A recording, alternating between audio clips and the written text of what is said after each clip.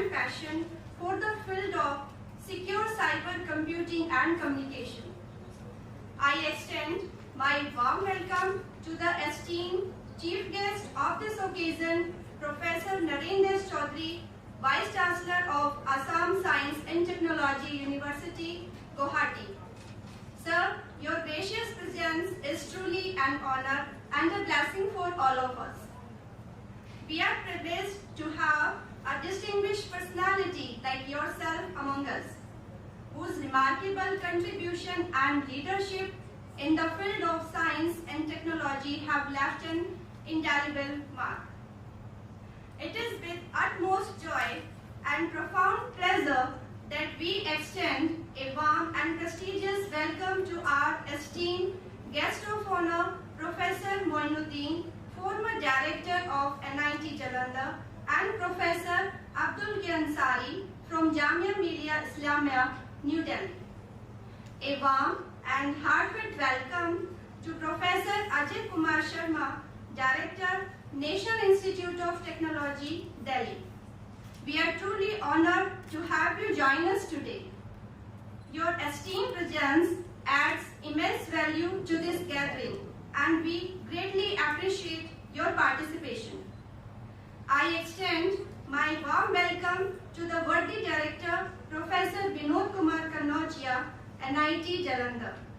Your presence here today is truly appreciated and valued. It's my pleasure to extend a warm welcome to Professor Ajay Bansal, the esteemed Registrar of NIT Jalandhar. We highly appreciate and value your presence here today. I also extend a cordial welcome to the esteemed General Chairs of the conference, Professor A.L. Sangal, Head Computer Center, Professor Harsh Kumar Verma, Dean Academic NIT Jalandhar, and Professor Geeta Sikka, Head of the Department of Computer Science and Engineering, NIT Delhi. I feel privileged to extend my welcome to the conference chair, Dr. Renu, Dr. Rajneesh Rani, Head Computer Science, NIT Jalandhar, and Dr. Anurag Singh, NIT Delhi.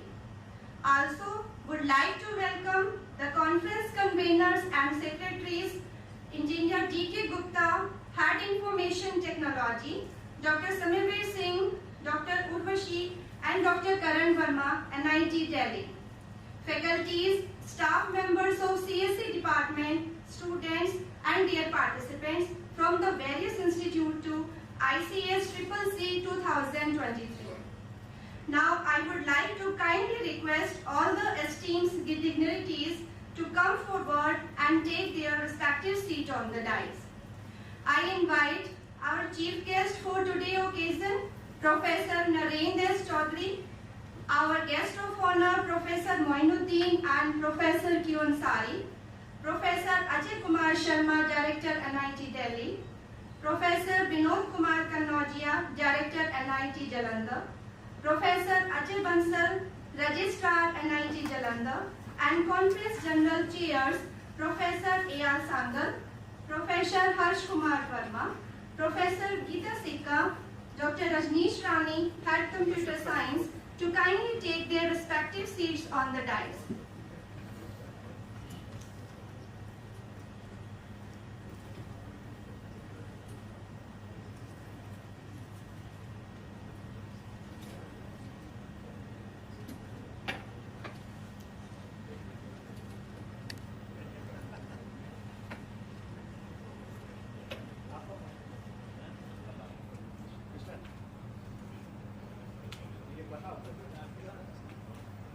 Thank you, sir. Thank you, ma'am.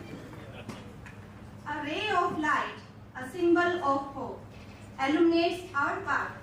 As we begin this auspicious event, let us commence by offering our prayers to Ma Saraswati, the goddess of knowledge. In respect to her, we will now conduct the customary lamp lighting ceremony as a tribute to Ma Saraswati, the embodiment of knowledge. I humbly request all the dignitaries present on the dais to kindly come forward and join us in lighting the lamp, symbolically inaugurating this program. I would also like to invite conference chairs, conveners and secretaries to kindly join the ceremony.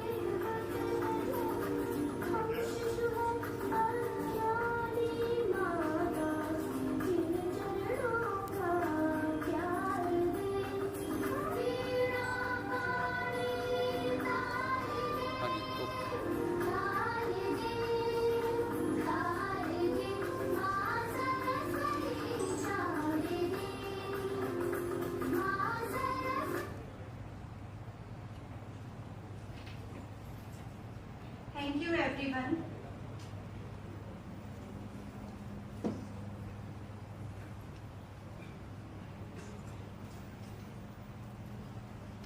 Now I kindly request to play the science anthem. This anthem serves as a reminder of the immense power and potential of science to shape our world and push the boundaries of human knowledge. Let us all immerse ourselves in this melodic tribute to the wonders of science and its remarkable contribution to society.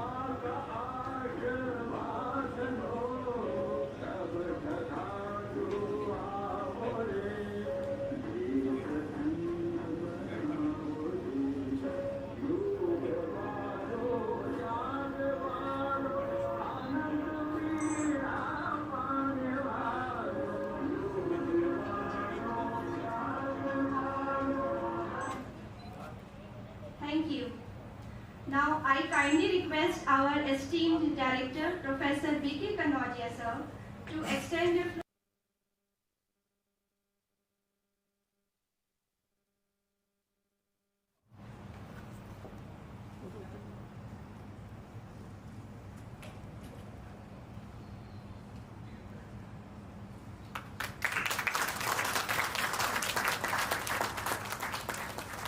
Thank you, sir, for your esteemed presence and participation in this ceremony. I have the honor to request Professor Ajay Kumar Sharma, Director, National Institute of Technology, Delhi, to extend a gracious floral welcome to our esteemed guest of honor, Professor Moinuddin, former Director of NIT Jalandhar.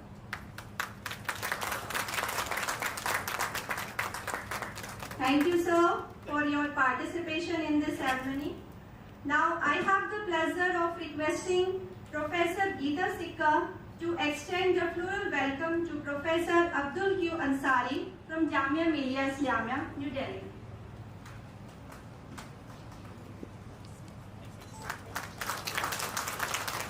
Thank you, ma'am, for your kind participation.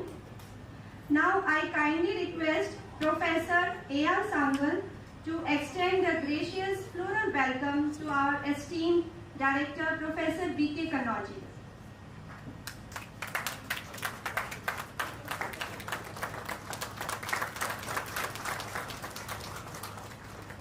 Thank you, sir.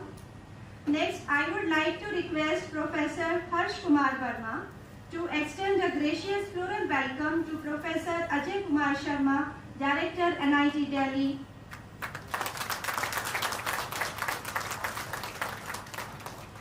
Thank you, sir. I would also like to request Dr. Rajneesh Rani to welcome Professor Ajay Bansal, Registrar, NIT Jalandhar.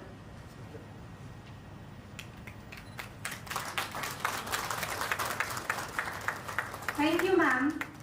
Thank you, everyone, for your participation and support.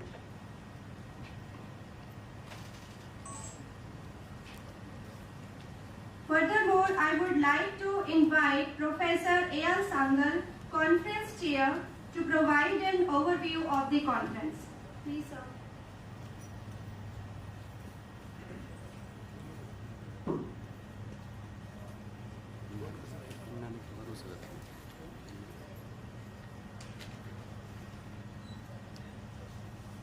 A very good morning to all the dignitaries sitting on the dais and off the dais and delegates. A very warm welcome from NIT Jalandhar. First of all, I extend a special welcome to our chief guest, Professor Narendra S. Chaudhary ji, who, in spite of his busy schedule, accepted our invitation to be with us today this morning to bless us all. So thank you very much, sir, for being present on this very auspicious occasion and blessing us all. I take this opportunity to welcome all the former director, Professor Moinuddin ji, as guest of honor, Professor Abdul Q. Ansari ji, and our own Professor Ajay Kumar Sharma ji, Director, NIT Jalandhar. He is for the benefits of the audience, I would like to mention, he is our professor, so he is also a host, and we are proud of him. Thank you very much, sir, to be with us on this auspicious occasion on the inaugural ceremony of the third version of this international cyber secure computer communication conference. I also welcome Professor Ajay Sharma ji, Ajay Bansal ji, and Head Computer Science for a constant working for this conference and helping us in all other matters so that this event is possible. Last but not the least, I would like to introduce or welcome and thank Professor, our Honorable Director, Professor Vinod Kumar Kanodia ji. If I had to describe his personality in a single sentence, he is a man of commitment, and he is very influenced by the thought that thought remains thoughts until changes into actions. That is what we have seen in the last 1 year, and multitasking is being done. I think each one of us is very aware. So thank you very much, sir, for providing a constant support, and without your support it was not possible to conduct this meeting. In spite of the fact, I am grateful that he is busy in overseeing the complete recruitment process at this very moment also. So we are grateful to you, sir, for taking out this time and blessing us on this auspicious period. My fellow colleagues, the conference chairs, the department committee members, and all others have worked day and night and have done multitasking to make this event possible. As far as the department is concerned, for the benefits of the audience, I would like to tell that this department was started in the year 1990 with an intake of 40 students. And after that, we have grown till 2006. We had only 90 as the intake, 60 as the intake, and then slowly it has at present reached to 160 as the intake.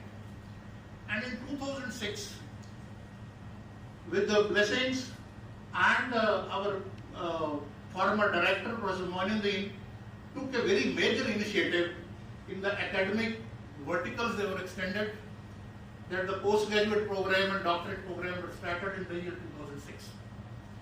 And from that day onwards, earlier it was only a BTech teaching, and from that day onwards, the institute has not looked back in terms of its research activities, research scholars, grants, and every director has given a full impetus to these activities. And today, we are having the third version of this international conference. When we were deciding about the theme of the first international conference, at that point of time, it was very, very important that the computer and communication has merged together. There is a merging of computer and communication. All networks, old networks have collapsed. And now this is what, so we said, and then another challenge was how to decide this. Then from a branch level customers, we have become international customers. So from a branch level, from a manual system to a totally automatic system, you become international customers. Different layers are there, and many vulnerabilities and challenges are there in front of the IT specialist. And the Government of India started a program way back in 2000 to increase manpower in the information security. The ESA project was started, we were one of the beneficiaries, and still it is going on. And to increase manpower, because it is the unawareness which is causing the frauds in the financial market and in your day-to-day dealing. So then the secure world, cyber secure computer communication, then that we decided this, and we had in 2018 the first version of it. The second version was in 2021, and the third version, today we are inaugurating the third version of it. And we were overwhelmed by the response we received from the researchers across the globe. And I would like to give a mention of it, that out of 545 papers, we have selected through peer reviews only 144 papers. So see the percentage of selection of these papers, and I thank all those reviewers. So this is so with these words, I wish a grand success and very good interaction in the coming 3 days for all the delegates, all the participants, and I hope we'll be able to meet the challenges faced by the humanity itself, as the AI has thrown many challenges in front of us, the existence, the identity, even the videos we see, they are going to be faked. You cannot very easily, you can have a snap and forge it, and it's just like a real one. So we are at a point, inflection point, in which side we are going. Some experts are giving opinion that it should be stopped, it should be not be ventured out, but let's see, the time will tell how the researchers will respond to it. So with these words, once again, I welcome and thank everyone, each one of you, to be part of this inaugural ceremony of third version of Secure Cyber Computer Communications. Thank you.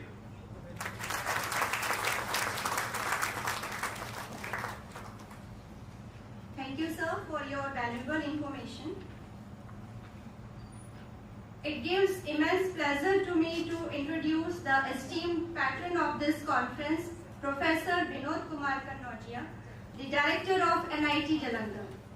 Under his visionary guidance, this conference is providing a perfect platform for the exchange and deliberation of research ideas. Professor Kannodia is an inspiring and dynamic leader, and NIT Jalandhar has made significant progress under his astute leadership. Now, I would like to invite Professor B.K. Kannodia, sir, to say a few words.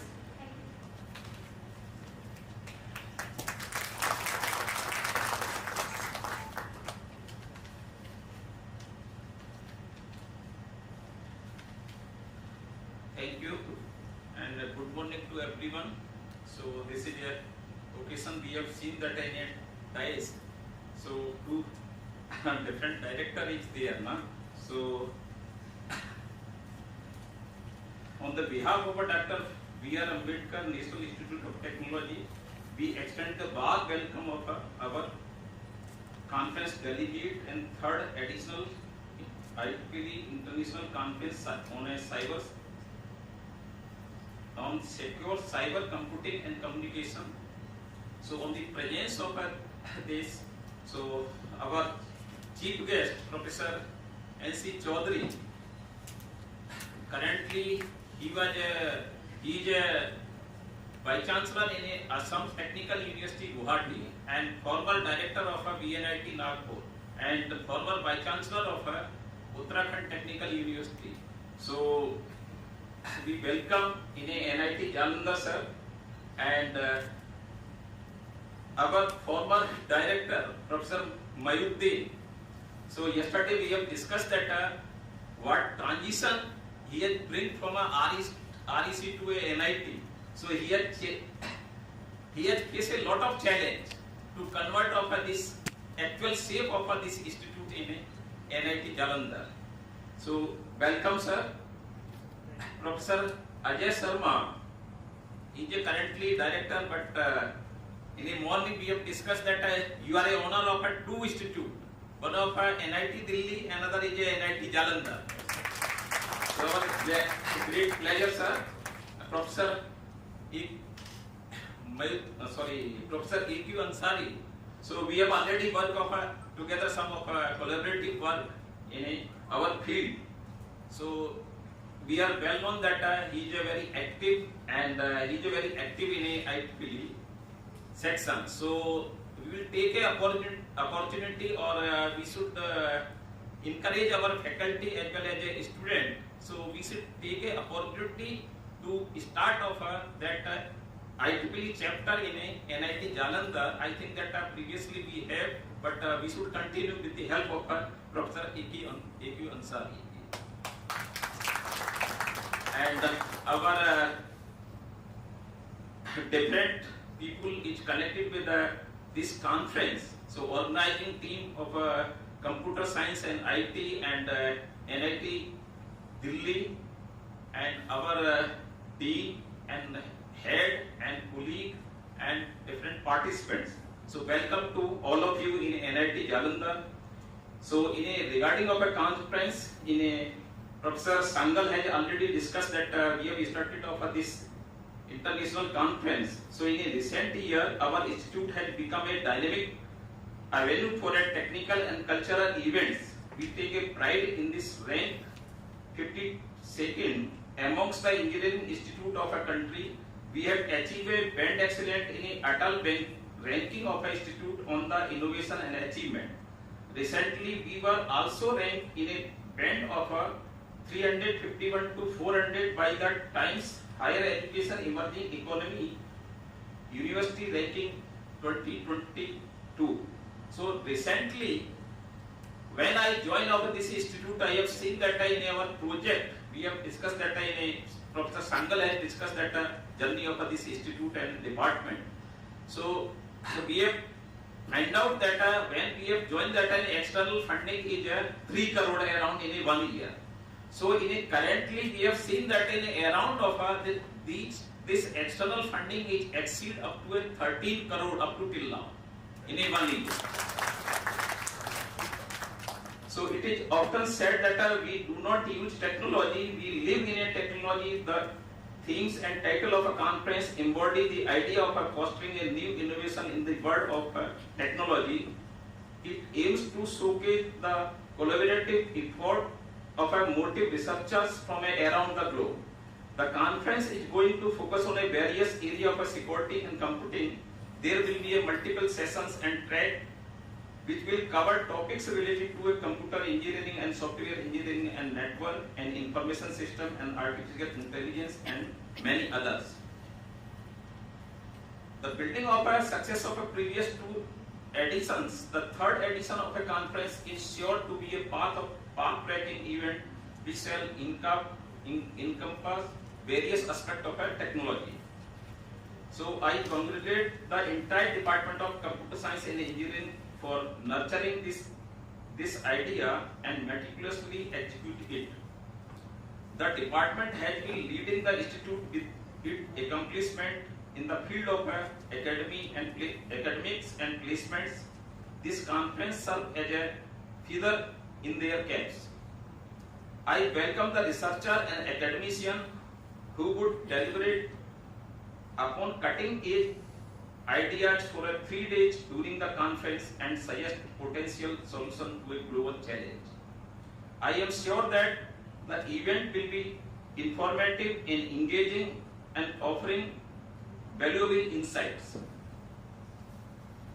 So on this occasion of a conference and any institute, my thought is that any institute cannot rise without the support of a faculty and staff and student. So our faculties they are working in a day night, and we have seen that in a morning in a 7:30 to in a up to a 8 p.m. we have seen that a lot of faculty is working. Currently we are going on a recruiting of a non-teaching faculty. Our faculty and non-teaching staff is working in the morning to a evening.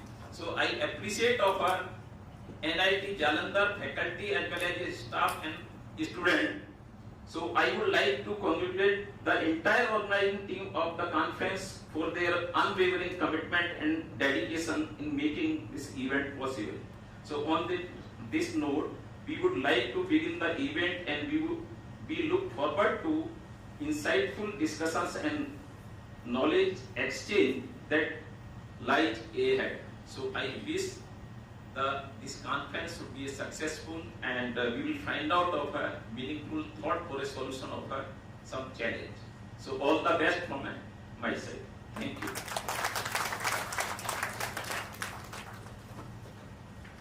Thank you very much, Director Sir, for your blessing. You have a remarkable power of making impossible things to possible one. Thank you, sir, for this stimulating address. Next on our guest list is an individual who required no introduction. Renowned for his remarkable contribution in the field of education and networking, he has established himself as a highly regarded researcher in the current era. Additionally, his expertise in administration has earned him immense admiration, love, and respect from his students, who greatly benefit from his influential research. It is with great pleasure that we invite Professor Ajay Kumar Sharma, the esteemed Director of NIT Delhi, to join us today.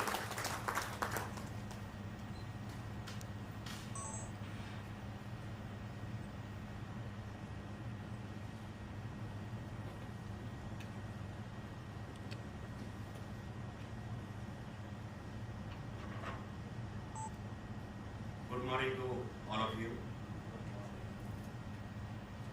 Chief guest of the day, Shri N.C. Chaudhary, the Vice Chancellor, Director of this institute, Dr. B.K. Kanojia, the former Director, Dr. Manuddin, and A.Q. Ansari from Jamia Millia, Dr. A.L. Sangal, Dr. Harsh Verma, Dr. Geeta Sikka, and Head of the Department and Registrar, and especially Dr. R. Sharma. Recently he entered the hall and I have seen, so big round of applause to Dr. R. Sharma. So currently we have 3 directors of NIT Jalandhar. One is the present director, the former director, and the former director, Dr. R. Sharma. So today we are having 3 directors of NIT Jalandhar here. As Dr. B.R. Kanojia has mentioned that the faculty of NIT Jalandhar, they work day and night. So as already I am the part of this institute, and I have joined this institute in 1996. So from the beginning, I have seen the various buildings, and earlier there was only one building, the round building, and there are few other workshops. So I have seen the growth of this institute from the beginning. So he has rightly pointed out that the non-faculty members of NIT Jalandhar as well as the faculty members of NIT Jalandhar, they are working day and night. So the invitation, when I think Harsh Verma and A.L. Sangal, they have telephoned me that we are going to organize the 3rd edition of this international conference.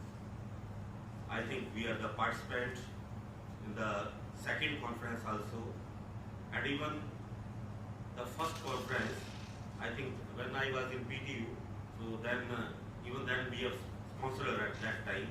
So continuously I am involved with this conference.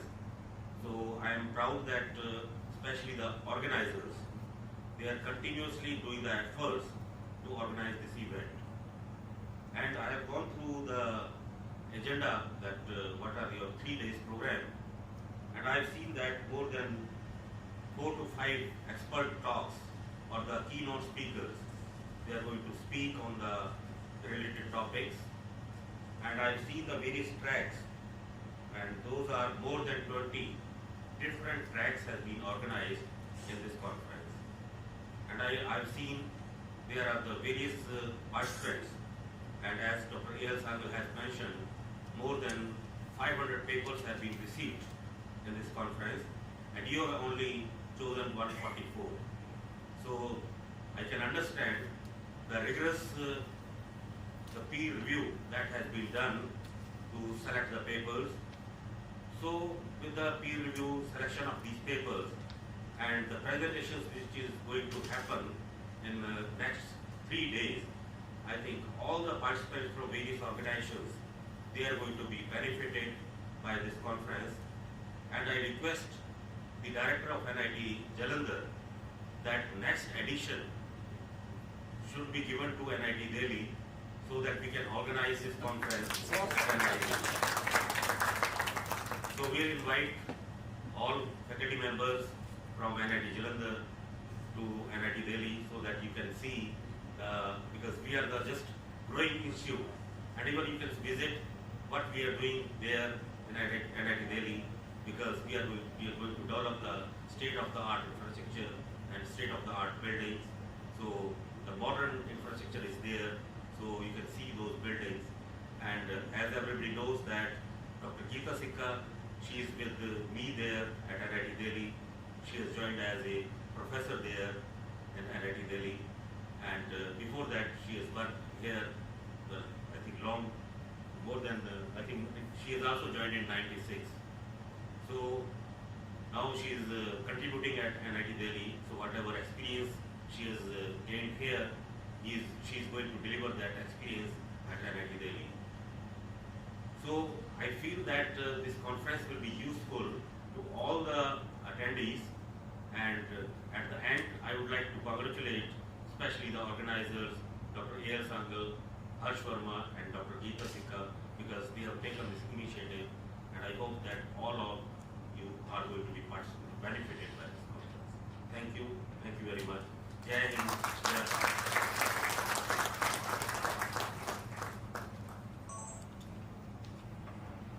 Thank you very much, sir, for giving such an informative and impactful talk.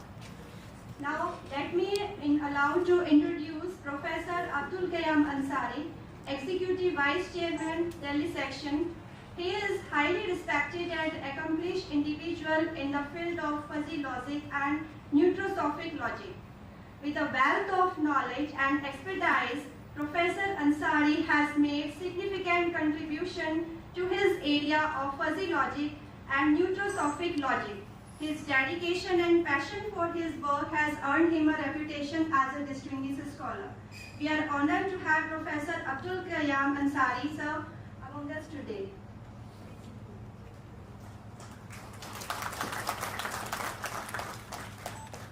Good morning all.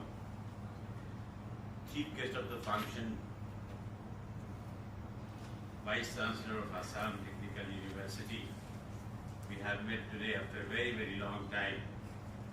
The Director of the Institute, Professor P.K. Kanojiaji, my long-time friend, and more than that, he has been a cherished friend of Jamia Millia Islami. He has been a partner in progress of Jamia altogether. So he is very well known into the entire engineering campus of our own university. Professor Sharma, A.K. Sharma ji, whom we can claim to be a friend together. We worked together. We were invited here when he was working as a professor in this institute. And now when he was in NIT Delhi, we had the privilege of meeting him there in various selection committees. Professor Moinuddin, who is my mentor and guide, he has created a whole lot of generation in Jamia Millia Islamia, as he has done here in this NIT. We know that he has a personality who is respected everywhere, and if you spend a few hours with him, you can see the popularity and the acceptance he has among the people with whom he has spent his time. Others, the organizers, Professor Sangal, Professor Harsh, ICSCCC, Registrar Saab and Madam Dehedraji, and my friends, Professor Jha, Professor Sharma ji, and there are many friends who are sitting whom I may not name individually, but I have great respect for them as I have been meeting them on and off in this campus together. Professor ICSCCC was quite adamant to call me here in this conference as well, though I said that I have already been here in the first version of this conference in 2018 probably. But anyway, thank you very much for calling me here today. It's my privilege. Friends and ladies and gentlemen, I am in fact at a loss of words to speak anything in the presence of Professor Moinuddin.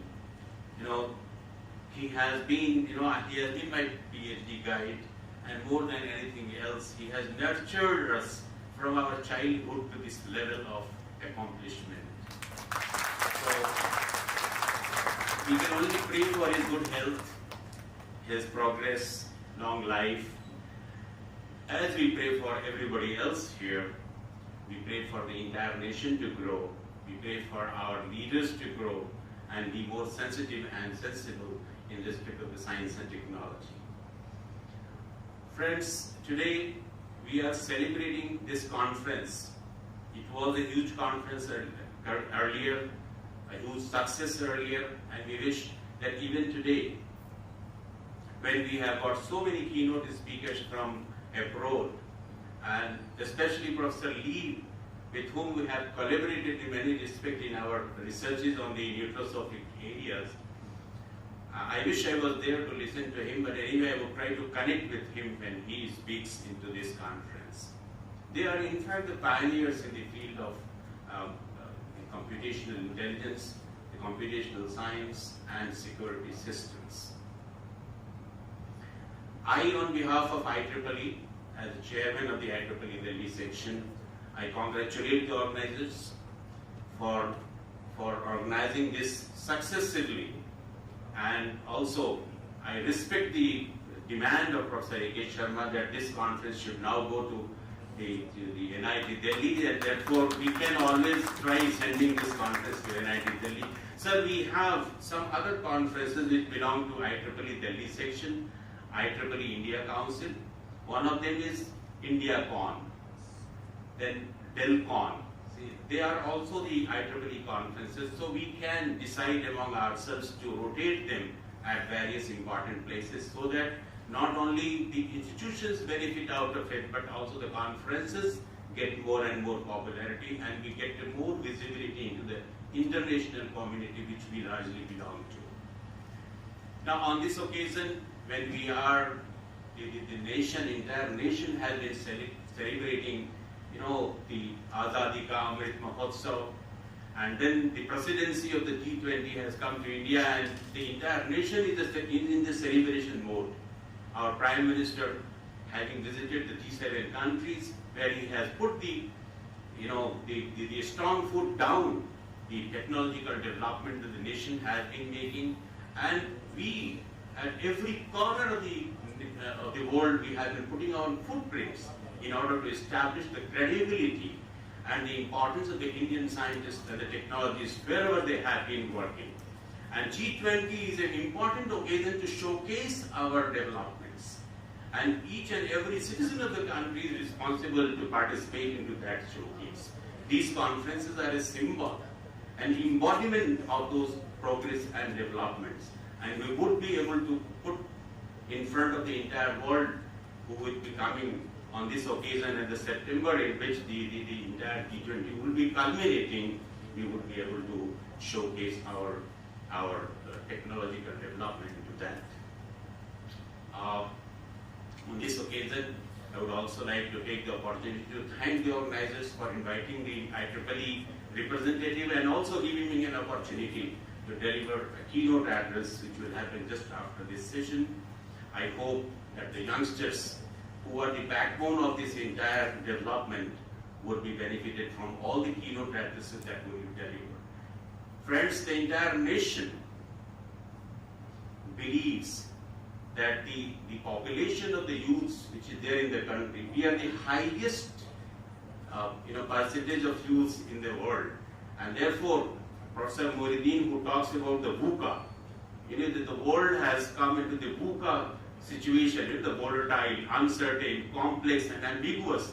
Sir, I am sure that these youth of the country would change the volatile and complex and ambiguous situation into very progressive, very bright and very successful stories to come into the future. I wish this conference a great success and hope that the participants who have visited this institution from various parts of the country would have very meaningful and fruitful deliberations and develop into a friendship which they can cherish for long. I wish that these friendships remain for a longer amount of time. Professor Moinuddin says that it is easier to make friends, but it is very difficult to remain friends for a longer amount of time. I pray and hope that you would develop into very, very good friendship and would collaborate into your research collaborations for a longer time to come. Thank you very much. God bless you all.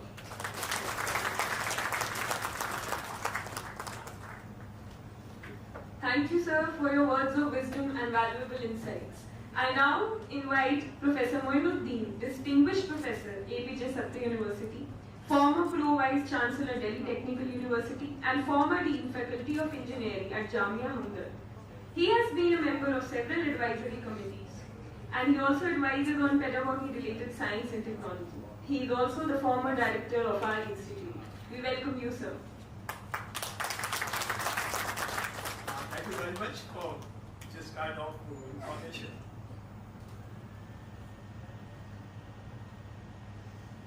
Chief guest of today's function, Professor M. Chaudhary Sahab, Vice Chancellor of Assam Science and Technology University, Guwahati, my friend, Director of Jalandhar, Professor Vinod Kumar, Kavita ji, Professor Jan Sangal, who is also the convener or the chair of this conference. Professor Ajay Sharma, you all, I think everybody knows what he is and what he was when I was director of IIT Jalandhar.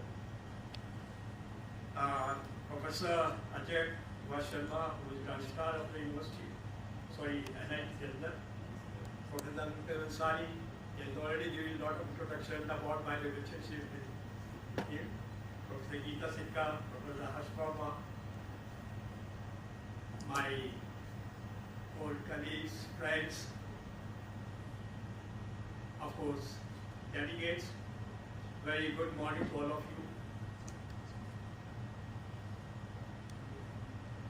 I don't have words to convey my thanks to organizers who gave me this opportunity and who invited me as a guest of honor of this third international conference on cyber security, cyber computing and communication. This is no doubt a very well thought conference. Lot of efforts were put into deciding the concept of this conference. I don't know how to explain my emotions or the relationship with this organization. What I am today, or I was director of this institute, Professor Vinod already explained, we had very difficult tasks. I don't take credit, or credit goes to all my faculty members who were associated with their career. It was very, very difficult, very challenging. But thanks to all of you. But today you have, I narrate the story of the incident. It was one of the convocations. We have invited Professor Dr. A.P. Abdul Kalam. We had some kinds of argument discussion that we asked him, sir, what is your opinion or suggestion of this NIT? What is said on that day? This NIT has a bright future. A day will come and you will be able to generate critical mass, and this will be one of the best NITs in the region. I think his predictions, his wishes came true today. What you stand today, it is one of the best institutions in this region.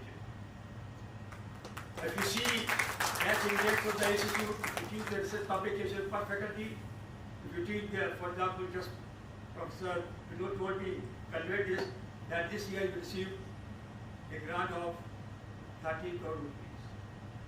It's a massive achievement. It's not a small contribution. And all the credit goes to all the faculty members of IIT Jalandhar. Sir,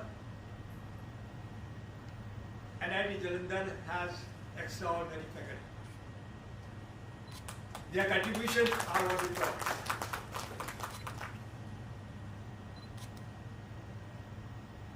I don't have the words to explain the support I got from the faculty during the very crisis and difficult phase of the existence of this NIT. So, I'm very grateful to all of you who are sitting here. Some of are my students also.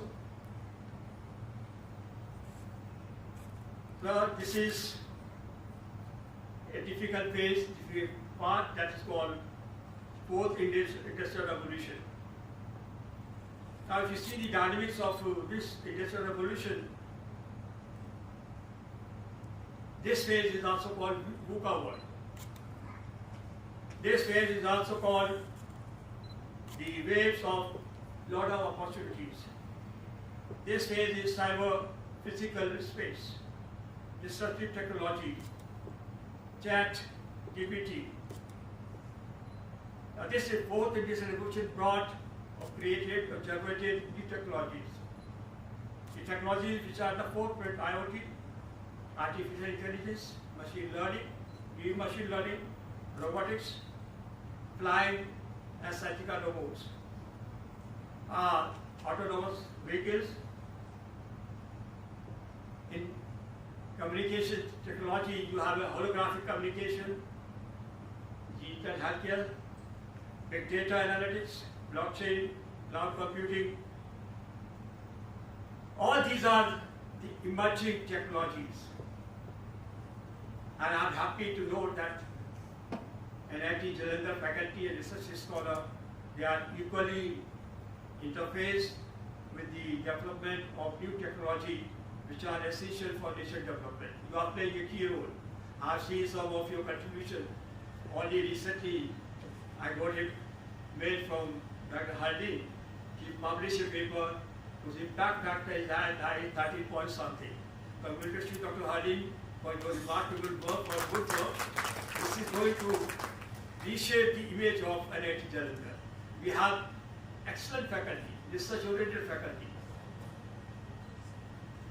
Of course, the application of digital technology can be found on all sectors of critical infrastructure, but the recent technology that is related with big data analytics and merger with healthcare sciences, creating a smart healthcare sector or digital healthcare, this has a profound impact on socio-economic development of the country, or the impact can be visualized to countries or the population which are hard-hit population, and you are contributing a lot in this area also.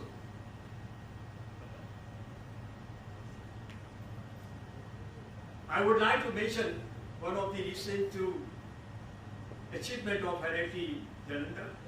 I don't know many of you, but somebody told me, I may be wrong, I think Professor Jha, he just corrected me when I came to know that one of your students, NIT product, I think she is the first who qualified in civil service examination last year. I think her name was some Chaudhary, no? Son of Chaudhary. This is not an ordinary achievement. I think she is the first who qualified in certain IS examination. I have no information idea somebody qualified or not. Sir, one of our students is also IB student. This year? Oh, that's something very great. That's all true. This is NIT Jalandhar. This is Jalandhar which I dream a day will come when what Professor or Dr. A.P. said. Professor, a day will come that this will be one of the best institution. I think this is regarded as one of the best achievement of NIT Jalandhar. So I feel this process will continue, the effort will continue, and we would like to see more and more achievement of NIT Jalandhar. The digital technology is really challenging. Technology, a lot of opportunities are coming up because this era is called data-centric technology era, data-centric technology. The data which are coming from the health sector, it is unstructured, semi-structured and structured. It is highly voluminous. If you see in terms of volume, you characterize by 5 V's: velocity, volume, velocity, value, and the most important task is how to design or carry out the data analytics. There are 5 types of analytics which are prevalent. Hopefully, some of the faculty members will definitely get involved. The descriptive modeling analytics, diagnostic analytics, preventive analysis, predictive analytics, and last, when I joined this, somebody at that time, I think Professor Mishra, he quoted one Urdu example or the quotation from the Urdu poetry. Sir, before you there is a task, and I hope you will continue with the task. चलना, this is Urdu couplet, I'm just mentioning. चलना है चल पड़ो, रास्ते निकल आएंगे. आंधी के सीधे नक्शे कदम देख सीधे. That was the motto, that was the beginning. So we started journey. Now today, sir, there is a dialogue in Hindi film Diwan. I think Shashi Kapoor and Amitabh Bachchan. The issue was they were discussing about it. मेरे पास आज गाड़ी है, महल है, something like that. I don't remember exactly. तो शशि कपूर ने कहा था मेरे पास माँ है. आज की डेट में मैं कह सकता हूँ कि आपके पास डॉक्टर विनोद कुमार परिया जी है. You have the same ability to transform this institute into a world-class institute. Hopefully, he will be with you for another 4 or 5 years. Some more achievement or more contribution will be recorded, will be noticed under his leadership. My good wishes to Professor Kanuja for providing dynamic leadership to this institute. I really was happy when I got a message from Dr. Sankar that you have to come. जब मैंने आया तब मुझे लगा I'm again with my family. I really enjoy this work. I love to come here. I see the physical infrastructure development, the economic development. And somebody told me at that time when I was director, the intake was hardly 500 odd. Now this is more than? It was 786, now 1140. This is the development, the growth of the institute. So my good wishes, and I hope the 3-day conference will definitely come out with some better research solution of the complex problem this nation is facing. And your contribution will definitely be recorded. All the best to the conference outcome. We are success to the conference. I hope the outcome will be a great success. And then I convey again my sincere thanks for the honor, for the respect that you have invited me on this occasion. Thank you very much. Thank you very much. Thank you so much, sir, for your heartfelt words and motivation. With immense delight now, I would like to welcome our chief guest, Professor Narendra S. Chaudhary, who is the Vice Chancellor of Assam Science and Technology University, Guwahati, and Professor in the Department of CSC at IIT Indore from 2009.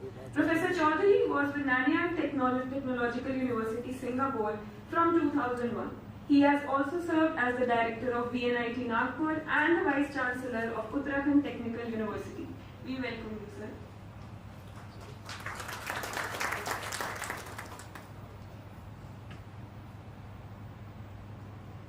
It is indeed a great honor for me to be amongst the stalwarts and having an opportunity to speak after the great stalwarts like Mohiuddin. No, sir, thank you. He has already told various things about the data, about the transformation that is happening in our society, and so on and so forth. Professor Abdul Ansari ji, we met after a long time, as we have mentioned, and well, he has been leading the professional activities, particularly IEEE activities, and that's something which he mentioned, that there are large other activities which IEEE is also promoting. Professor Sharma ji, जिन्हें मैं करीब 10 सालों से जानता हूँ, और हम बहुत अलग अलग कमिटीज में काम किए हुए हैं और बहुत अलग अलग तरीके से. Since he is from Computer Science and Engineering Department, okay, we had also had a technical talk and technical discussions. Okay. Professor Kanojiya ji, Vinod Kumar Kanojiya ji, I don't know how many of you know, we tried to transform the research culture and promote the research, not just at one institute, but in the state university, where the state university has a boundary of the whole of the state, where the responsibility is to promote the research at the large level. More than hundreds of institutes. And Professor Kanoji has helped me a lot about this, particularly when I was in Uttarakhand. Now, I have a responsibility, it's of different nature, because I had seen the institutes like Indian Institutes of Technology, IIT, NIT, particularly NIT Nagpur. And I do remember that I had visited NIT Jalandhar at least twice or thrice. But it is a long time back. I am not sure whether Mohiddin was at that time director, but I definitely had come for technical discussions and technical, probably in some of the conferences. So, amongst the stalwarts and for the very efficient team who has organized this particular conference, Professor Harsh Sharma ji has been in contact with me from time to time. Sangal ji has met me today morning and we had a discussion about it. Professor Gita Sikka, I think we also met and we also talked probably at different levels. And most important of all the faculty members, as Professor Mohiddin has already said, lot of excellent faculty is there in NIT Jalandhar. I would not say just NIT Jalandhar, but the system of NITs. Because I would say that in the system of NITs there is a great potential.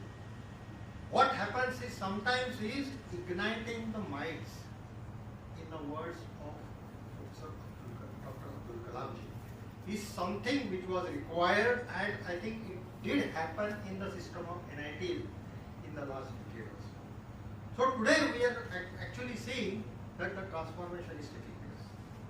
Coming to this theme of the conference, I would say one important thing is the secure communication. As far as the secure communication is concerned, I am glad to see that very good quality papers are going to be presented. The deliberations will continue for 3 days or so, and there will be a lot of takeaways in this particular event, which will continue for the delegates who have come from various places, the faculty members, and the core team here, which includes the core team of NIT Jalandhar as well as NIT Delhi.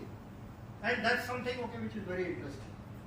That there is a core team with which all of the delegates will get connected. Now, as far as the cyber communications, the secure communications is concerned, let me just say a few things. Probably I am not sure whether it was mentioned or not. Honorable Modi ji, when he wants to communicate, what kind of secure communications we have adopted? We have adopted quantum encryption, and in that quantum encryption and then getting captured on the screen, what would you observe? When it is photon as a particle, if it moves in the two slits, what do you expect to be observed? You expect that the photon will go in the straight line as a particle, and it will be particle in the straight line that will be. Interestingly, I think de Broglie waves were already talked about somewhere. Something was mentioned about it. It's a wave particle duality, which has been known, and what happens is the wave that you observe, not the particle that you observe in the double slit experiment. That's, I would say, 0th version of the double slit experiment, or the very first version of the double slit experiment in 1920s and 30s. What's the version of double slit experiment in 2022? Anybody can tell me? Now, why I am saying that? Why this fundamental contribution, particularly in the area of quantum computing, quantum physics, is important for us as far as the communications is concerned and as far as our computer technology is concerned. You know what has happened? Anybody knows? Can anybody say? Nobel Prize in Physics in 2022 is what I am referring to. Who are the three people who got the Nobel Prize in Physics in 2022? I also don't remember the names, so I had written down those names. Alain Aspect, Anton Zeilinger, and John Clausen. What is the contribution of these three people? The double slit experiment which they performed is not just on the basis of this, but they said that let me observe the photon. Let me try to observe. See, we know light is a photon and light is also a wave. But I want to know whether it is really a photon or whether it is really a wave. How do I do that? I try to put up the observer. What kind of observer? Some kind of device which would capture that photon and tell me whether that photon is actually existing or not. In the double slit experiment, in the slits, they tried to put the very crude version that I am talking about. I am not talking about a sophisticated version, but just to try to explain certain things in the layman's language, I am trying to put up these things. As to if you are trying to see whether the photon is going or not, in the double slit, try to see whether the photon is it.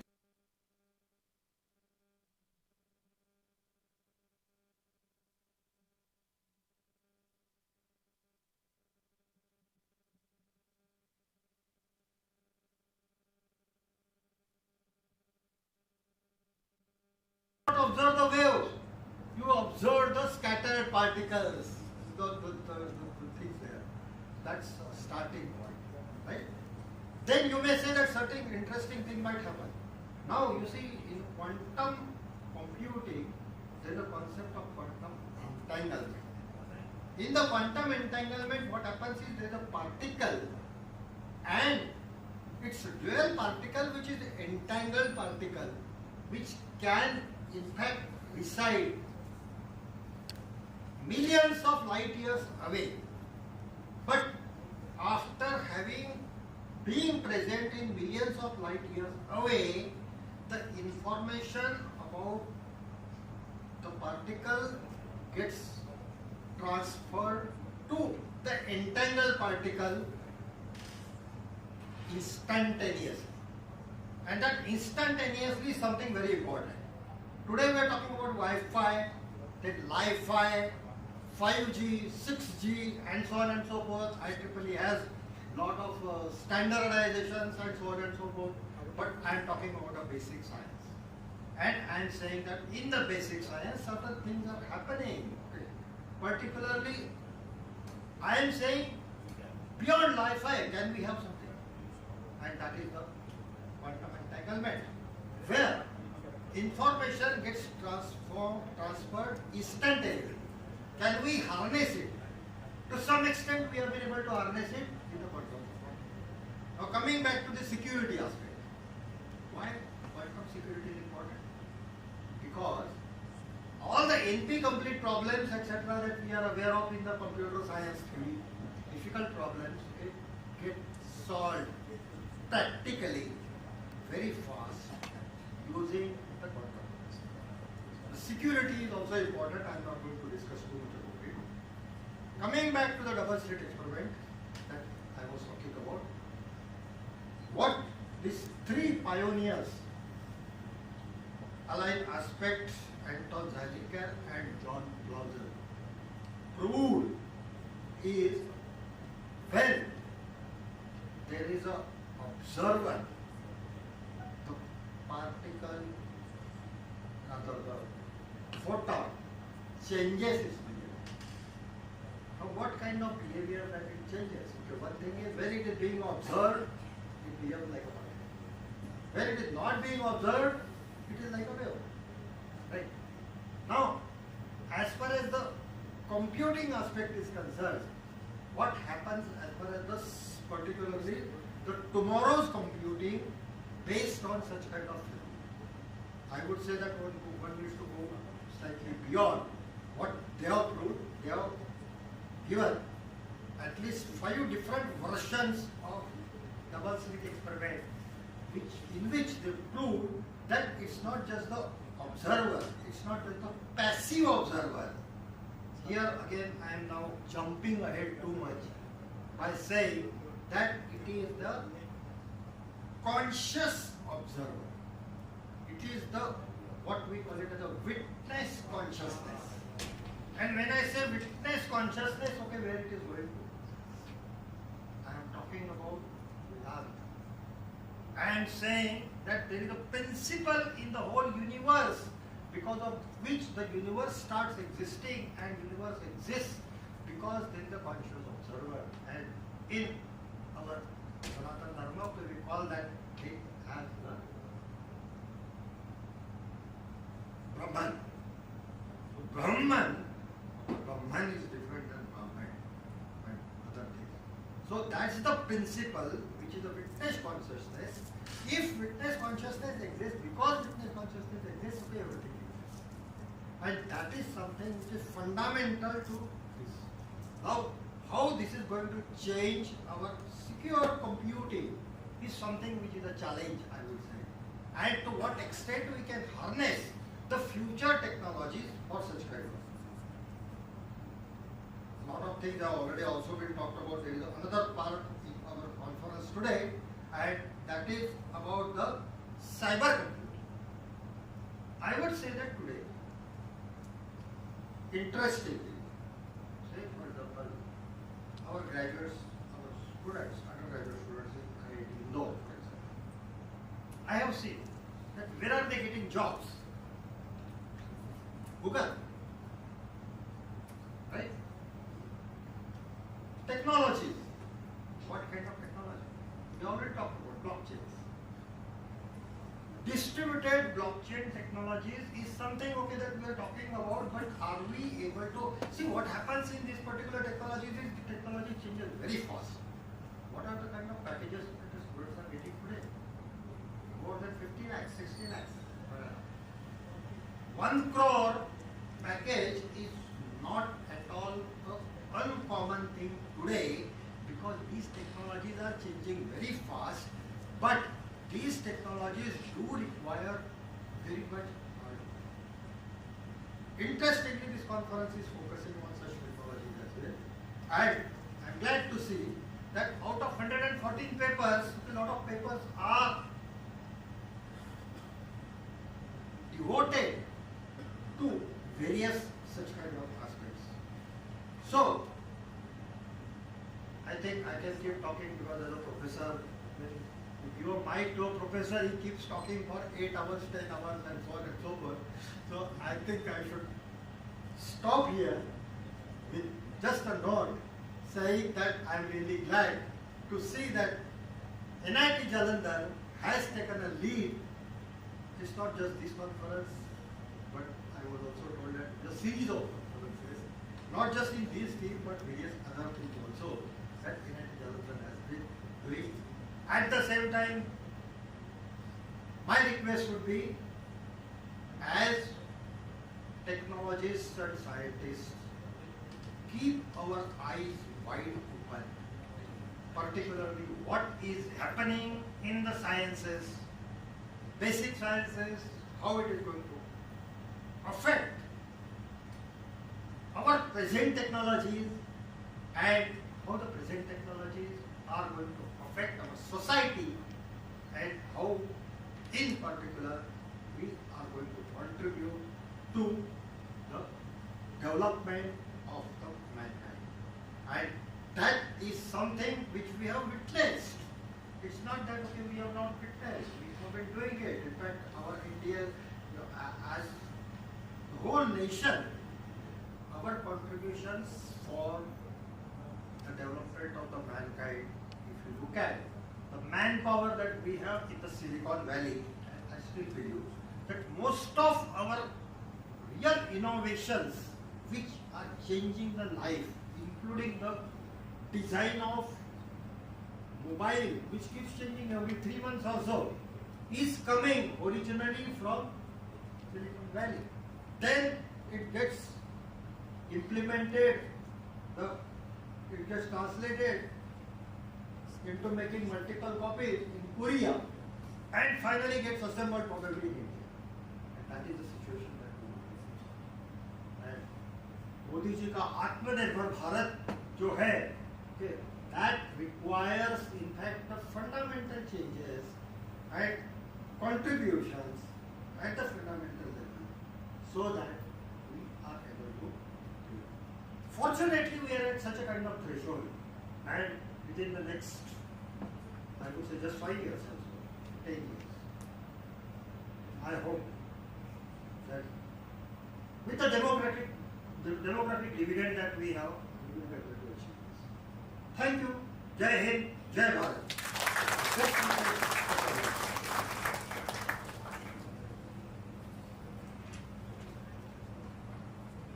Thank you so much, sir, for these exceptional insights. On this auspicious occasion, I take the honor to request all the dignitaries to hold the proceedings of the 3rd International Conference on Secure Cyber Computing and Communications.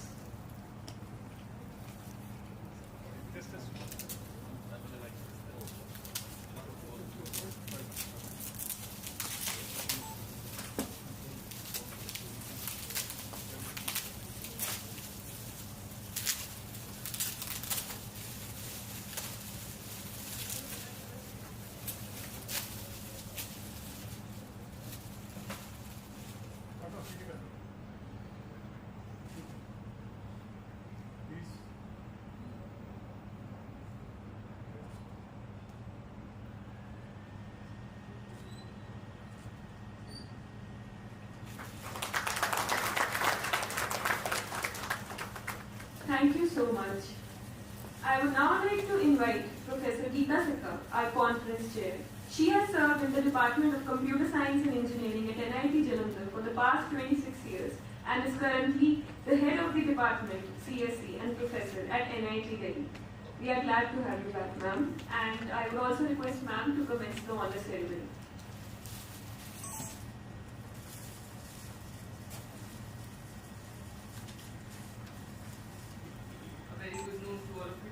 Thank you, lovely ladies on the dais. So a lot has been said, but before getting to the honoring ceremony and without taking much of your time, would like to appreciate and acknowledge the presence of the dignitaries on the stage. I'm totally mesmerized by the speeches, by the inaugural speeches of all the dignitaries, and I'm falling really short of words. Chief guest, Professor Narendra S. Chaudhary, Vice Chancellor, Assam Science and Technology, University, Guwahati. Guest of honor, Professor Moinuddin, former Director, NIT Jalandhar. Professor Abdul Q. Ansari, Vice Chair, IEEE. Director of the Institute, Professor B.K. Kanodia. Director of the Collaborating Institute, NIT Delhi, Professor Ajay K. Sharma. Head of the Department of Computer Science and Engineering, Dr. Rajneesh Rani. Registrar, Professor Ajay Bansal. Keynote speakers, organizing crew members, authors, participants, and media personnel. Your gracious presence on the stage and in the hall has set a wondrous scene. Nevertheless, they say, when the brains come together, the scene is awe-inspiring. Standing here, I feel witness to the fact. The scene at the conference indeed is awe-inspiring. In the hall, the intellect soars and the aspirations inspire. I am filled with great pleasure and pride as we inaugurate this 3rd series of ICSCCC 2023 at NIT Jalandhar. Feel absolutely humbled to be standing here representing both the esteemed institutes, NIT Jalandhar as well as NIT Delhi. Had never imagined while planning this series that I would be representing NIT Delhi as well at the time of the execution.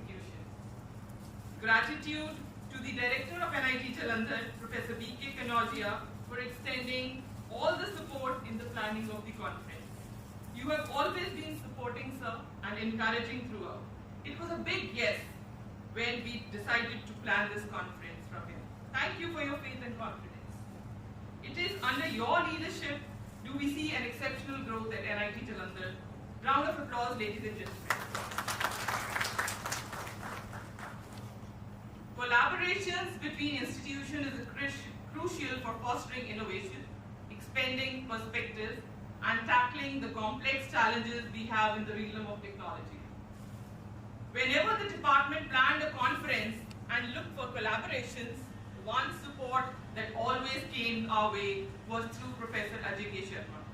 He was always supported for the purpose. Thank you, sir, for your unconditional support always. And this is a third support in a series. Round of applause for him, for the man himself, Dr. Ajay K. Sharma. Our technical sponsors also need a mention, IEEE. Their support and endorsement further validates the significance of this event and its contributions. We appreciate their commitment to advancing technological excellence and fostering international collaboration. Thank you, Professor Ansari, for your presence here physically on behalf of IEEE. Thank you. A round of applause again. As we embark on the intellectual journey, I encourage all the participants to make the most of this opportunity, engage in vibrant discussions, challenge existing paradigms, and explore new frontiers. Finally, my heartfelt wishes to all the reviewers who devoted time and expertise to ensure standards of academic excellence, authors, participants, collaborators, and finally the organizers. May the endeavors be met with success, may the collaborations flourish, and may your contributions leave an indelible mark in the field. Let's seize the opportunity to forge lasting connections, inspire one another, and work towards a safer and more secure digital future. With these words, I wish you a memorable and fruitful conference. And now for the honor ceremony, I kindly request the esteemed Director, Professor B.K. Kanodia, to honor our chief guest of the day, Professor Narendra S. Chaudhary.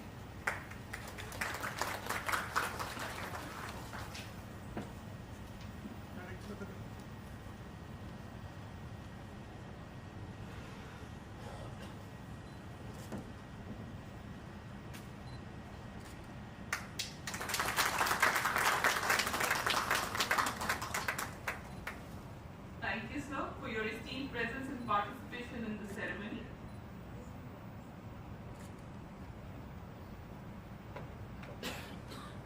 May I have the honor to request Professor Ajay K. Sharma, Director, NIT Delhi, to extend a gracious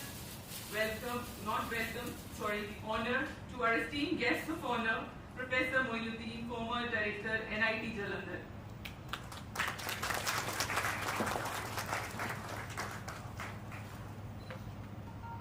Thank you so much, sir.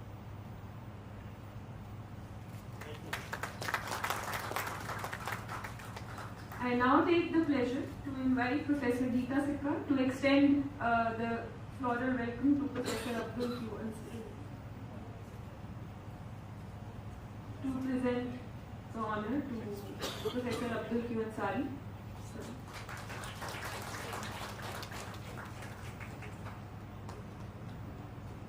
I now request Professor A. L. Sangal to honor our Director, Professor Vinod Kumar Kanodia, sir.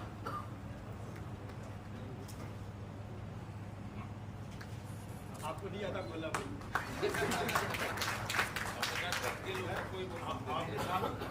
आप बताना चाहिए ना क्या था आज सब please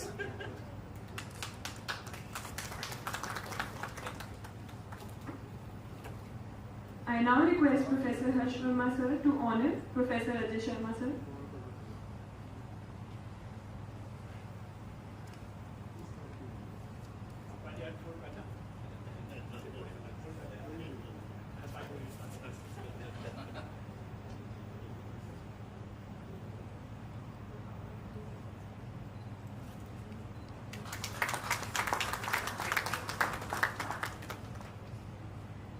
request Dr. Rajneesh Rani ma'am to honor Professor Ajay Bansal sir as registrar.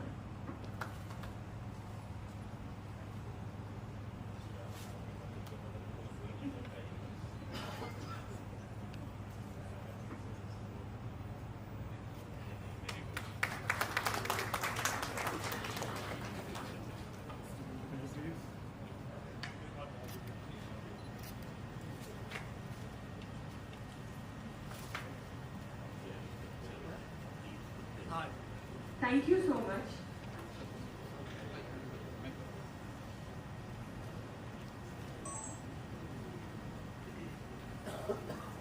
I would now like to invite Professor Harsh K. Verma, our conference chair, Dean Academics and Professor in the Department of Computer Science, to extend his vote of thanks.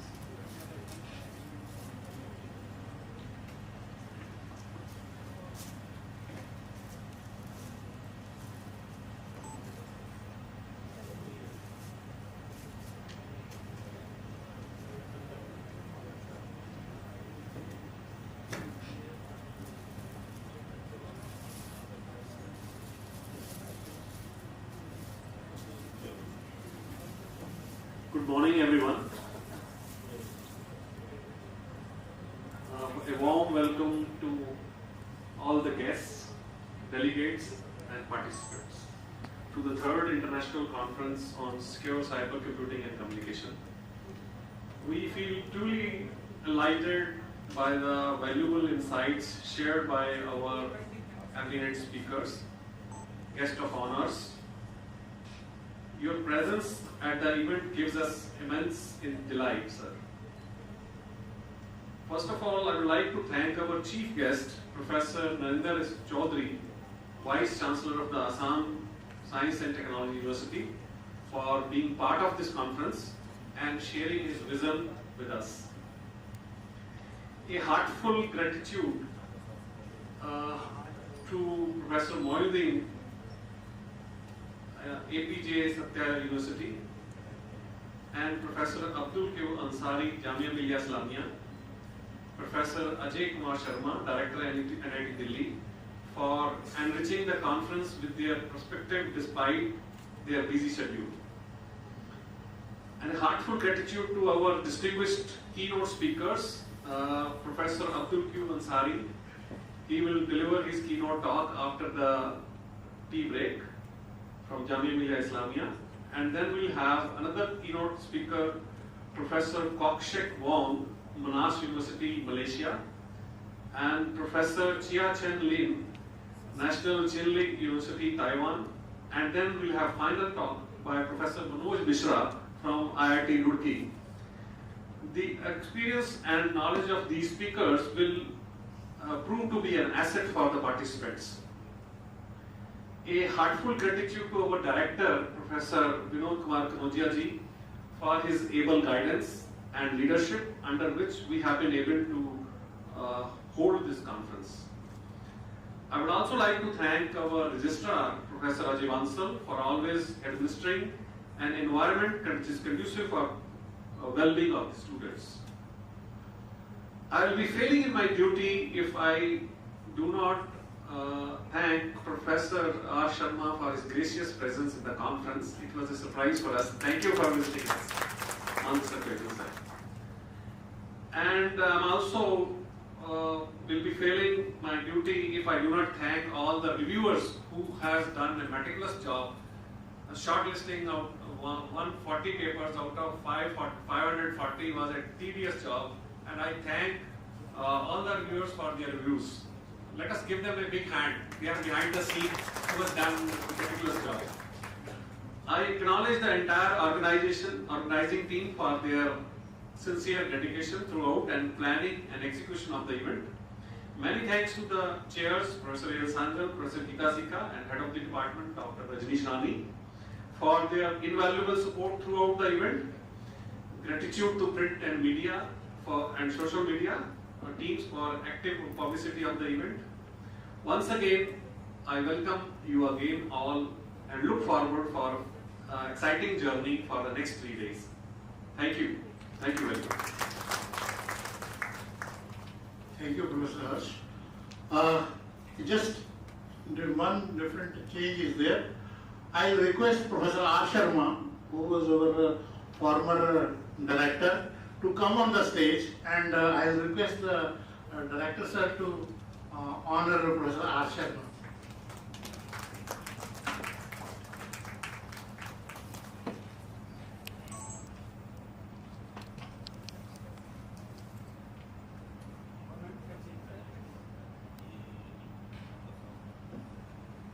Sorry आप थोड़ा lift आप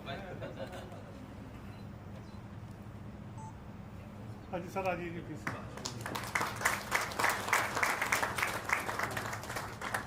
Verma ji, yes, thank you sir.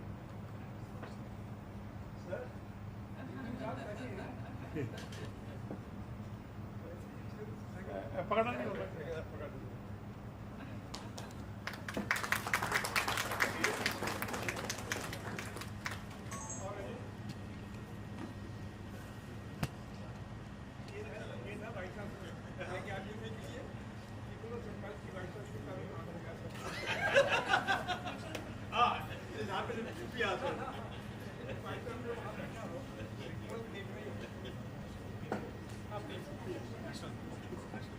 I request you all to stand up for the national anthem.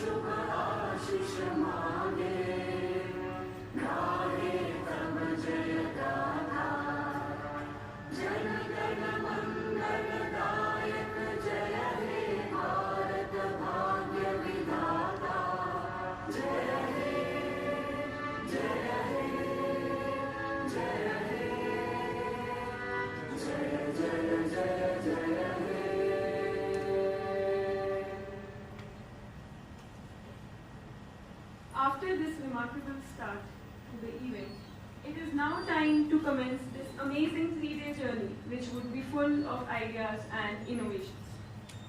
It is now time for interaction and high tea, followed by which we would be gathering for the keynote address by Professor Abdul Q. Ansari sir.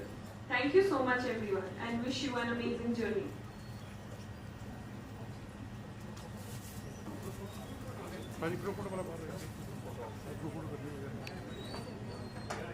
I would request everyone to join for a group photograph outside, and this would be followed by high tea.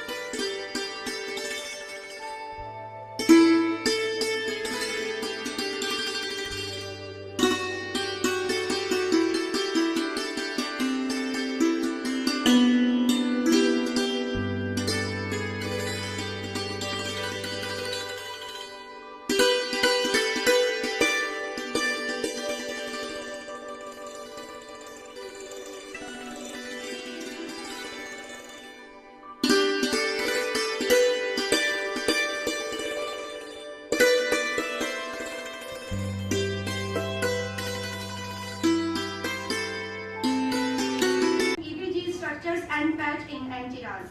Professor Ansari has been honorary consultant to Onyx Electronics that deals in installation and maintenance of traffic signals in major cities of the country. He has been recognized as Margdarshak by the ICSCCC under its Margdarshan initiative. He is a senior member of IEEE, presently serving as the Executive Vice Chairman of the IEEE Delhi section.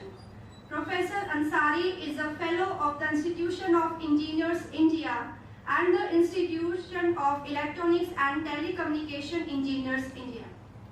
Professor Ansari sir is the recipient of the Raja Ram Bapu Patil National Award for Promising Engineering Teacher for Creative Work Done in Technical Education, awarded by the Indian Society for Technical Education, New Delhi. Now I request Professor Ansari sir to present his presentation. Please, sir. Good afternoon, friends. Once again, I am here with you to deliberate on the topic that is in front of you on the neurosophic logic. I don't mind the less audience, because even if there are few people who are really able to understand and appreciate whatever I am going to talk here would be meaningful discussion, and I would be more than happy to do that. So neurosophic logic, before I really come to this, I would like to move towards a journey through which the logic theory has made the progress right from the time of Aristotle and Socrates. We would appreciate that the logic theory has always been there into our lives, but the mathematical formulation to those theories were given later, only when the Boolean algebra came into action. So before that, I would just like to give you certain quizzes so that we transform ourselves into the logical ideas, right? So please, next slide. Here is icebreaker, taste of logic. You read this, but because we are not into a presentation mode, and therefore answer is already there with you. The presentation mode would have hidden the answer, and then you could have been subjected to kind of thinking, so that the realm of logical ideas would have come to you. In fact, can we for some time go into the presentation mode so that the answer doesn't come instantly? Yes, yeah. So here was the question. So the answer is already known to you, so you have one logic. Next, please. Yes, next. Yeah. Now this is one question of discrete in nature. All computer science students are subjected to discrete mathematics. Here is a discrete in nature question. Rubina has 6 pairs of black socks and 6 pairs of white socks in her drawer. So how many socks does she need to take out from the drawer in order to make a pair? So I require an answer from your side. A minimum number of socks that she requires to draw from the drawers so that it becomes a definite pair of socks. 2, 7, okay. 2, if she takes, it could be one black and one white. So it could not be a pair unless you are playing the soccer World Cup. So, and 7, I don't think, because the socks do not have a left and right identity, and therefore if you take 3 socks, it will definitely make a pair. Either 2 will be white, 1 would be black, or 2 would be black, 1 would be white, and therefore you will make a pair. So 3 socks are required in order to make a definite pair of single color. Next, please. Okay, next. Next. Here is another question. So this is yet another logic, but a different type. This is not discrete. Please read it carefully and tell me the answer.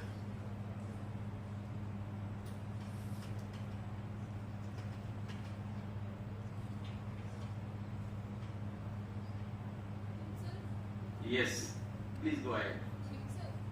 Himself? Okay, any other answer? Please be definite in your answer.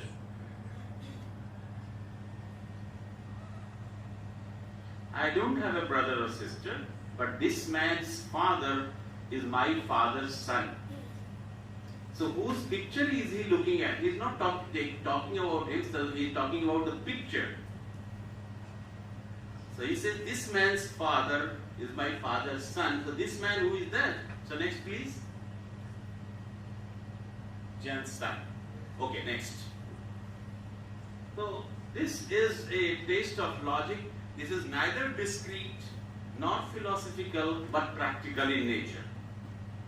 Now practical nature, you put a coin in a bottle and insert a cork into the bottle. Now you want to take out the coin without taking out the cork or without breaking the bottle.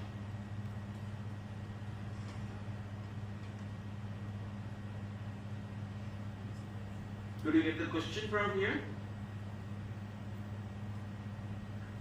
You are not allowed to take out the cork nor to break the bottle, yet you could be able to take out the coin from the bottle. People from Punjab would have a definite answer to this. The corks have a tendency to be pushed in. So that's logic, right? Okay, next. Now in these examples we had Abapus mode mein aa jaiye, slide mode. Because I have a bigger frame and that some of the things may not be visible to you, which is at the bottom of the slides. So we gave you some examples in which some was discrete, the socks problem, matching. Then there was a mathematical problem, and then you have a practical problem. So two things are common in these questions. One is reasoning and another is data. Right? Next please. So starting from the time of Aristotle and Socrates, people have developed, researched and experimented with several logics that can stimulate this human mind or reasoning. Right? Next please. So this is Socrates on the top and Aristotle sitting down. So they in fact invented, studied and used the logical theory, and they provided somehow some mathematical representation to them as well. They were the people who were able to connect and or, true and false. Not a statement was also added, and then we had certain theorems based on that if-then rule. So they had the mind to logically connect certain human statements in order to make a meaningful observation. Next please. Then came the Boolean logic, much later, and he provided a representation in terms of 0 and 1s. He said that, okay, if it is yes, it is 1, if it is no, it is 0. So true and false, yes, no, on and off, 1 and 0 was based on the Boolean concept. George Boole was the person who did it. Next please. So in 1938, this Claude Shannon, you remember the invention of the transistors.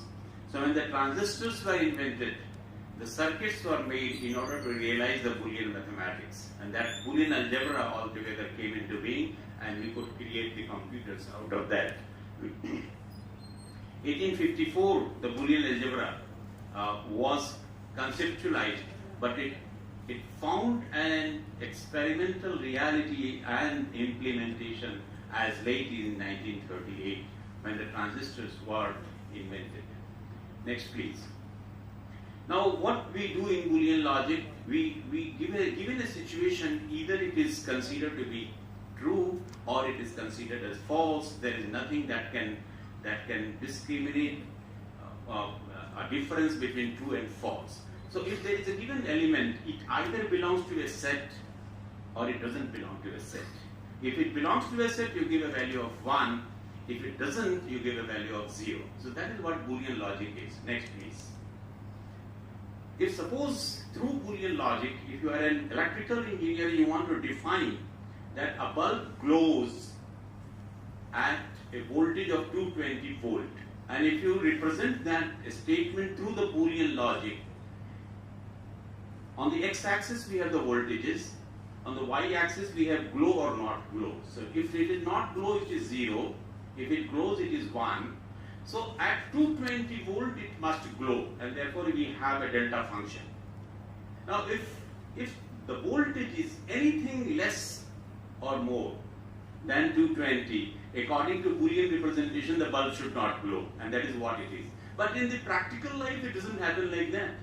And therefore, we required a more humane solution to such kind of statements and a mathematical representation which would endeavor into the thought process of human mind.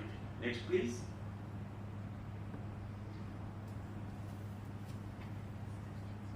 Yeah. So a person is tall. Suppose we define the height of a person, how tall a person is. 1.8 meter is tall. Anything less than 1.8 is not tall. But we don't agree to that, We have a range into our mind to describe a person being tall or not so tall. Likewise. So no, okay, fine, be here. This is temperature representation. If we represent the temperature, 0 degree, 10 degree, 20 degree, 30 degree. If we say 20 to 30 degree is hot. Now any temperature less than 20 is warm. Now less than 10 is cool. I mean, could there be a so discrete difference between the temperature's definition? We always say, more or less hot. Something like, if it is warm, not so hot, kind of. So the human expression of any given situation is certainly not discrete in nature. We have different other concepts to represent them. So defining the cool, warm, hot with these discrete temperatures may not be good into the mind of humans. Next, please. And therefore came the fuzzy logic. The gentleman who is Lotfi Zadar, who is no more in this world in the year 2020, he expired. He has been a friend of Indians. Many Indian students have done their PDF with him. He was at the University of California, Los Angeles. And up to the age of 85, he continued with his research single-handedly. And any student approaching him will be more than happy to assist. He says that rather than being so discrete into our definitions, we will give a percentage. If something is 100% true or 80% true or 50% true. So we can always define with the help of percentage, being a statement, how straight the statement is or how true the statement is. There could be a definition of this kind. So a statement like today is sunny could be 100% true if there are no clouds in the sky. It is 80% true if there are few clouds. And if it rains the whole day, the statement today is sunny has a zero belongingness. So the element will not belong to that set of today being sunny. Next, please. Now, in basic logic, I come back to the statement of the bulb glowing at 220 volt. Here is the curve that shows that the bulb can still glow around the voltage of 220. So the glowing, which is 1. So we have represented the voltages. You have a pointer. The voltages left and right of 220. They can still say that the bulb has been glowing. But of course, very low voltage or very high voltage would damage the bulb or would be so dim to be identified as glowing. So what we said that the bulb glows when the supply voltage is around 220 volt. Now around 220 becomes a phrase which is very important for the human mind. Now the endeavor is to represent it mathematically. How do we represent a phrase around 220 volt is the fuzzy mathematics. Next, please. So likewise temperature. Rather than being very strict into defining the boundaries of cool, warm and hot, we have more or less. So a temperature can be cool to some extent and can be warm to some other extent. So there is now an overlapping of those temperatures definition. So this would be a better representation. So read here on the right hand side, it is more natural and close to the human mind reasoning because we don't say very strictly. I understand that most of you have been studying the fuzzy theory and you have implemented the fuzzy control system, but why I am trying to describe here is because I want to reach to the point of neurosophic logic where we would be able to appreciate that even the fuzzy logic is not sufficient to represent the human mind. Next please. So in the fuzzy, exactly around 220 volt. So there are many other phrases which can be added to a human sentence. So around, approximately, more or less. So similar kind of representation as we gave the representation of a trapezoid there, or the triangular representation, we could have representations of all these approximately, more or less, slightly, very in the fuzzy set. So what a fuzzy set is defined as is a mathematical measure of ambiguous phenomena and a technique for mathematically expressing linguistics ambiguity. So an ambiguity which is there could be exactly represented into mathematical formulations as suggested by fuzzy. Next please. How do we represent? We take for around 220 volt, look at the bottom, around 220 volt has been written as a collection of points. So you can see on the right hand side that the element 1 is there for exactly 220 volt. Now if the voltage is less than 220, so it is 217. So the bulb is glowing to the extent of 0.8 or 80%. Even lesser voltage, 216 or 60%, 40%. Likewise, if you go for voltages higher than 220, so if it's 24, it is up to the extent of 0.8. Likewise, so we collect all such points as long as the approximate voltage is giving rise to the glow of the bulb to certain extent. So these collection of points are represented by the integral sign or the summation. So if it is a continuous, it's never any mathematical representation. It is just a collection of points for some discrete values or some continuous values. So integration or summation. So mu x of x. So the element x belonging to the extent of mu is represented like this. And these are the corrections. Next please. How do we do the inferencing? Because the control theory of engineering would be done only when we have the inferencing mechanism. So through fuzzy logic, we do the inferencing. Now, how it was implemented? It is a common knowledge that if the water is very hot, add plenty of cold water in order to make it lukewarm or a warm. Very good. So this is a common knowledge. Now, if the water is moderately hot, you will always, assume and would decide that I need to add only little cold water in order to bring to the temperature where we wanted here in the first case. Now, this is something which is inherently present into a human, mind. So we decide and infer from the previous result. This was the information, and this is where we decide. Likewise, if a child is there and you ask him one day to increase the speed of a fan by moving the knob on the right hand side, and next day you tell him that you decrease the speed of the fan, you don't need to tell him that you need to move the knob on the left hand side. He infers from the previous information that you gave the other day. So he would take the decision. This is known as inference. Now this inference mechanism, if it comes into the machines, it becomes intelligent. Okay. Next. Then fuzzy relations. Now, how these things progressed? The relations came that from rule X, how to infer rule Y. So here, there is an example. So if X is young, then X is a fast runner. So this is a preposition we have. So we are one. Now we define a person being young. This is something which will always vary in the mind of who is young. You can never be definite, and therefore I never said that the degree of belongingness of 1. If you are 20 years old, you may be 60% young. If you are 30 years old, you are 80% young. 40 years is again 0.6. So it varies in the mind of the people who is actually young, and therefore the definition of being young has been given like this. Now, fast runner. Who is fast runner? This is also something ambiguous, and therefore it has been defined that if you are running 10 kilometers per hour, you are closer to just 40% of being a fast runner. If you are running 12 kilometers per hour, you are very close to being a fast runner.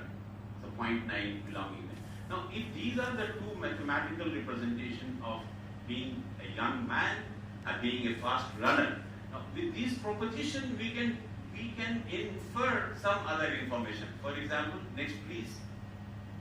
So fuzzy relations are operated like this in engineering control system. We have a fuzzy relational system here. We give some input and we can take some output here. Right. Next please. So if somebody defines the youthfulness like this and asks, if somebody is this much young, how fast a runner he or she could be? So we will use the inference mechanism and find out the result. We can now skip, and we have given the definition of how do we use this inference mechanism by using the OR formula and the AND formula. The OR formula of Boolean logic is equivalent to Max formula of fuzzy, and AND is actually min. Next please. So we do the inferencing using the formula, and then we come to the conclusion. Next please. Next. So here we say that if this was the age and this was the being young, so if a person is this much young, he would have the speed of being a fast runner like this. Now, this is a result which doesn't give you any information concretely, and therefore the defuzzification has to be done. So those friends who have been in the fuzzy logic theory, they know the fuzzification and defuzzification. So any information is fuzzified, relational model applied, result obtained, and then defuzzified in order to get the concrete result. Next please. Now I go here to tell you that while we started working on the fuzzy logic model, it was not accepted by many of the probabilistic theory scientists. It was only when Ibrahim Mamdani utilized the fuzzy control theory into the cement kiln, and he proved that it could be a better alternative to the use of the integral, proportional, and proportionate control systems, and we could have a better application of fuzzy theory when there is no definite mathematical model available to us. It was accepted. For 10 long years, Lutfi Zadeh used to publish into another IEEE transactions. It was only early 80s that fuzzy logic found established foot into the scientific community, and the transaction of fuzzy systems was started. So every new concept that comes into being takes time to establish itself. So please go back. I would just like to tell you that Mamdani is an Indian. He is from Pune. He once visited Delhi and he delivered a lecture at the Dalton Hall. So we were so fascinated. We never knew that he is an Indian, but when we saw him, we realized that he is an Indian, and he has been a pioneer researcher. You know that in the world there are only two fuzzy logic control models. One is Ibrahim Mamdani model, and another is Takagi Sujino model. Whenever we apply the fuzzy control, we have only these two models to work with. Ibrahim Mamdani, 2011, Takagi as well as Sujino, into the first IEEE conference 2011 in Hyderabad. First IEEE is held every year. All researchers going into the soft computing, especially in fuzzy logic, are reported to that conference. Fortunately, that year it was in India, and we could meet all the pioneers of fuzzy logic that year. Next, please. Yeah, I just tried to explain why the probabilistic theory people did not accept the concept of fuzzy theory, and it took a lot of time to establish the veracity of fuzzy logic. So I would leave this slide for you to compare, and why they were adamant, the probabilistic theory people, the mathematics people, but later they could agree that yes, this is required, and the probability theory is not sufficient to represent a real human thinking mind. So next please, we will skip this part. Next. Yeah, here is a tabular comparison. You can please go through this. Next, please. Now, what is beyond fuzzy logic? So this entire gamut of soft computing concepts has come into the new format. So when you use the fuzzy, it is the information being imprecise, incomplete, ambiguous, and therefore you use the fuzzy. But when you try to learn and infer from a given situation, you use the neural networks. And if you have both of it, you use the fuzzy neuro or neuro-fuzzy. Next came the probabilistic reasoning where you use the uncertainty principle. So if the situation is uncertain, you can, and only uncertain, then you can go for probabilistic reasoning. Then evolutionary computing came, you know, the SCOs, the swarm particles and others. So they have all been combined together to make the artificial intelligence and machine learning. Next, please. Here is the machine intelligence system, and you know, those who are talking of the ChatGPT and the machine learning system, they are not stand-alone systems. It encompasses into itself these many areas, and look at it. See, the knowledge-based system where there is a probabilistic reasoning, approximate reasoning, and case-based reasoning. Then we have the hybrid systems in which there is neuro-fuzzy, genetic neural, fuzzy genetic, fuzzy neurogenetic. So all the combinations of the soft computing techniques are being used nowadays. Data-driven system, the neural network, and the evolutionary computing. Here you have the nonlinear dynamics, the pattern recognition. I am talking about this area. So we started with the fuzzy logic, and then came the inductionistic fuzzy logic, the rough set theory, the vague set, fuzzy type 2, neurosophic logic, where I will end my lecture, giving 2 minutes each on this one, so that my concept is delivered to you and the research is left to you for the later time to come. So machine intelligence is something, I mean, that has all of it embedded into it. So if you are talking of the ChatGPT, the people who have developed that, they have the knowledge and collaboration from all these areas. Next, please. So, you know what Lutfi Zadeh said, as we have been computing with numbers, can we do the computation with words? Can very hot and mildly hot be multiplied together? Kind of. So computation with words. Then theory of information granulation and computational theory of perceptions. You know, perceptions also play a role into the development of the humanity, and therefore all require mathematical representation. Next, please. What he said, that if 5 is a data, then about 5 also must be considered a data. 5 to 6 is also a data. Have you ever done any manipulation on a data which is 5 to 6 as a number? About 5 to 6.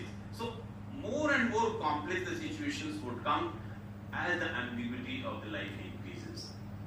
Linguistic data, you know, cheap, very big, not high, medium, bad, more or less, something of that kind is a linguistic data. Functions, fx is a function. We work with fx, we integrate fx, we differentiate fx. But what about fx? Very similar to fx, much greater than fx. Fx is itself a number, I mean, something which is a function, which doesn't have a defined boundary. If we define a boundary, it becomes integration. So likewise, if we can operate on these possible data, they become the soft computing techniques. Next, please. Fuzzy system, when the Zadeh in 60s worked, some chips were also developed. The Omron was the first one to develop it, and the fuzzy logic toolbox was also developed in the late 70s. Next. These are the application areas where we have been enjoying the use of fuzzy. Next, please. Applications in business. Next. Applications in finance. Soft computing applications which are others areas. Even in social sciences, people have been using the soft and the fuzzy logic theory. Matchmaking is one prominent area of social computing, the social sciences, where the people have been using the data, which are not definite, very ambiguous, yet matching. Next, please. Well, the soft computing and the conventional methods should be used in combination. We don't require to go for the soft computing techniques as long as we have a different mathematical model to work with. Next please. Here is something which has made the entire progress into the logic theory. We started with the Boolean logic, then came the multi-valued logic, Lucasimus, post, fuzzy, rough set, big set. I will take a minute each of this and then would come to the retrosophic logic. Next please. Here is the gentleman Lucasimus. He was not satisfied with the logic of just yes or no. He always wanted that there should be a definition of a situation which is neither 1 or 0. Intermediate. So he gave a value of half to it. But he was also not very sure. There could be a situation which is very close to 1 and very far away from 0. So can half define that situation of being indeterminate? No. And therefore the other logics came. But he prevailed for a longer amount of time. Next please. Post logic. What he said, that if half is not sufficient, then we will have multiple values between 1 and 0. M number of values, M for master. So M number of values. So that becomes very close to the decimal logic. You know, the decimal logic is nothing but it defines from 1 to 9 and then again a 0 and we get back to the original value. Next please. Rough set theory, on which Professor Biswas from IIT Delhi have been working. Though he is now superannuated, but he still works into this rough set theory. I have also guided one PhD on this. What they say, that if the situation is not very discrete and well defined, we will use approximations. So lower approximation and upper approximation would cover the entire set of boundaries. You know, that the elements which are outside and inside, they would be defined by these two approximations. Next. So what he said, if the boundary is of 0 width, it doesn't contain any element, the rough set is called a crisp set. So if the upper approximation and lower approximation in between there is no element, it becomes a crisp set, the Boolean set. So that is how we worked on it. It's a very important concept and many of the researchers have been going on. And India is pioneer into the rough set theory. And this gentleman, there are Pollock, he has visited several times IIT Delhi to describe the concept. And that was the reason why many people took up the research. Next. Vague set theory. The Gao and Werner were the two gentlemen who described this concept. And he said that rather than defining, the complement of a given situation, 0 is the complement of 1 and 1 is the complement of 0. We will take up certain things which may not be necessarily complement of each other. Therefore, they would cover those elements which are beyond those complementation. So he said that if there is a set alpha, then 1 minus beta x is not necessarily the complement of alpha. And therefore, he worked on this. He said that the alpha x plus beta x may not necessarily be equal to 1. It can be even less than 1. Right. Next, please. Then came the intuitionistic fuzzy set. This gentleman is from Bulgaria, Krasimir Atanasov. I have worked with him.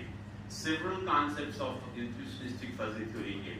He said that when we define certain, phenomena, we forget the concept of something which is outside that phenomena but very influential in accomplishing that phenomena. For example, if there is an election, there are people who vote for party X, and then there are people who do not vote for party X, but they vote for party Y, but we have never considered those people who do not go for voting at all. So how to encompass them? So he said that we will define the degree of belongingness and then the degree of non-belongingness, and they may not be exactly the complement of each other. He said that, okay, if there is an element, the degree of belongingness of X is mu, and the degree of non-belongingness of X is nu. And what he said that the mu X can have universe of discourse between 0 and 1, and the new X also may have the universe of discourse between 0 and 1. And the summation of these two may not necessarily be equal to 1. There could always be some component which will be beyond the sum of the two. Next, please. We are now comparing these concepts which were slowly developed from Boolean up to the level of intuitionistic fuzzy logic. And we know the Bulgaria, being a communist country, they did not encourage much of the publications into a journal by him, and he used to publish his own kind of a journal, and he named it Notes on Intuitionistic Fuzzy Sets, NIFS. So many of our Indian publications have happened into those notes. They could not publish a journal. And fuzzy logic, they were at loggerhead. Professor Lutfi Zadeh and Professor Atanasov, Krasimir Atanasov, they were at loggerhead. Zadeh claimed that fuzzy logic is sufficient to take care of any such situation, and Krasimir said, no, it is not. We at IIT Delhi and in Jamia Millia Islami, we endeavored and proved that these two concepts are complement to each other, and we wrote a paper, how to convert a fuzzy logic into intuitionistic fuzzy logic and vice versa, and both of them accepted that paper and they became friends. So, sometimes a very small world gives rise to a bigger thing into the world that exists around.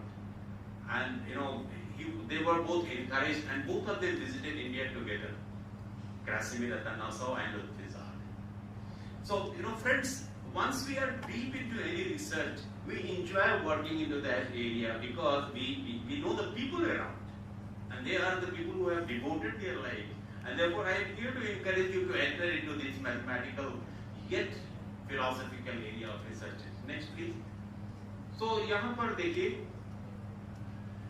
the fuzzy logic, intuitionistic fuzzy logic एक तरफ है, then recursivism and post logic एक तरफ है, classical Boolean logic दूसरी तरफ है, and the Weig graph set theory.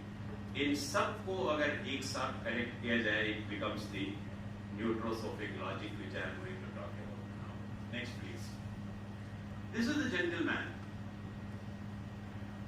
who is Florentine Shrivarendraj in USA, still working, and very much encouraging.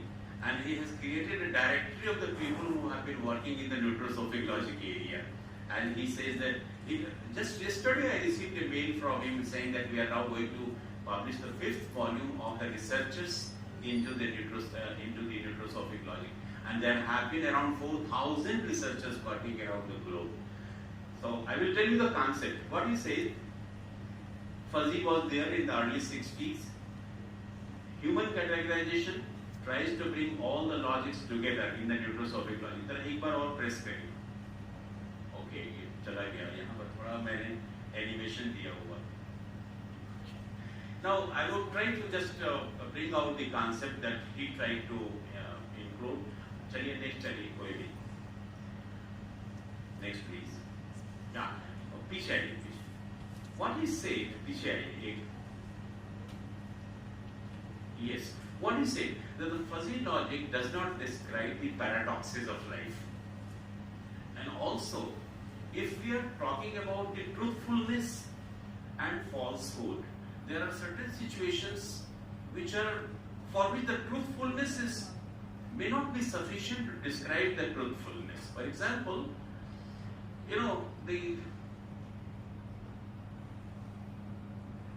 the sun rises in the east. Something for Indians. This is truth. But then, Mr. X is a good teacher.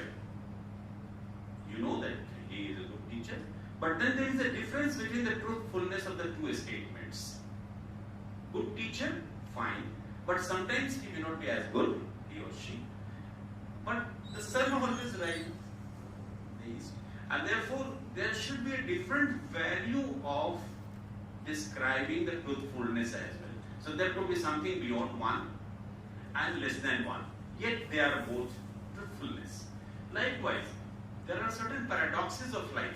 And then what Professor Chaudhary, the chief guest of the morning function, he tried to explain of the dual nature of the particles, the wave theory. If you observe the particle, it will be found at a place, and if you don't observe, it will become a wave. So that is the dual nature of the particle.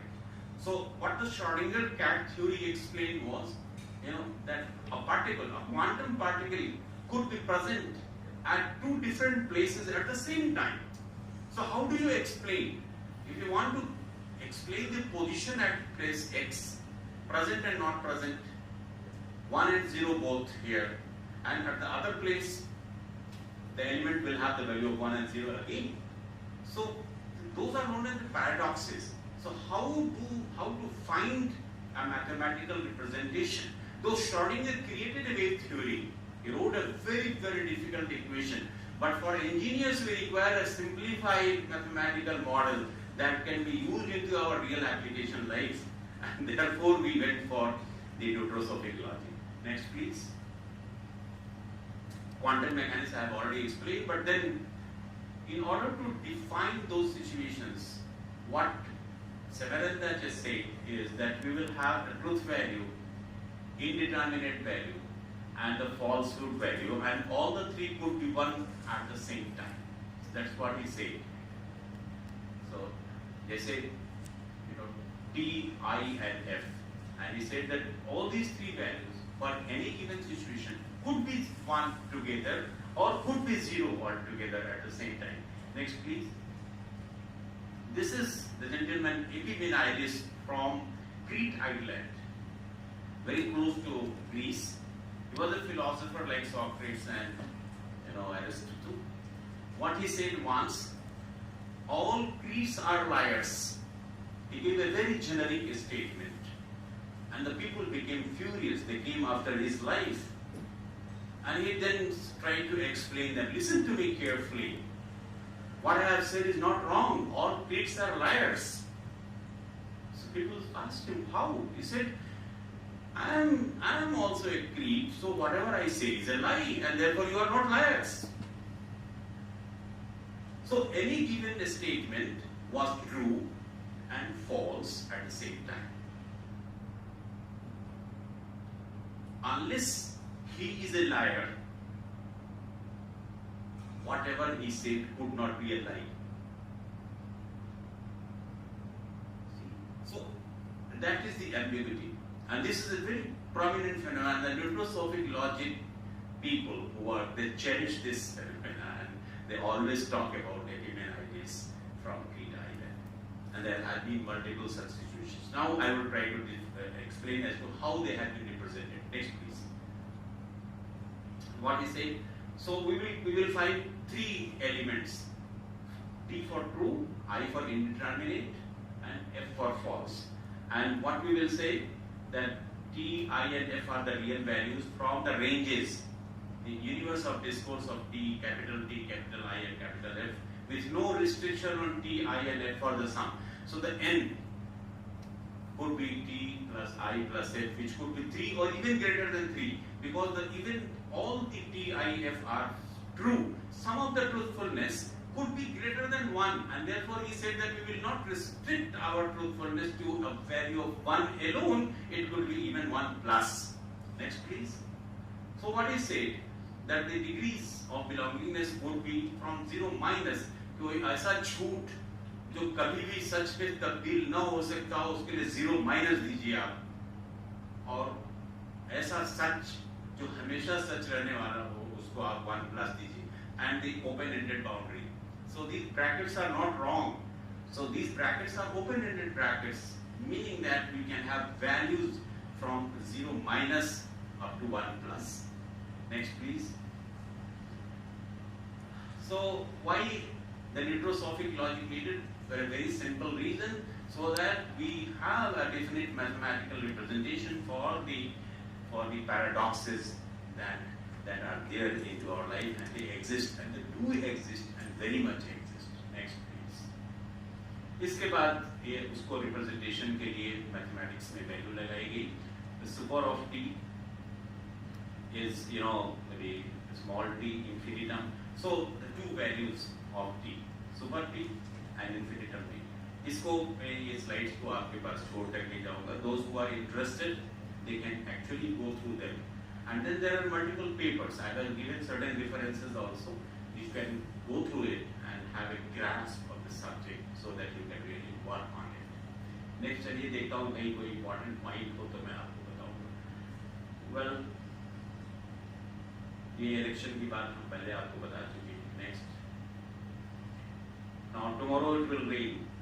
तो ये आप किस बुनियाद पर इसको predict करते हैं? How do we decide that tomorrow it will rain?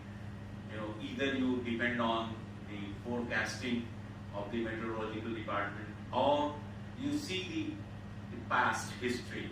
इस डेट में पिछले 5 सालों में कैसा रहा है, or you have your own intuition to decide about it. तो इसके लिए ये कहते हैं कि this proposition, tomorrow it will rain. The proposition is that it is 50% true according to meteorologists who have investigated the past year weather. So there is always a probability. उन्होंने कहा तो है कि इस डेट में बारिश होती है, but you are never sure कि ये होगी कि नहीं होगी.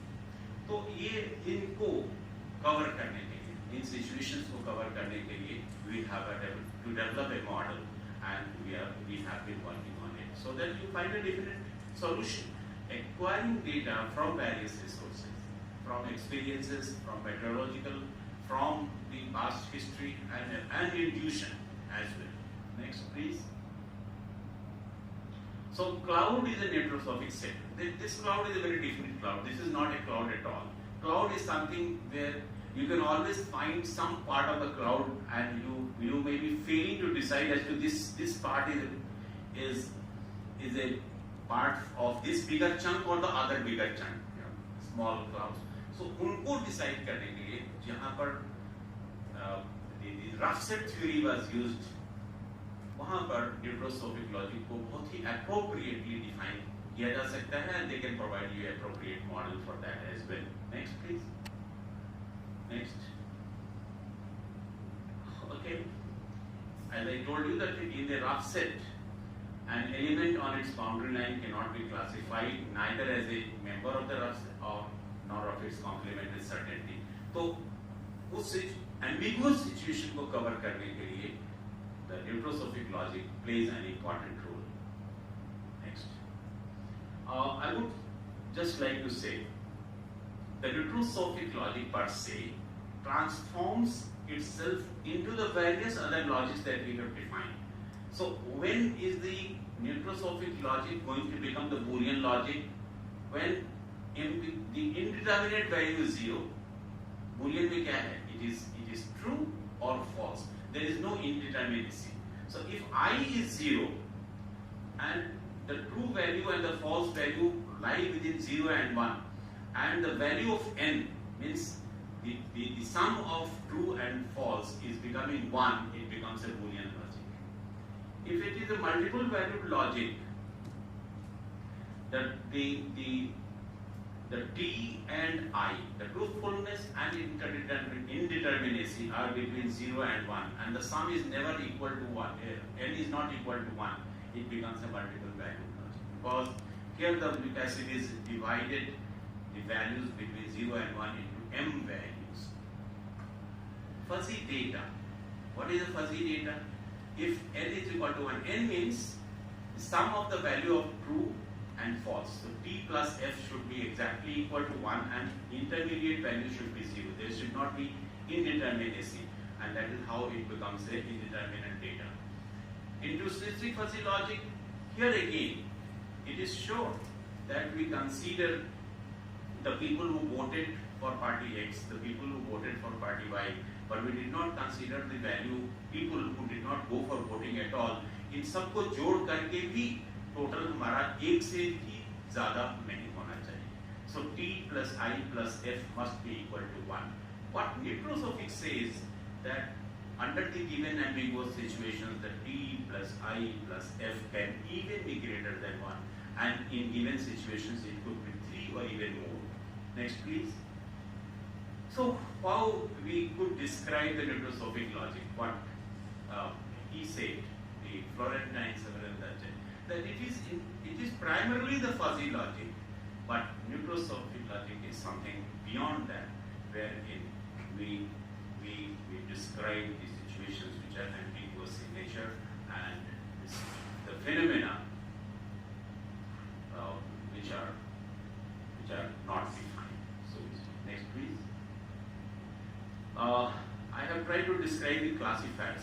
So those who have used the fuzzy logic into the control theory, they know about the classifier. So try to explain as to how does a fuzzy classifier look and how does a neutrosophic classifier look. You remember that we have the fuzzy toolbox into the MATLAB, but so far we don't have the neutrosophic logic toolbox into the MATLAB. Therefore, whatever programming you write, you have to write it on your own. The toolboxes are not going to help into the neutrosophic logic. Please next. मैं skip करता हूँ classifiers को. I will just give you an example. Next please. The following observation. यहाँ एक example हमने दिया है कि if there is a robo kept very close to a wall, तो उसमें if you apply the fuzzy logic to control the movement of the robo and say that it has to move away from the wall, either left or right, the moment it reaches the distance of 10 centimeter, the distance t, and then the angle of deviation. So if it is a discrete logic, it will decide just 0 or 1. So what will happen? It will, the moment it comes closer to 10, it will go left or right, and in fact it will always oscillate into left and right direction. So the discrete logic doesn't help into the control system because it is of no use as long as the engineering control applications are concerned. Next please. तो हमने यहाँ पर Boolean logic को दिखाया है कि if we make the rule that if the distance between the robo and the obstacle is less than 10 centimeter, then steer the angle for 10 degree. If the distance between the robo and obstacle is more than 10 centimeter, then steer the angle for minus 10 degree, because that is how the discrete works, plus 10 degree, minus 10 degree. So, and the rule third is, if the distance between the robo and obstacle is exactly 10 centimeter, then go straight forward. So that is how the rules into the Boolean logic could be made, and therefore nobody has gone for a control into the Boolean logic. Next please. ये इसको depict किया गया है 10 centimeter को. If it is 10 less than 10 centimeter, minus 10 degree, more than 10 centimeter, plus 10 degree. So actually what happens, it oscillates between plus 10 and minus 10. Next. As Boolean logic implicates boundary domain, so here the membership functions are grids as shown in the figure. Next please. Not going to explain. Fuzzy data. Now here the rules will be different. If you want to control the robo, then the fuzzy data would help in that case. So I have given this simple example to make a difference between the control through fuzzy logic and control through neutrosophic logic. So I would like to come through that directly, because this control is very well known. We can make 3 rules for the fuzzy data. If the distance between the robo and obstacle is less than 10, then turn to left, where alpha is negative. In other case, the alpha is positive. And if the distance is nearly 10 centimeter, now the point is, nearly 10 centimeter is something which is fuzzy observation. So nearly 10 centimeter will be defined accurately, and the robo will be taking an important decision in that case. Nearly 10 centimeter is not defined into the Boolean algebra. Next please. Okay, next. This is how the membership functions work. So 10 centimeter could be defined like this. So less than 10 centimeter, more than 10 centimeter, and nearly 10 centimeter. So the triangular value, which could be as narrow as possible. So that is why the triangular function is important for more or less, or nearly, very close to, kind of. So this nearly 10 centimeter could be defined through this, and the angle also. So the angle positive, angle negative, and angle 0 could be defined like this. And this works perfectly for controlling of such phenomena. Next please. So we do the fuzzification by using the center of gravity, and then after taking the result, we do the defuzzification. So those who have used the fuzzy control system, they know the fuzzification, defuzzification, center of gravity and all this concept. Next, I skip to the nitrosophic data reasoning, and here how the rules will be different from the fuzzy data, fuzzy rules. Next please. आगे चलिए. Here, yeah. तो वहां पर जो एक rule था truth values के लिए, वहां एक के बदले में 3 हो जाएगा. For everything there will be 3 rules. Okay, there will be truthful value, there will be false value, and there will be indeterminate value. Next please. Next. ऐसा वहां दिखाना चाह रहा हूँ. Yes. Yeah. This is how it is. So we have the truth membership value, for which we have the 10 centimeter and the alpha. So truth will have 3 values, indeterminacy membership function will have 3 values, and the false membership will also have the 3 values. So in fact the defuzzification will happen 3 times.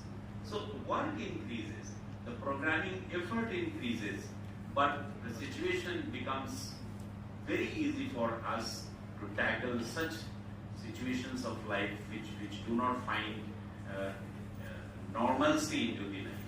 Next please.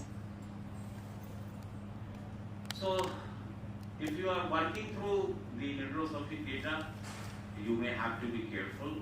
Not much of the literature is available, but the people who have been working, they are very helpful.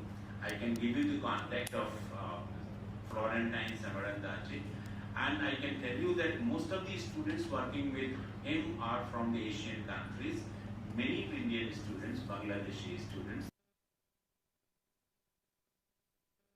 He sent me 2 slides to display wherever I go and deliver on the nitrosophic logic. I will show you. Next please. Here it is. Still, the world has not accepted the nitrosophic logic as an established alternative for fuzzy logic. But we also know that the fuzzy logic was not also accepted for 30 long years. The probabilistic theory people did not accept it. But slowly, when the arguments started coming, when the applications started happening, the people accepted. And we hope that we are very close to the target. Maybe one day we will hit the actual target and would be accepted, and you will have an IEEE transactions on the nitrosophic theory as well. Next is the more popular one that happens. Next please. This one. This is very dear to the nitrosophic people, and this has been created by our own Florentine, Professor Florentine, and he says that okay, we are making nuance here and there, and we hope that somebody will be heard, someday we will be heard, and the things will be established. And I tell you, I have guided a PhD in this area in which we have developed the nitrosophic neural network as you develop the fuzzy neural. So the fuzzy neural पे आपने application भी develop किया है, आपने papers भी लिखे हैं. We conducted a PhD, but the challenge of the candidate was to write all the programmings with her own, there was no toolbox to help. And the C language, even C++ becomes quite handy. And now because it is going to be a part of the machine learning, part of the artificial intelligence, and therefore Python will be much more handy, and we are trying our hands on that. That as we do the programming for artificial intelligence, could we actually do the same programming for the nitrosophic logic as well? So I invite the people who could work in this area, and if you want to have any help from us, you can contact either of us working in this field. Thank you very much. God bless.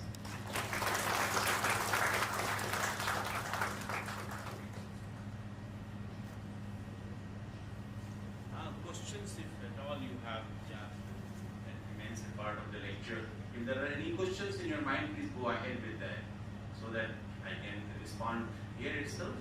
Otherwise, my email ID would be there with you. You can write anytime.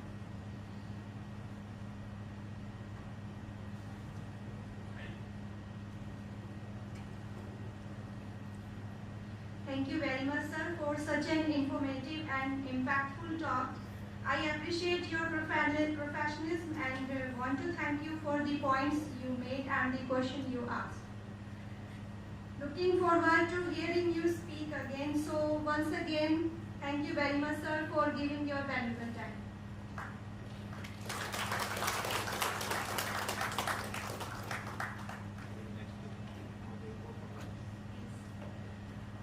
It's my pleasure to invite you, all of you, for a lunch at the Snackers. After that, we have the sessions for presenting the papers.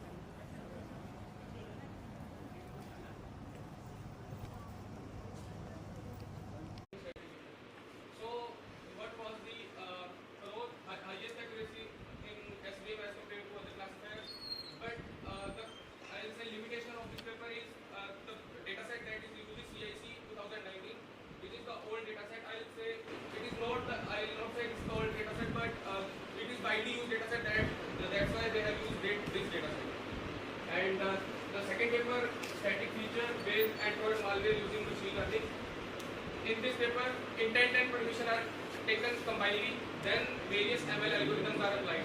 In this, four machine learning algorithms are applied. First is the BNF, second is the naive, third is decision tree, and fourth is the random forest.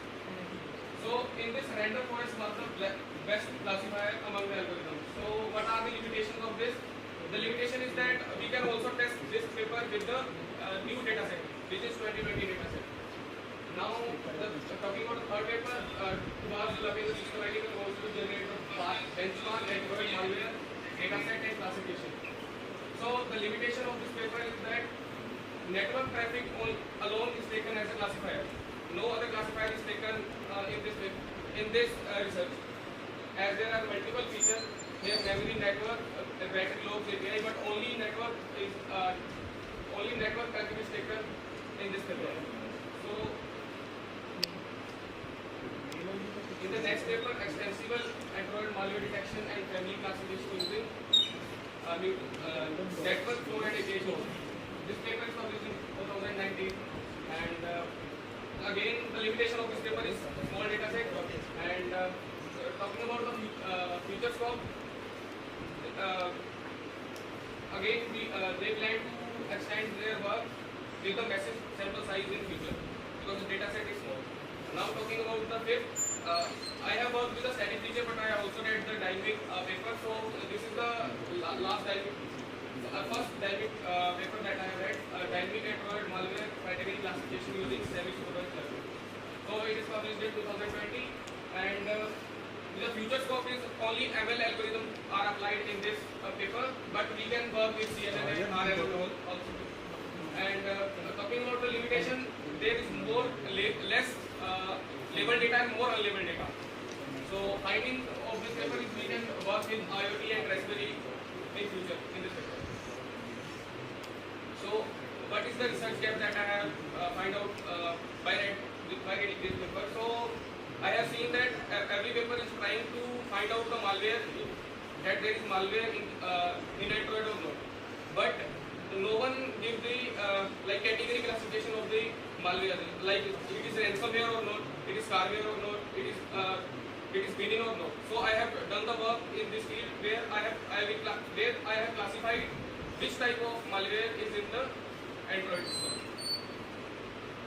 Talking about the data set is widely used and it is available in dataport.com. then Kaggle, and I have downloaded my dataset from Canadian Institute of Cybersecurity. There a lot of dataset is available in this website.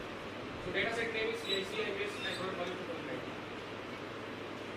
So my problem statement is, as many of us work in this field, and I'll say accuracy in this field in the traditional machine algorithm is not so good. So I have enhanced that, and the search category classification I have added that. So this is the methodology. First I have pre-processed the data, then feature and selection algorithm is applied, then classifier like naive base, digit tree is applied, then result update. So talking about the data pre-processing, initially it was 1000 plus feature in the data set, but I have pre-processed manually, like the columns that have all the zero values, I have removed that. Then I have applied PC, principal component analysis, for the feature selection and extraction. Then I have applied naive base, KNN, digit tree and random forest, then result object. Now this is the flow chart. First I have downloaded the dataset CIC 2019 from the Canadian Institute of Cybersecurity. The feature selection is PC that I have applied, and I said there are 1000 plus features in the dataset, but I have only selected 40 best of them. Then the question is, why I have selected this only 40? Why it is not 50 or 60? So in the previous ones, 100 features were taken already in the same dataset, but I have experimented the dataset by taking 30, 40, 50. So I came to know that 30 is the overfitting of this model if I am selecting 30 features. So I have moved to the Excel 40. Then ML algorithm that I have applied supervised is naive base, KNN, digit tree. So first is the detection part, malware detection. It is malware or not, and second is the classification, which type of malware it is starware, ransomware. So these are the results that I have obtained, and I have done the comparative analysis by result of two papers, which is Ansari and Sangalipi. This first paper is an Android malware detection using static feature and static feature selection using machine learning techniques. These are the comparative results that I have done. So I have applied 4 algorithm naive base, digit tree, KNN.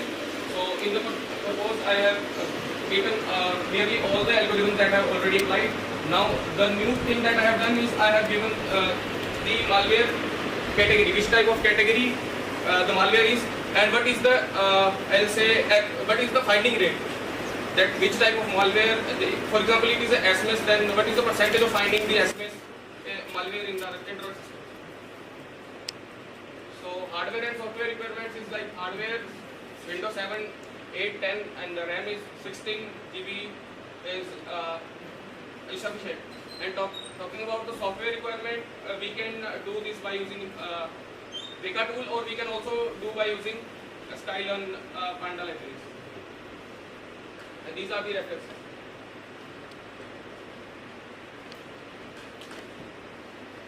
Is there any question from the audience?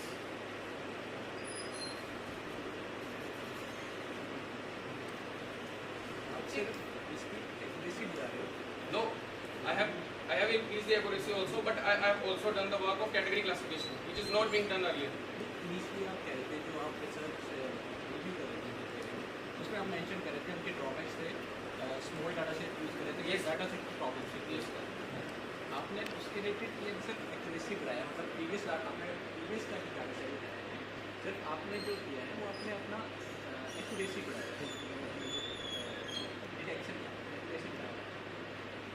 सिर्फ accuracy नहीं बढ़ाया, उस data set पे जो पहले काम हो रखा है उसकी फाइंडिंग्स मालवेयर डिटेक्शन की कम थी।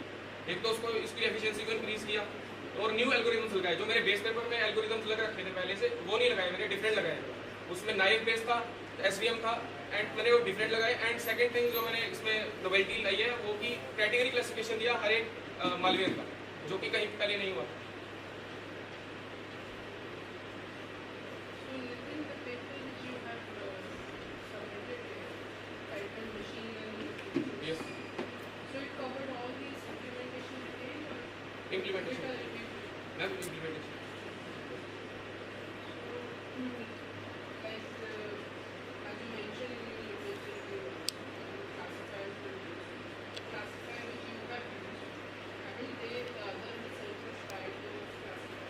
Why you are getting higher errors?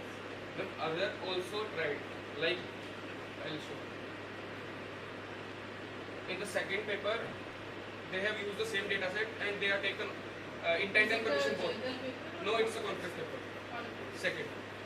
So what I have done, unique, I have checked the threshold point of the, I'll say overfitting. 38 attribute is the threshold point of overfitting.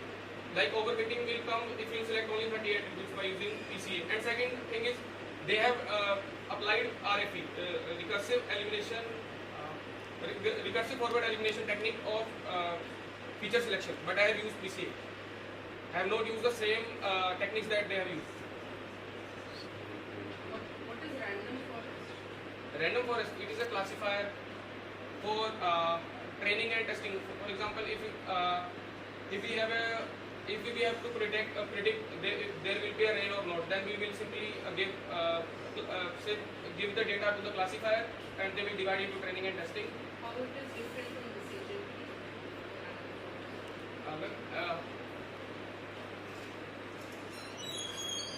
In decision tree, we have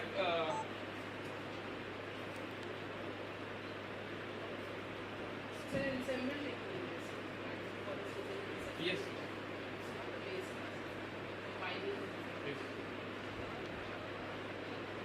Thank you.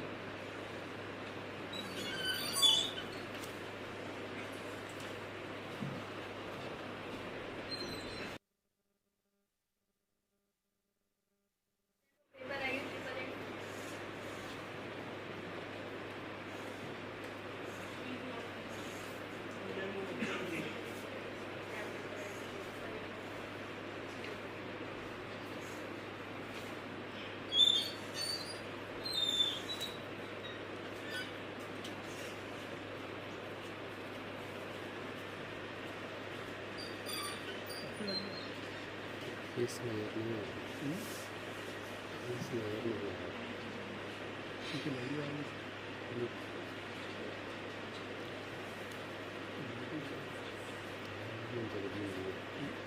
आपने सारे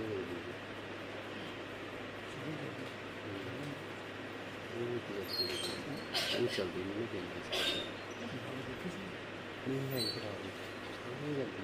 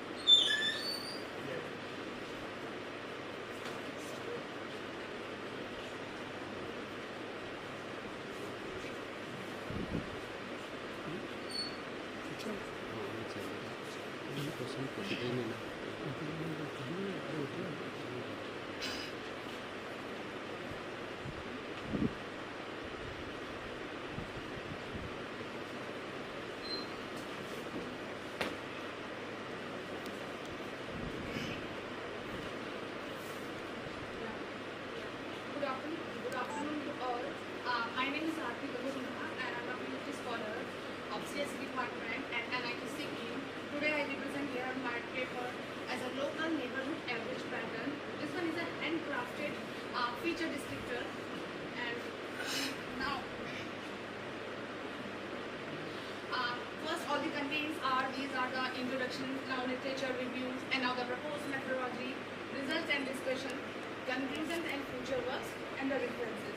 Now in the first slide, introduction, why we choose hand gesture recognition and what are the importance of choosing this field. Now gesture is a non-verbal communications in which the visible body actions can communicate to the others particular messages. Now it also contains like the motions of the body that contain information. Gesture also provides a way of computer to understand that human body language. Now it enables humans to interface with the machines and interact naturally without any mechanical devices, and deals with the goal of interpreting hand gesture via mathematical algorithm. Gesture is one of the most natural and expressive way of communicating between humans and a computer in a real-time system. The gesture includes physical movements of body like fingers, hands, and face, and other body parts. Why we choose a gesture? Because gesture is an important aspect of a non-verbal communication which contributes of meaningful and unique information exchange to the spoken messages. Visual interactions, non-requiring touching movements on a screen, and help machines analyzing human's body. Now gestures are two types, dynamic and static gesture. In this paper we include our static hand gesture. Now static hand gesture recognition using a static images captures at a certain points in a time, and it's recognizing results in related to the aspect of the hand in the images such as their positions, contour, texture, etc.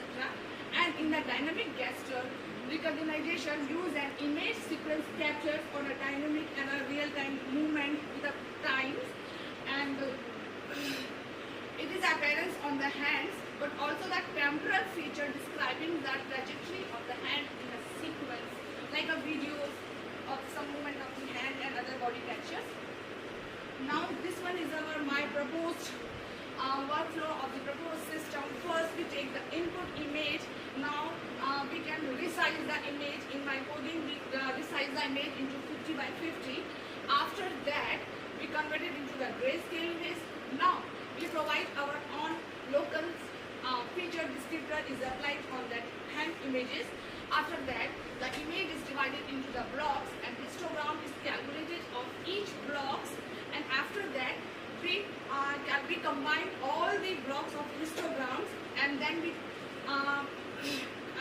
give the histogram value, and then we put on this value on the SVM machine. It works as like the classifiers, and that it converted to gives the output of the classes.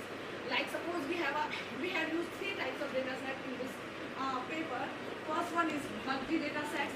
They have 5 types of set, MUGDI 1, 2, 3, 4, 5, and the overall image of data set is something 2500 something. And now the MUGDI is a hand gestures, is a sign language of data set. Next we use is a ASL, American Sign Language. In this data set we have a 0 to 9 classes that will represent like a 0, 1, 2, 3, something this type. And now the last one is data set. We use the OLU hand data set. This one is the regular images, and the size of this data set is a 2500 subjects.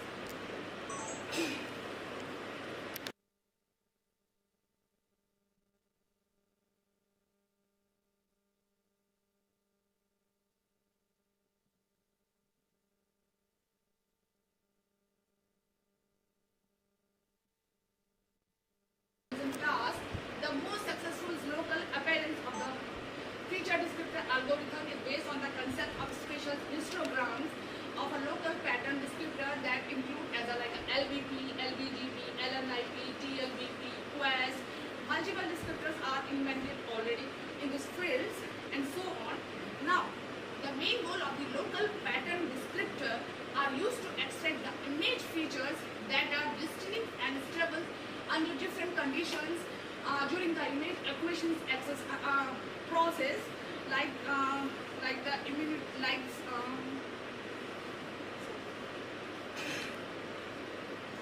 Now this one is my structural diagram of the proposed descriptor. In this figure, we choose, suppose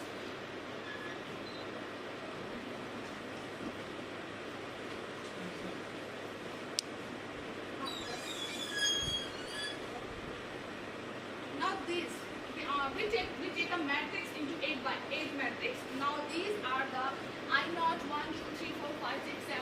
These are the input matrix values of a 8 by 8 matrix. So I1, I2, I3, I4, I5, 6 is the input neighbors of our matrix. Now IC is a central pixels matrix. So now the others, alpha 1, alpha 2, alpha 3 are the resultant values. We just basically I just explain into the next next diagram. It will clearly define. Show the now this one. The study examines a novel feature descriptor, local neighborhood average pattern proposed and gesture descriptor. Suppose this one we take a input images. This one the size is a 3 by 3 matrix, and the values of the matrix is like 216, 10, 117. These one first we compare. We will take us just as a 146. These are the blue pixels show the center pixels of the image, and now the rest of the elements show the neighbor pixels of the image. First, for our calculations of, suppose we would like to calculate our I0 pixels. So in the I0 pixel, we just averaging of their neighbors pixel for I1 and I7.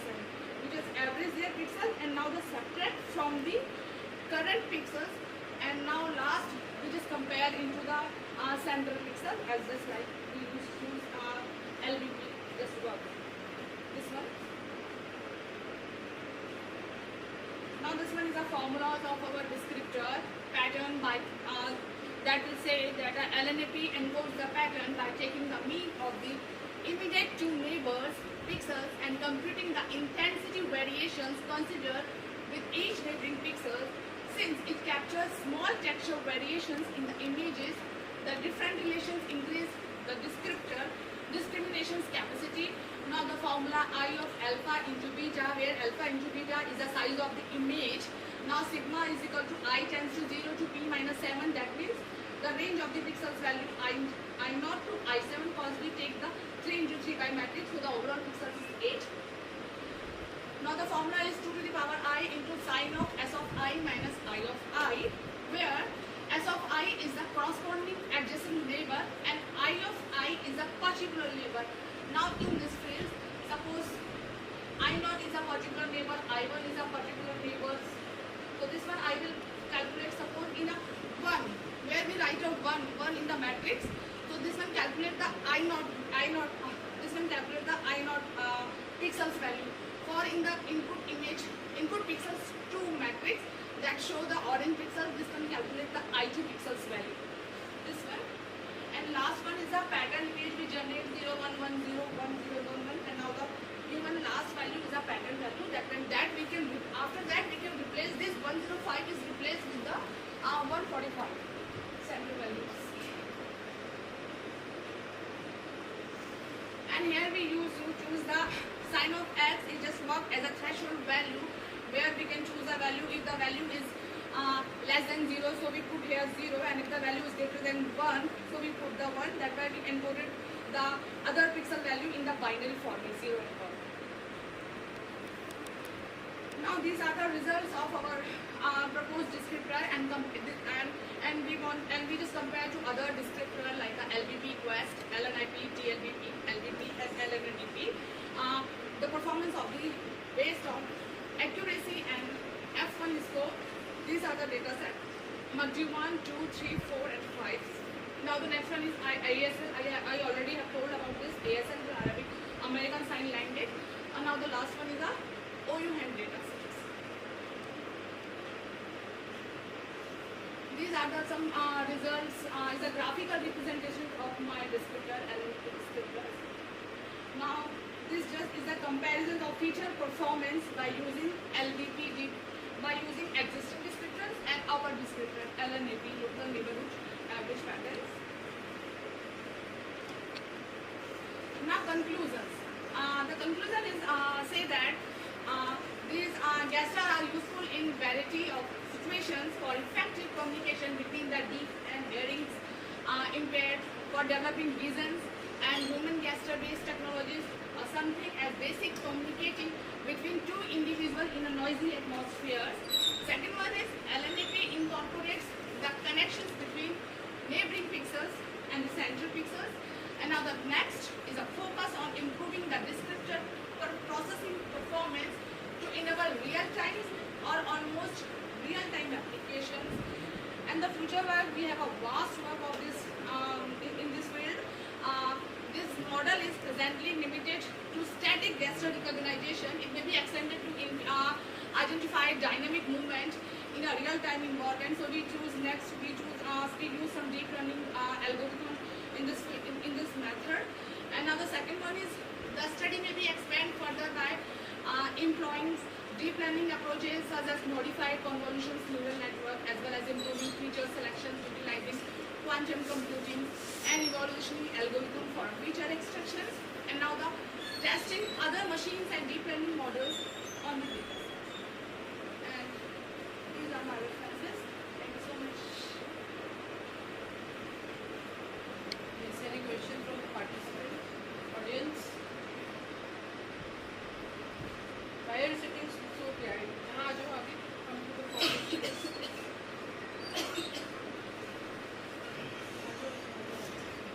Yes, any question?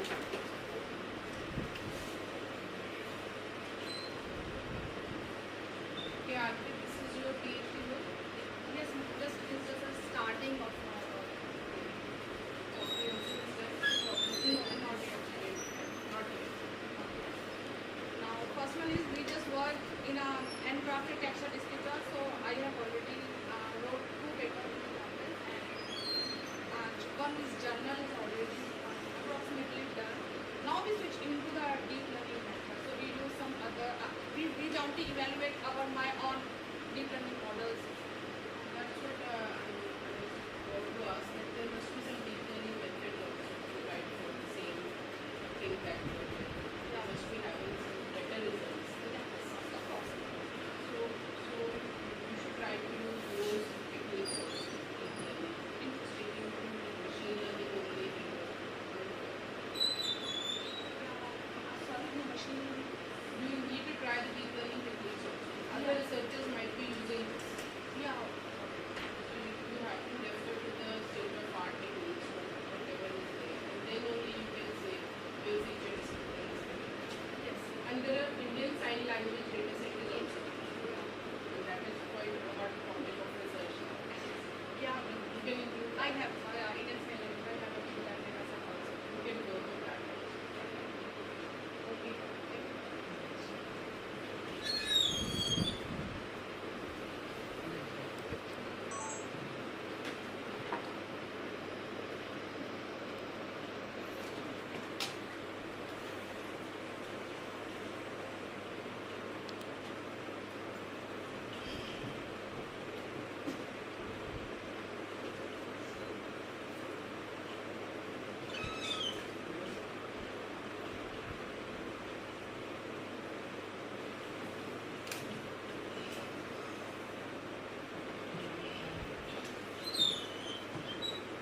Now I try program number 1.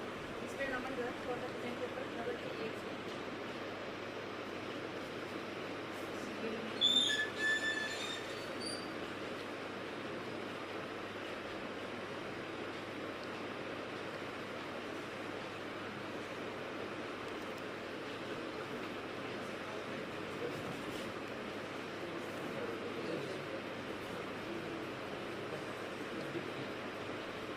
Good afternoon to all of you. Myself Namandra, and I'm working as assistant professor at IIT School of Electronics.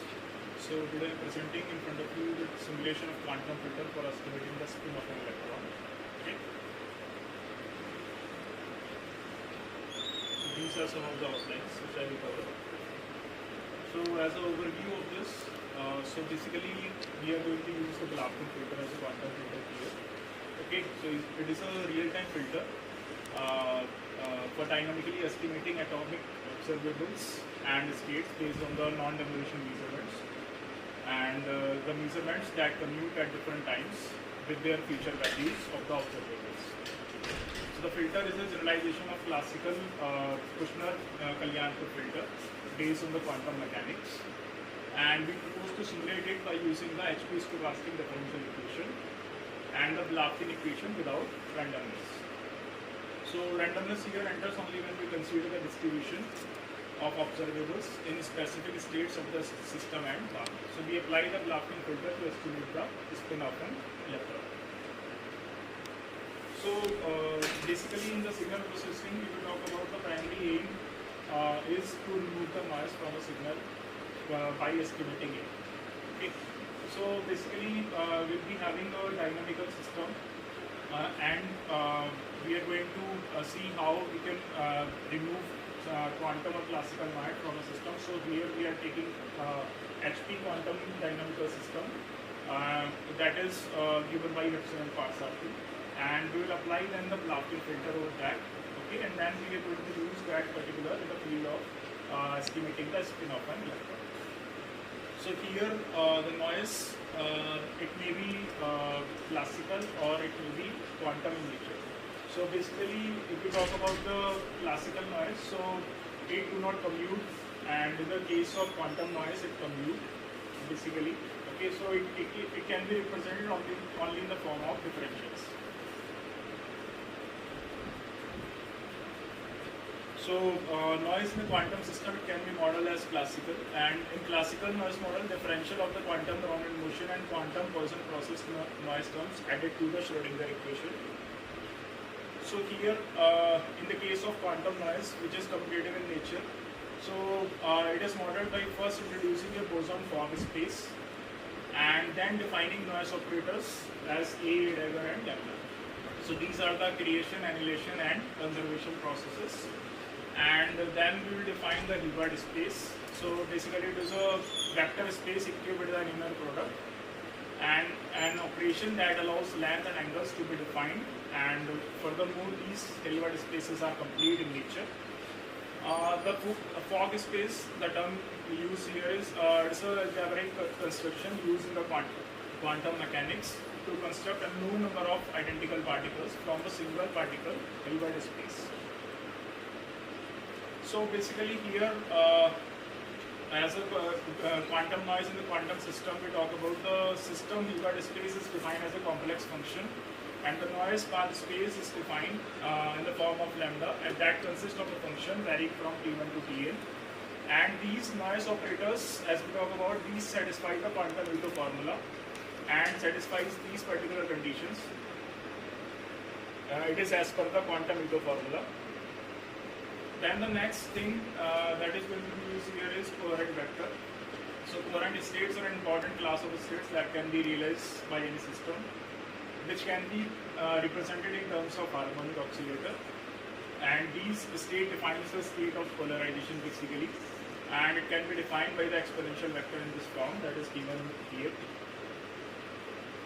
This coherent exponential vector can also be visualized by the algebra of annihilation and creation operators of harmonic oscillator. And these exponential vector may be defined in the form of exponential that is given by this particular equation. The physical interpretation of the fundamental processes using this harmonic oscillator algebra is that the annihilation process it defines the annihilation of photons up to time t after the polarization. The creation defines the creation of photons up to time t after polarization, and the conservation determines the number of photons in the state up to time t.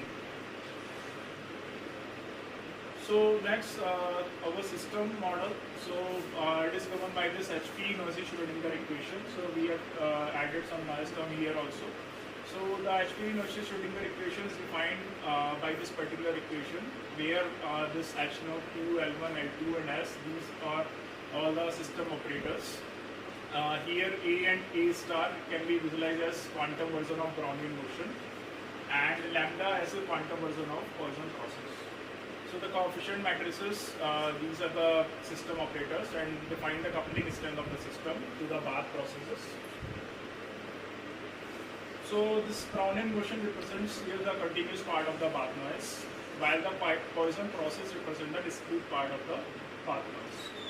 So both kind of noise are generated by the bath, and the continuous part of this noise is primarily due to the photons in the bath. So the system consists of quantum particles, then the annihilation noise process KT. It may be visualized as the bath absorbing a system particle at random. The creation process A star as the bath introducing a new particle into the system at random, and the bath will be changing the phase of the system state by some random amount. So we have done the derivation of GKSL equation, that is the master equation. So the HP equation is a dilated version of GKSL equation only. So GKSL equation describes the evolution of only the mixed system state in the presence of noisy bath.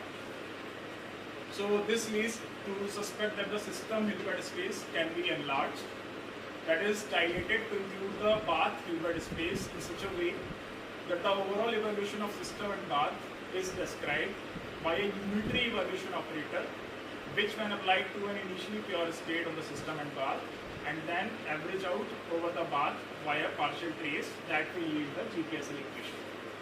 So this is the joint unitary evolution, so that is given by this particular equation.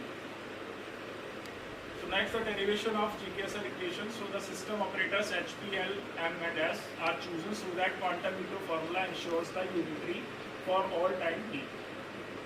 So now we are assuming here the initial state of the system tensor with path is considered to be as rho 0.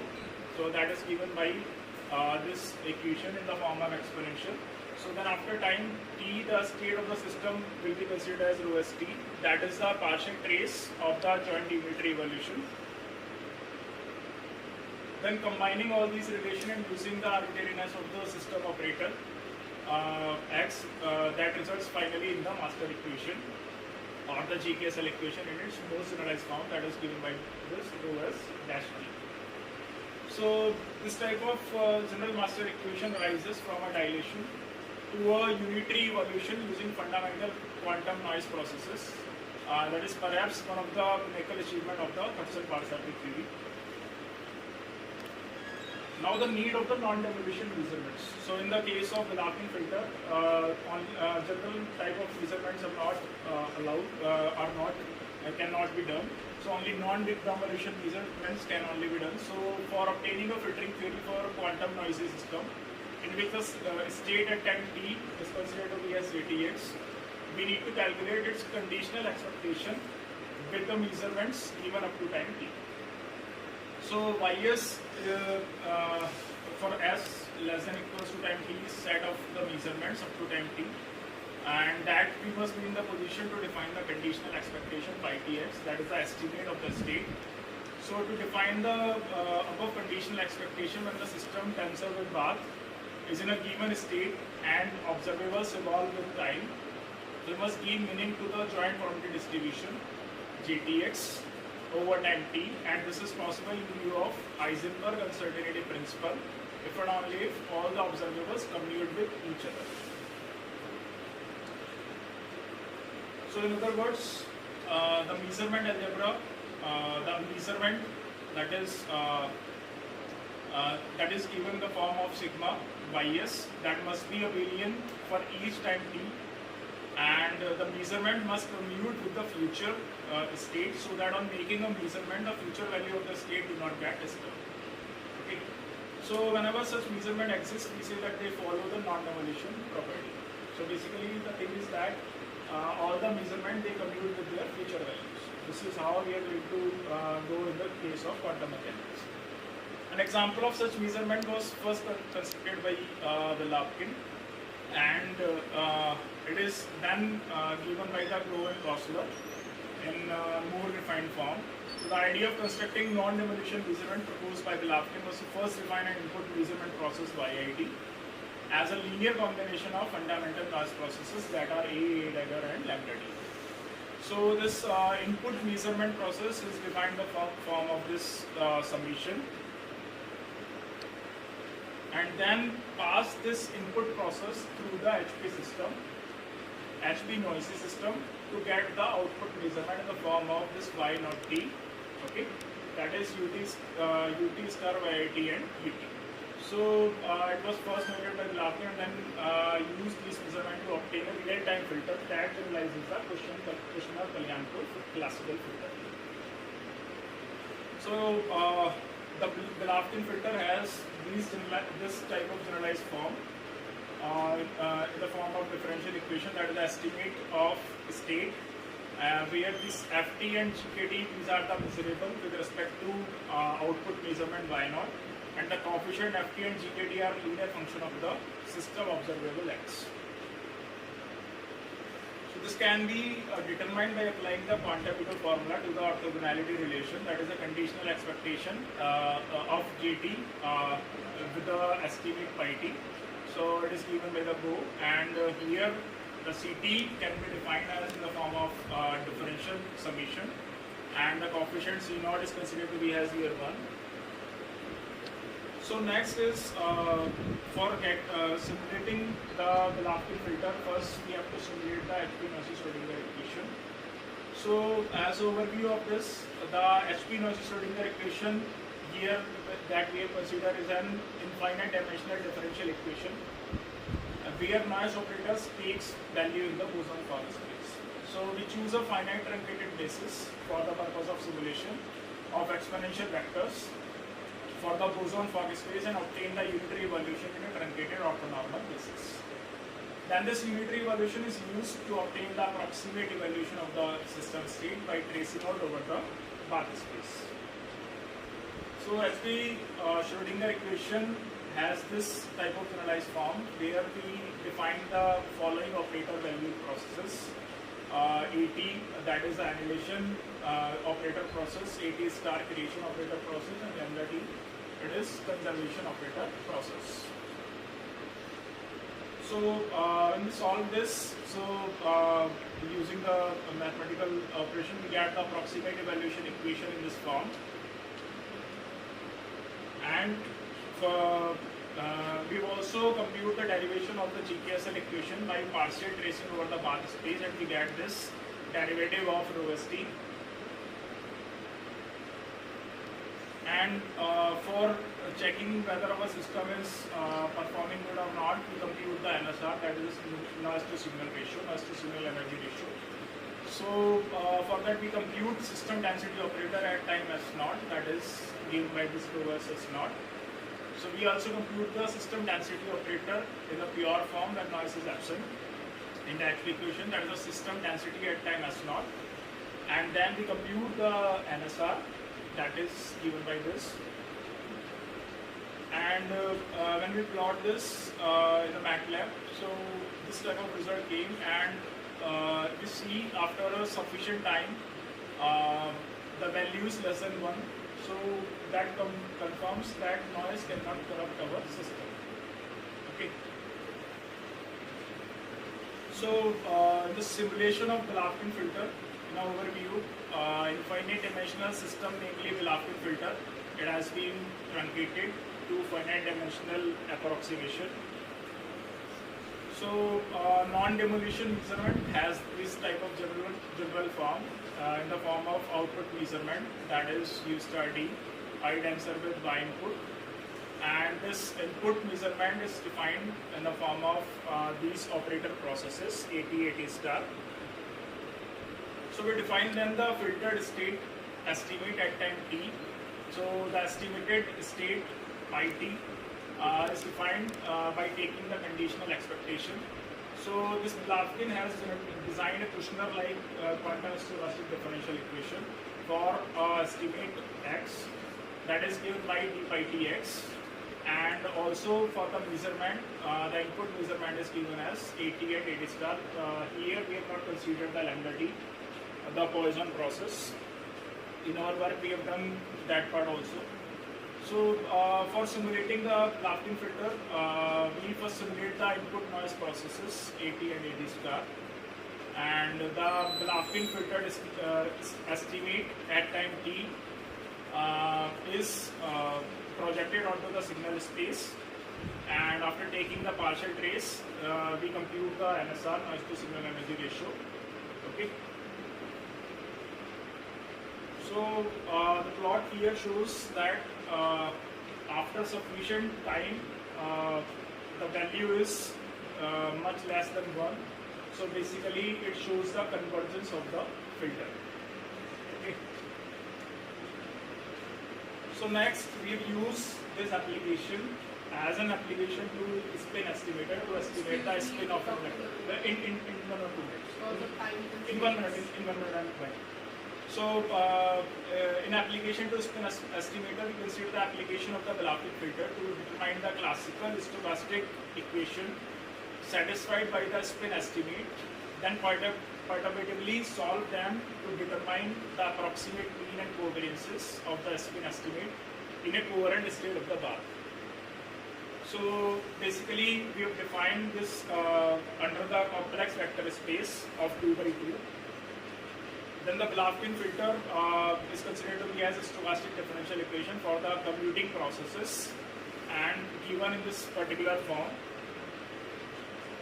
So we write this psi t as an estimate of pi t. So this becomes in the differential equation, in the stochastic differential equation, and then it can be solved approximately using perturbation theory for a stochastic differential equation. So we introduce a perturbation parameter delta here to keep the track of the linear quadrature and cubic terms.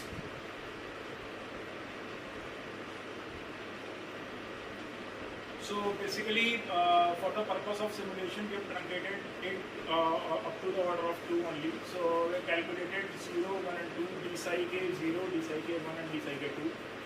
So after mathematically solving this, we can find out these psi 0, psi 1 and psi 2 from those differential equation functions of the measurement as a function of measurement processes, and hence calculate their correlation in a coherent state of the bar.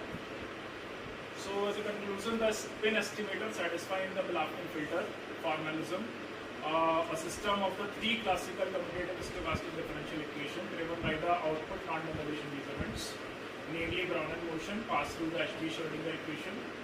So we propose to solve this system using perturbation theory for nonlinear stochastic differential equation and calculate the mean and mean square estimation errors of the spin in a coherent state of the noisy bar. So these are some of the references. So any question?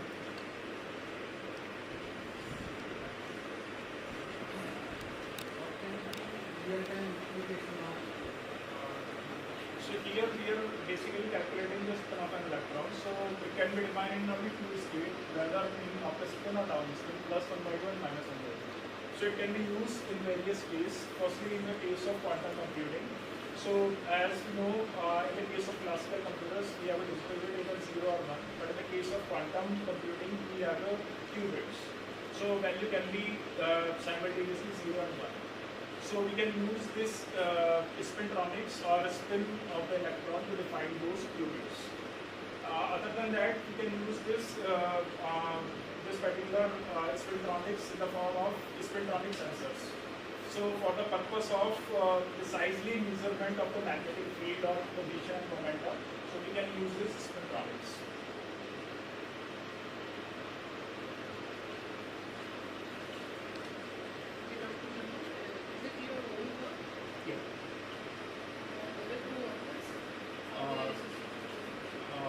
One is my colleague in the Collective and one is my colleague, PhD. You're extending your work. Yeah, it is an application of my PhD.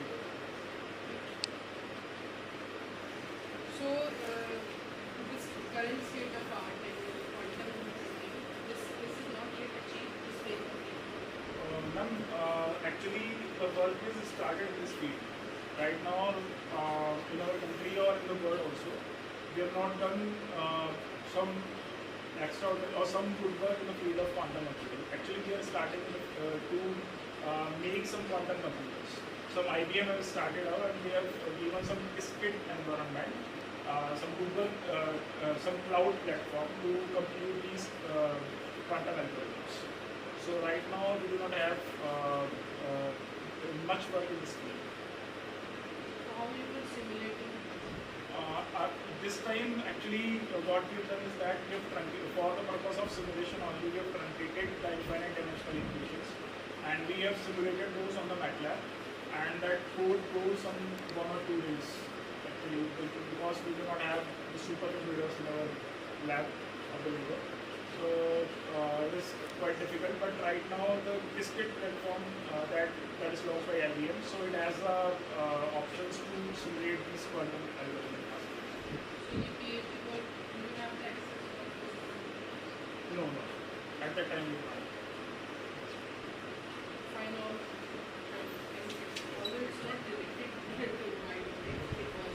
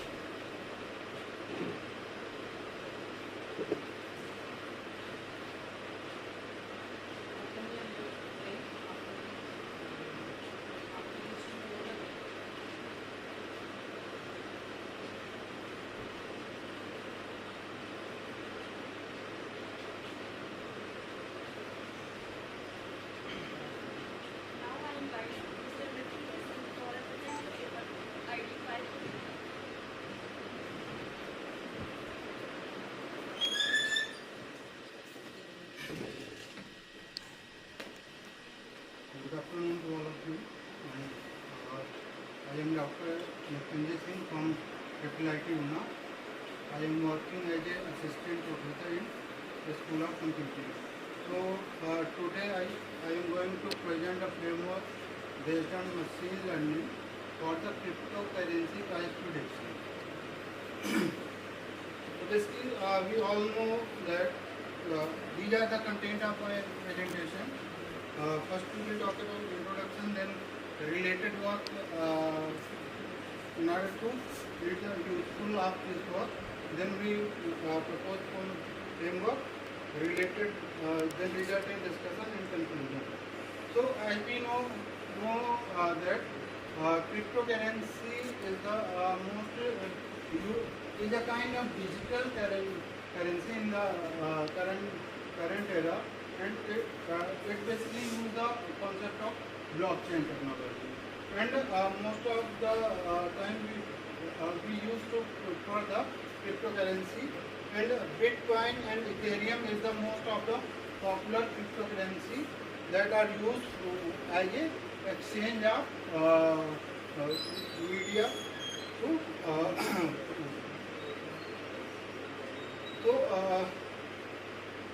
in this work, basically, we have done how we predict the price of how we predict the future price of the cryptocurrency.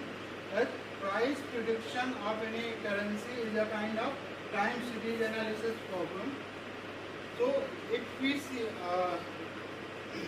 these are through this graph, we can see the open close.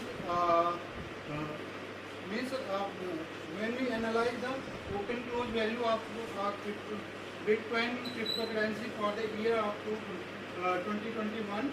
So this is the graph. Yes, there are several up and down, and price prediction of any cryptocurrency is not it is not a kind of regression problem. Like it is not a kind of just how house price prediction. Let's suppose if we want to predict the price of an house depending on the some input feature like what is the area, number of bedrooms, number of halls, kitchen, all the things. So basically cryptocurrency price prediction will also have some when we talk about the price of any like share or a cryptocurrency, then basically there is one more concept like seasonality is also play a major role, because it will like if you talk about the corona period. So in the corona period, due to this pandemic, the whole market get crashed. So if such kind of up and down are occur, so we cannot simply apply the regression kind of techniques in case of cryptocurrency price prediction.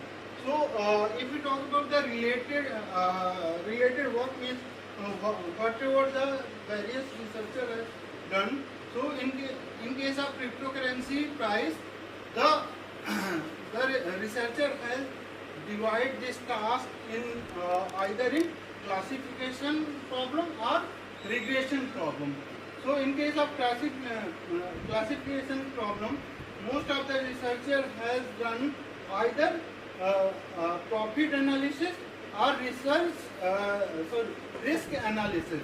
Means if if open and close, if close value is less than the open value, if we talk about the daily analysis, so if the close value is less than the open value, so it means we may have some kind of loss, means there is a risk factor. So similarly it is used for the profit analysis and risk analysis. And on the other hand, most other researchers have treated it as a regression problem, where they have used the simple machine learning techniques in order to analyze the price of the cryptocurrency. So if we summarize the existing literature, so most of the existing literature on cryptocurrency price prediction has treated it as a classification or regression problem. And in case of classification task, they have treated it either for the profit analysis or risk analysis. Means either profit will be yes or no. Means or we can say profit will be high or low, like binary classification. Similarly, there will be risk or not. So the risk will be associated or not. So it is also kind of binary classification problem. And in case of regression task, they have the researcher has basically predicted the future price of the cryptocurrency on the basis of on daily basis, weekly basis, or monthly or yearly basis. So, but in general, if you talk about price prediction of the cryptocurrency is not a simple linear regression or logistic regression kind of problem. It also have some kind of other factor like seasonality factor.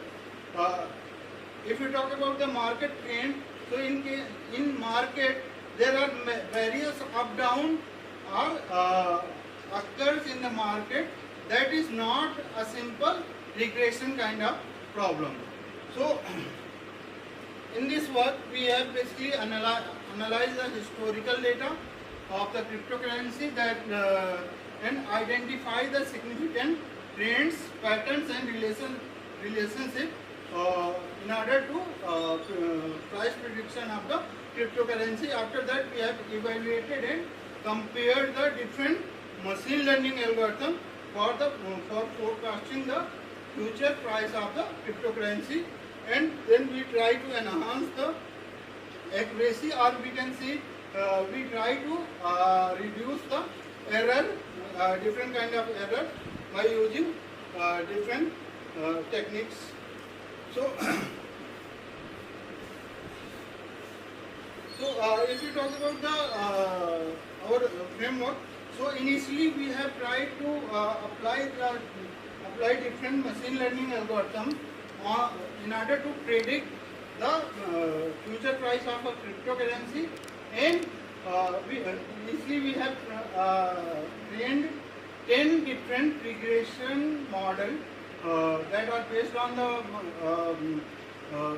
machine learning techniques like decision tree regressor, KNN regressor, then random forest regressor. So we have tried different kind of regressor, and after that we have evaluated the performance and selected top 3 regressor in which mean square error and mean average error are less. After that we have created the stacking ensemble by using these models and analyze the performance, and we observe that there are lots of the error in case of even ensemble techniques have much error. After that we have used ARIMA and FB profit, that are the most prominent model for the time series analysis data. In order to analyze the time series data, FB profit and ARIMA, auto-regressive moving average model. So these are the models that are used for the time series analysis. In case of ARIMA model, we have basically 3 components. One is auto-regressive. Basically, here we have 3 components, P, D and Q. Here, where P is the auto-regressive kind of things that basically tells about the number of lag. Lag means what are the past or previous, how many previous observations are affecting the price of the future prediction. So these are the number of lagged observations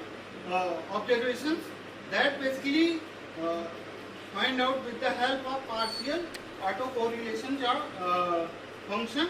So we just plot the with the help of our data set, we plot the partial autocorrelation plot, and we analyze the number of lagged observations that is basically affecting the how many number of observations are affecting the our next prediction value.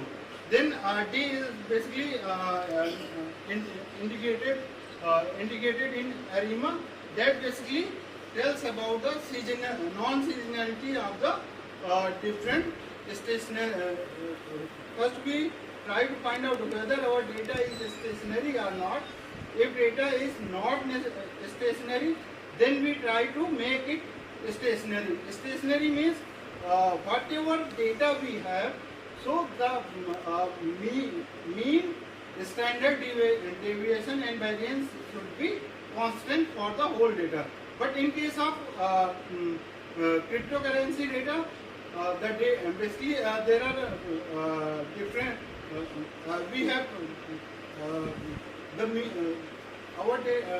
we have lots of non-seasonality factor in our data.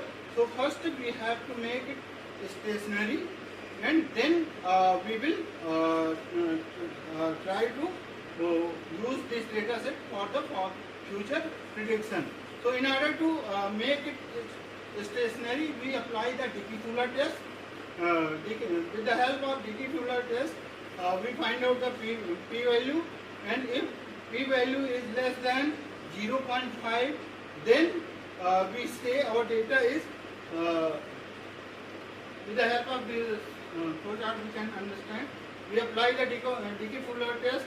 If p value is less than 0.5, so it means we again apply the autocorrelation and partial autocorrelation, and if it is greater than 0.25, so we have to apply the differencing.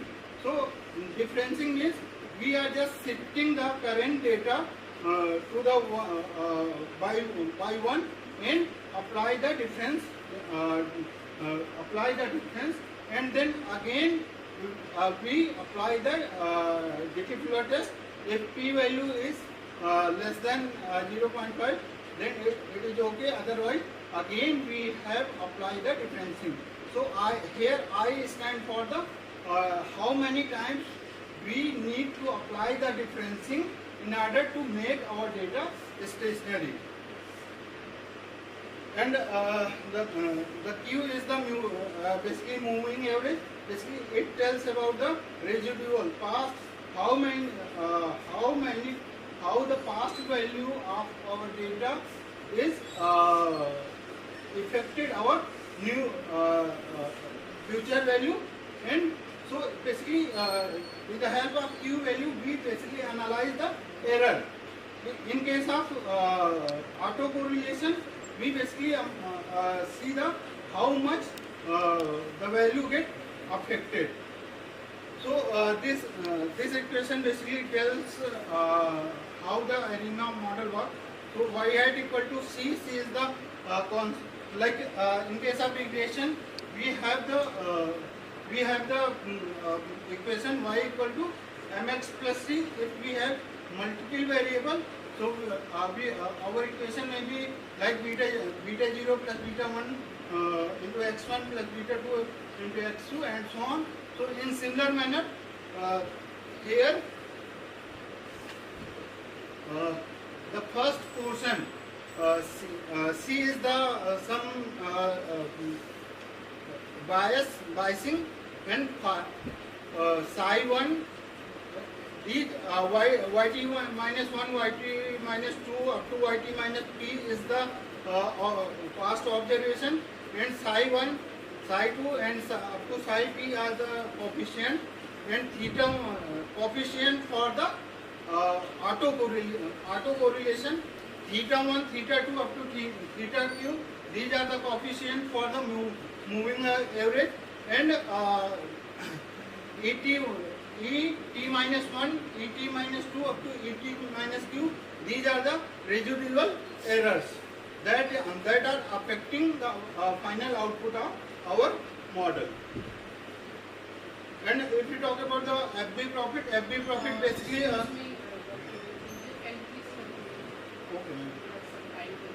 okay. So basically FB profit also acquire the concept of seasonality. So here we have three components again. G represent the non-periodic trends in the model, S represent the seasonality ratio, and ST represent the effect of holidays in our model, and it is the error change. So if we see, so in this work basically we have acquired the data from market cap, coin market cap website from the March 2014 to 2022, and in here we have observed the we have taken the value of two most popular cryptocurrency, that is Bitcoin and Ethereum, and this graph shows the open, close and high-low pricing of the Bitcoin. And when we apply the different techniques on our data model, so we have here we can see that the ARIMA model has less lag, and it produces the constant result in comparison to other techniques like FB profit, bagging, boosting and stacking. And these are the these graphs shows once we have trained our model, and then we have apply our trained model on the Ethereum cryptocurrency. So these graphs shows the yearly, weekly and monthly price of the Bitcoin cryptocurrency, and here we have compared the root mean square error of different machine learning model with ARIMA. So ARIMA gives very less error in comparison to bagging, blending and stacking techniques. And similarly MSC mean square error and mean average error. In case of mean square error and mean average error, ARIMA perform the better in comparison to other models. So here we have compared different machine learning model with the ARIMA. So we found that ARIMA performed better in comparison to other existing model because it also considered the stationarity of the data and seasonality factor in the data set. So these are the references.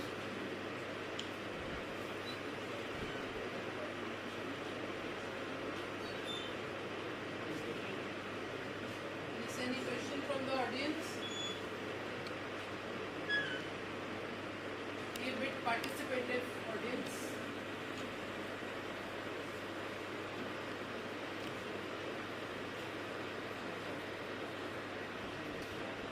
Okay, Dr. Lukanji, again this is your own work.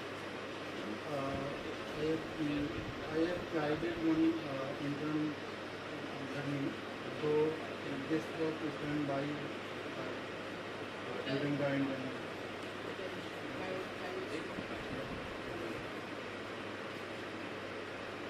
So some graphs you were showing the comparison in symbol. So ARIMA is giving zero error. Zero is Not zero. It is near to zero. So basically in this graph, actually the other error value is very high. So that's why ARIMA value is. that scale which you have shown some values. It is representing ARIMA showing zero error. But it is not possible in case of ideal situation. No, it's not possible. Then it is overfitting. Yeah, it will maybe over. Okay, thank you.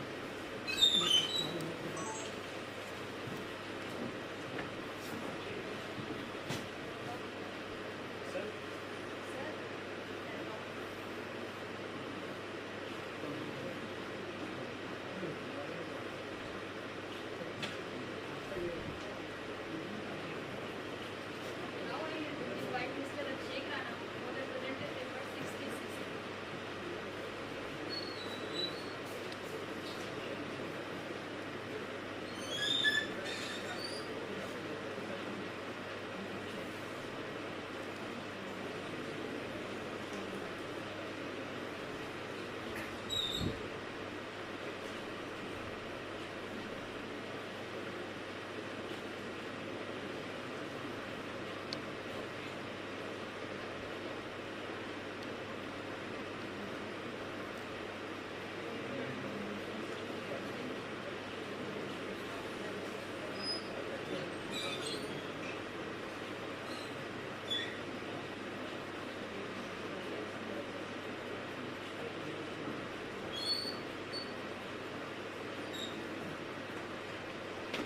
Good afternoon to everyone present here.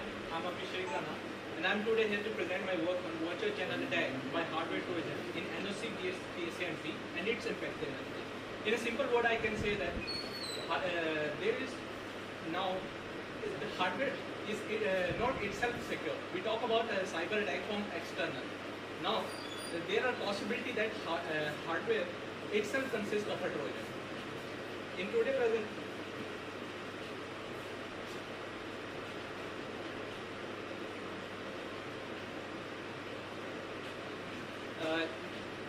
In today's presentation, I am going to cover introduction, which define my work and the problems related to it. Secondly, objective, what I am trying to achieve through my work. I am Abhishek Rana and I am currently pursuing my MTech from Guru Nanak University. Yeah. My third introduction.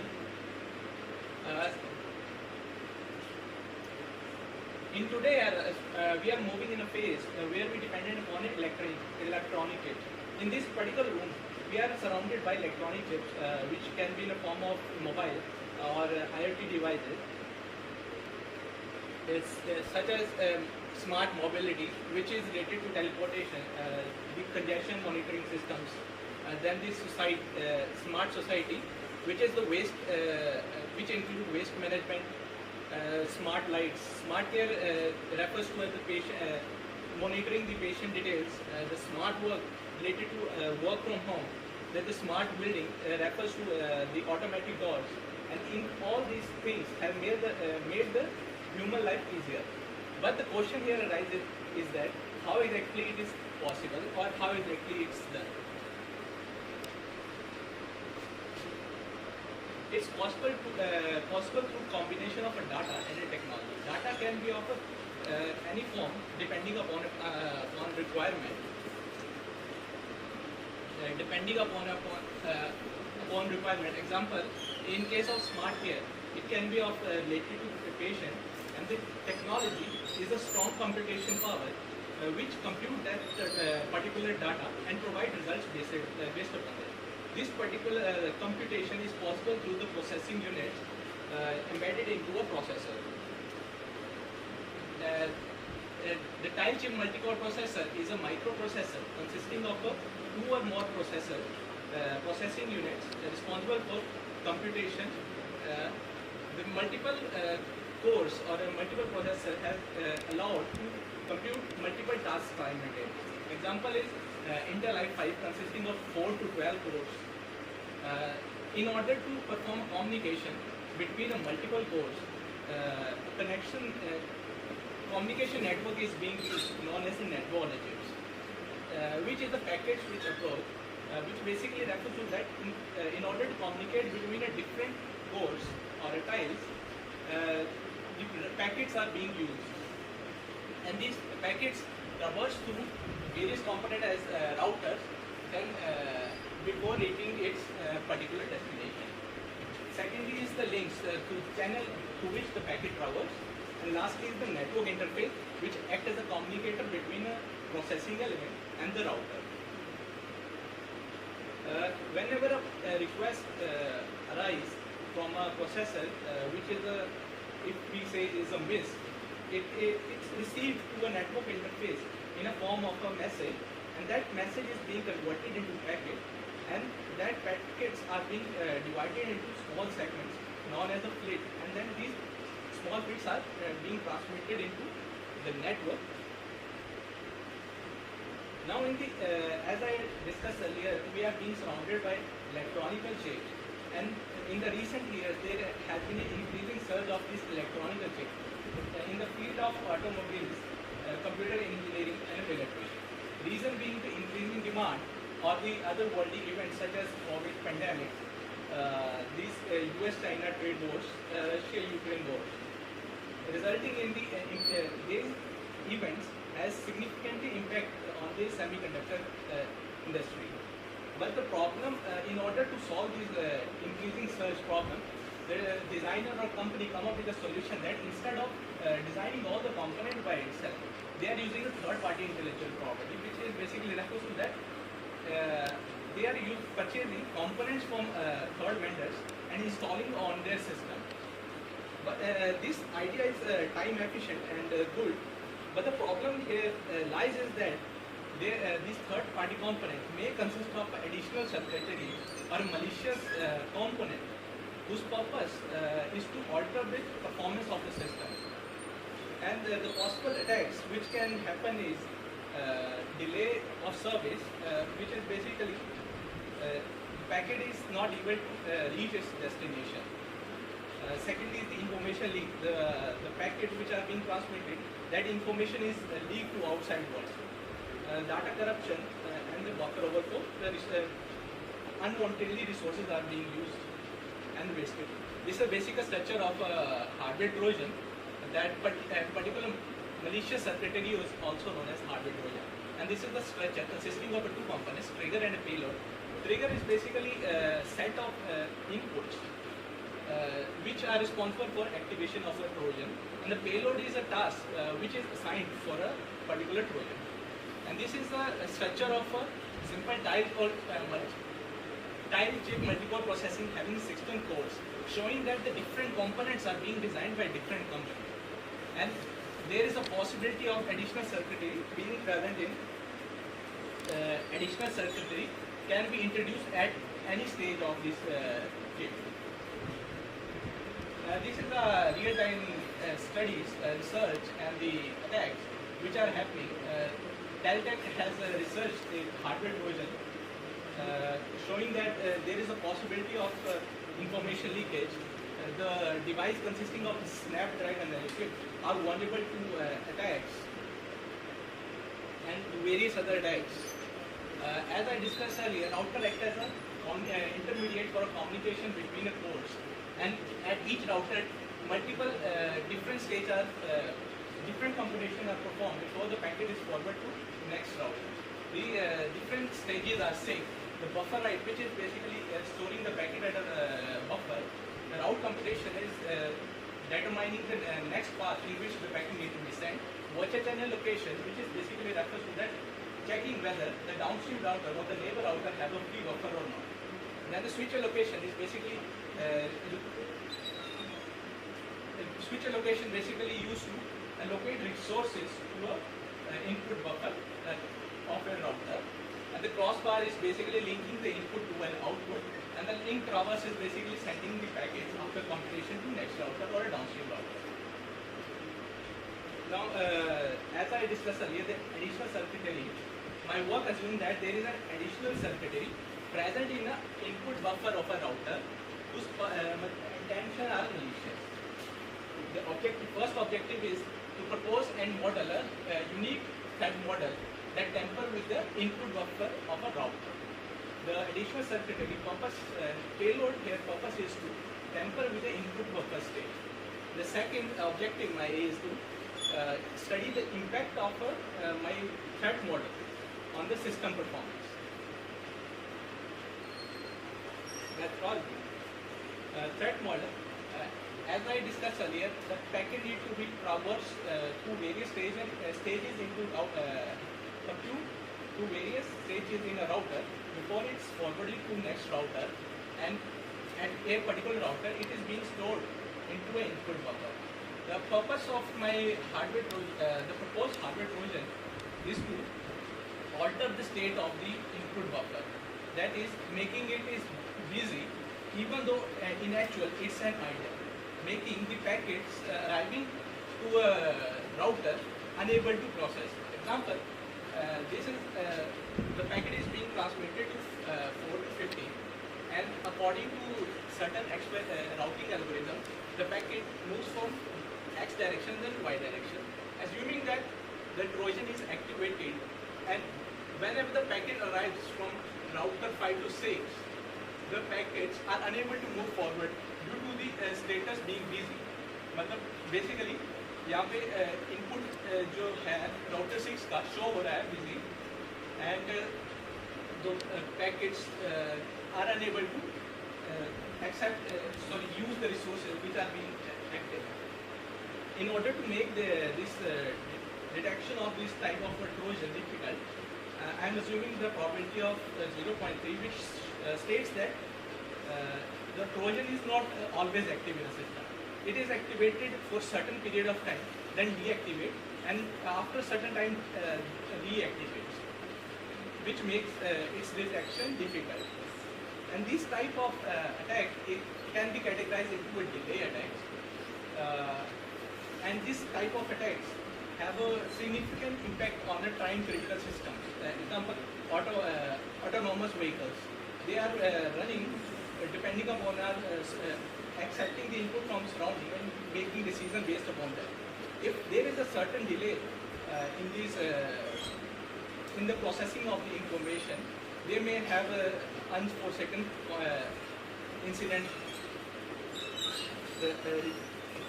The results, in order to study my work, I I'm using a Gen 5 simulator with a module Garnet 2.0, which is basically used for purpose of computer architecture. The second is to evaluate my performance. I'm using the synthetic traffic pattern, which are uniform pattern, tornado, with complement and shuffle. The results can show are the packet latency. Packet latency basically refers to the time taken by a packet to reach from a source to a destination, and it shows that the packet network latency increases by 4.4% with respect to base architecture, and secondly the queuing latency increased by 5.3% in case of Trojan as compared to base. Next is the packet injection. Okay, Abhishek, you just continue. Okay. The conclusion is basically that these potential attacks can significantly impact the system performance, and new mitigation techniques or securing techniques need to be provided, and system parameters such as grid process and link utilization can be used as a detection mechanism for this type of attacks and hold the future score. Thank you.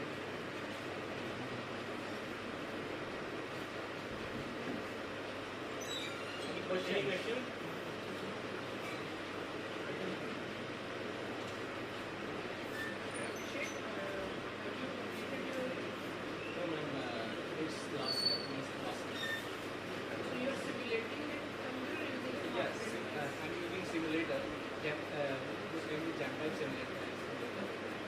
Consists of a module Garnet 2.0, which is basically used for showing the net, which basically implements the network on chips concept, which I have introduced. The interconnection mechanism is being introduced in Garnet 2.0. Physically, how we can verify or validate the results? Ma'am, firstly, these type of attacks, during the designing phase हमारी verification phase होते हैं, हम उनको कुछ certain scenarios के basis पे हम verify करते हैं कि हाँ हमारे पास सर्टन सिनेरियो तो उस बेसिस पे हमें चेक किया कि हाँ सिस्टम ठीक चल रहा है, परफेक्ट, हमारा ओके है। पर ये वाले ट्रोजन्स डिज़ाइन इस तरह हुए हैं कि वो उन केसेस को बाईपास करते हैं। सो हमें एडवांस वेरिफिकेशन स्टेजेस चाहिए, और with providing as a student providing these type of attacks initially, we are able to have a pattern, data set of patterns. This type of attacks show that this is a virtual type of attack, or is drawing the information. And through that, we can also use this Jalandhar simulator at designing phase to test the stats and use the machine learning approach to determine whether there is existing any problem in the chip. Because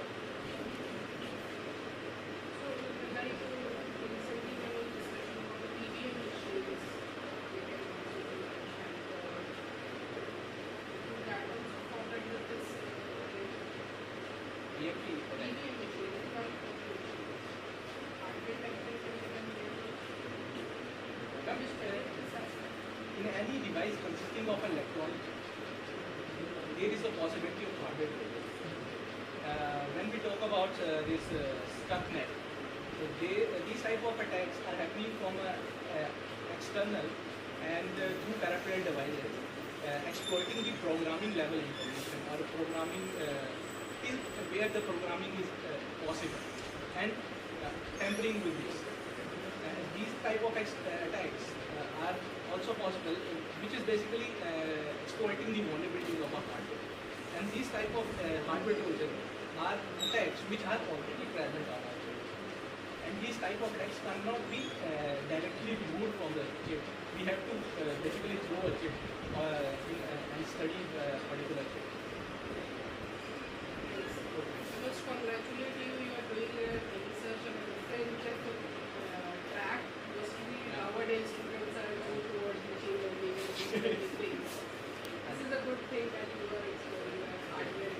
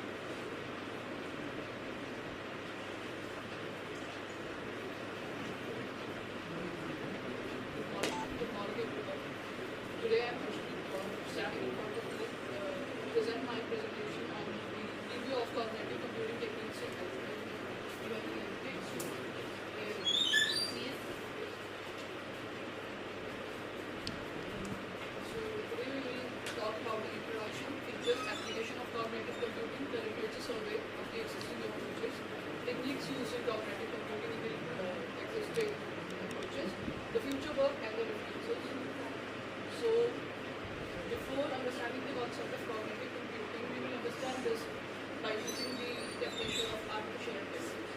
So we know what the artificial intelligence is. It is very popular nowadays. So it is a way that can make machine think like a human. Like without the human intervention, the machine will do the required task. But the cognitive computing, it will learn and emulates the human thought process. It will learn and recognizes the patterns, and then it will work as an assistant to the human being. Like it will not directly do the work without human interaction, but it will work as an assistant. It will give the decision that this will be better and this or that will be better. So the last decision is in the hand of humans. It refers to the use of reasoning, language processing, machine learning, and human capabilities. It helps better in solving the problems and analyzing the data. It tackles and ease the complex of decision-making process. So cognitive computing system takes any kind of data that is available, like audio data, visual data, sensor data, or data from the any relevant resource that is present with ourselves. Then we will give the data to the cognitive system, and we can get the responses as reports, actions, dashboards, and insights, which we can use for further in the decision-making process. So the features of the cognitive computing may include it is firstly is the adaptive in nature, as it learns from the surroundings. It works in the real-time basis. So the dynamic data plays a very vital role here. So from the surroundings, it will collect the real-time data, it will work through the algorithms, and then it will give us the insights. Secondly, it is interactive, as the human-computer interaction is very important in the cognitive systems, because at the end the decision is in the hand of humans. Cognitive computing will only learn the algorithms and will help or assist the human to make the decisions. So it will generate the natural language process, the natural NLP, natural language processes. And then we have iterative and interstateful, as the previous interactions play a vital role in the cognitive system. So it has to remember what at a particular time that system has done in the previous state. So it is also stateful. And contextual means it will take any kind of data, which may include the auditory, visual, sensor data, as well as structure or unstructured data.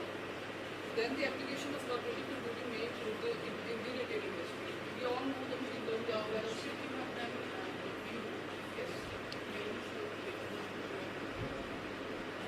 basically my techniques was in the healthcare system. So why the healthcare system was being chosen? Because massive amount of electronic data was present. Raw data was present, which we can use in with the help of cognitive system and then the healthcare system together. So these are this is the in 2018 a paper was presented called Convolutional Neural Network for Automated Fracture Detection and Localization of Wrist Tendons. So deep learning and CNN was used in this paper, and accuracy was coming out to be 80%. So the future scope is we can increase the accuracy of wrist radiographs, and also this paper only detects where the fractures are present in the wrist.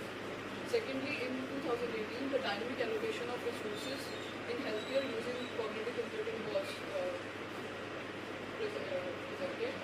Like it uses ECC technique, ECC is edge cognitive computing, which in this paper, like if a patient is not in use of the resources right now, if the patient is hospitalized and he is not using the resources that are present in a particular room, the edge cognitive computing and DCE data cognitive edge and the resource cognitive edge will are the algorithms using this.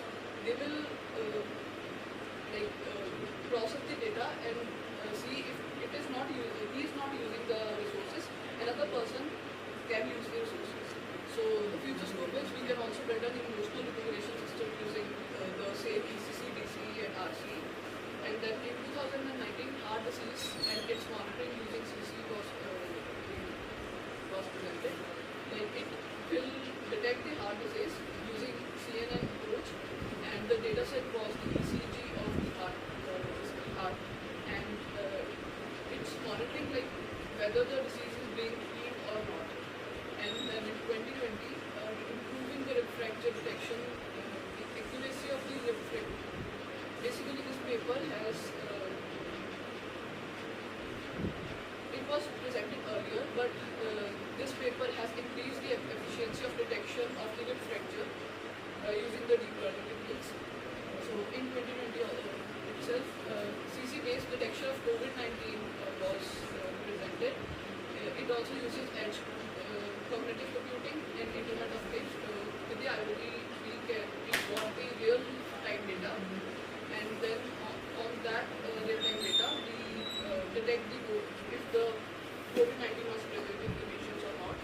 Then in 2020, a little complex paper was presented. Like here, the post-surgery ankle activity using the channel information, using deep learning and CNN techniques were presented. So it will monitor the fractured areas of the ankle, and then it will see if that ankle surgery is being healed or not. Then in 2021, detection of bone fractures were surgery done. So CNN and deep learning techniques were used in this. So the technologies used in the previous papers were firstly was the NLP, which mainly focus on the human process of human language, as the NLP, as the cognitive computing is human-computer interaction, so NLP plays a very vital role in this. It involves the technique for speech recognition, language generation, extracting the information from the unstructured data, and gives us the information in the human way possible. Then is the data analytics, as the cognitive computing relies heavily on the data analytics to extract the meaningful insights from the data. And then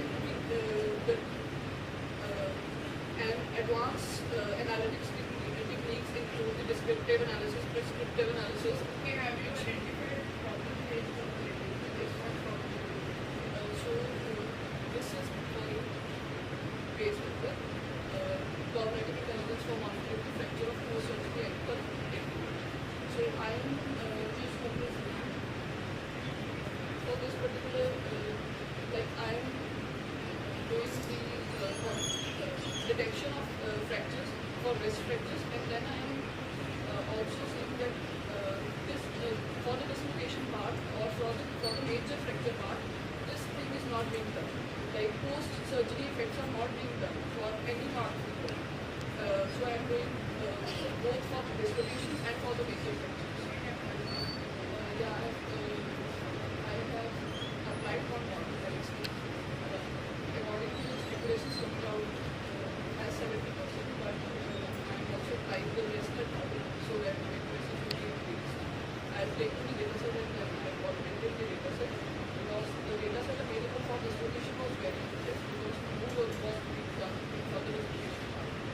So 3 with 4 the images were present in the data set, and then I augmented it to 1200. Then I applied it.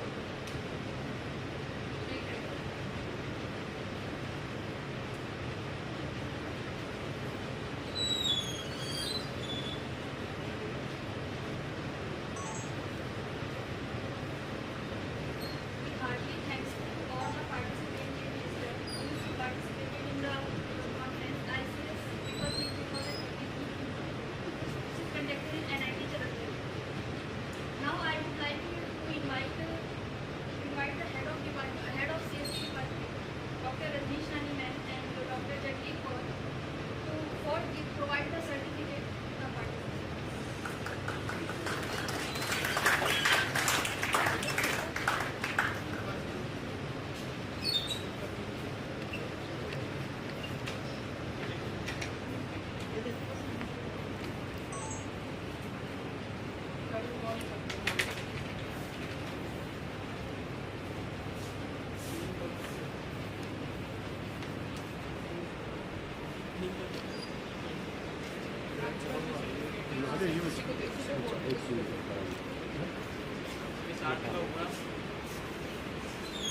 Ankita Boguna, please come. Aarti.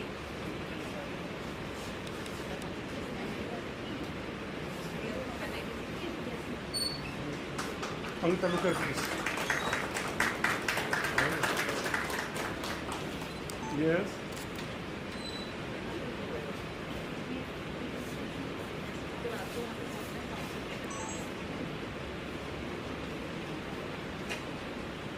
Mr. Damangar, please come and take your.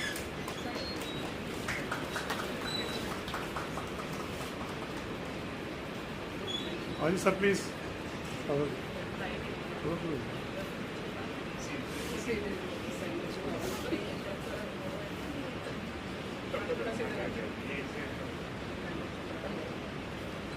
Yes, please. Thank you. Dr. Mrityunjay Singh, please come and take your certificate.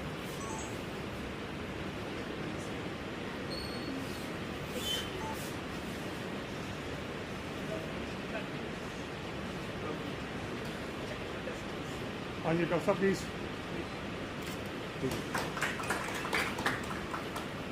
Mr. Abhishek Rana.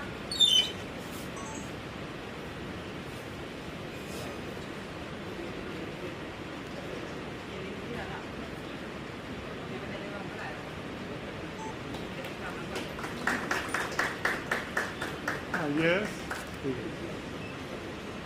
Ms. Ashpreet Kaur, please come and take your certificate.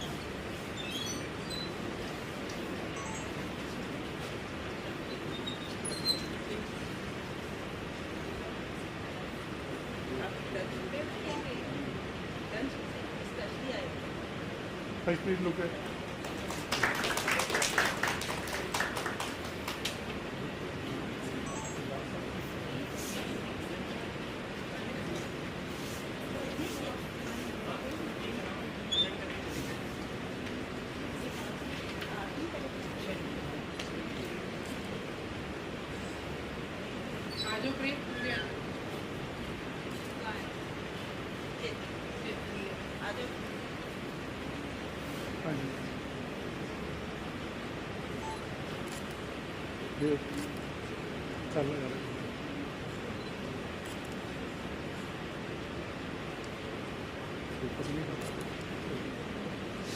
Thank you.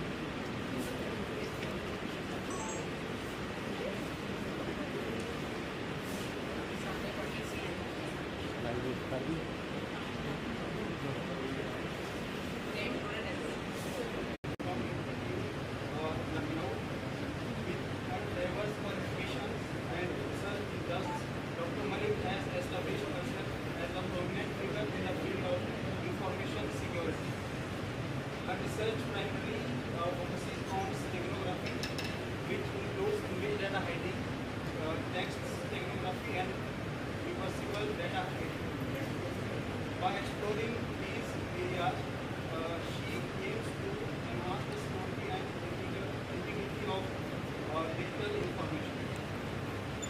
We are fortunate to have Dr. Aruna Malik as a panel member for today's session. Her vast knowledge, research expertise, and insightful perspectives will undoubtedly enrich our discussions and inspire innovative approaches to address the security concerns in our digital area.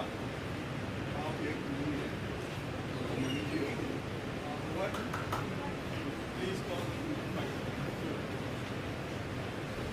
Parcel paper ID 7351.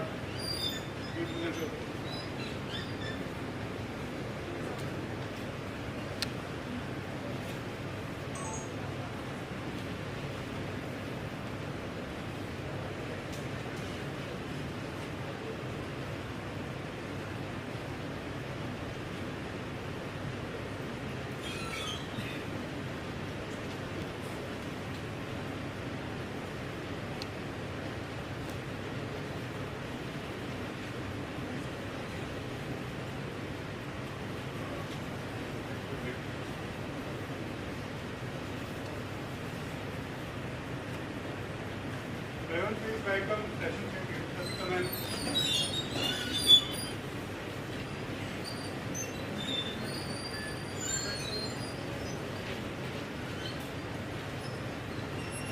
Welcome Dr. Jessica ma'am. She is currently head and professor of MIT Delhi.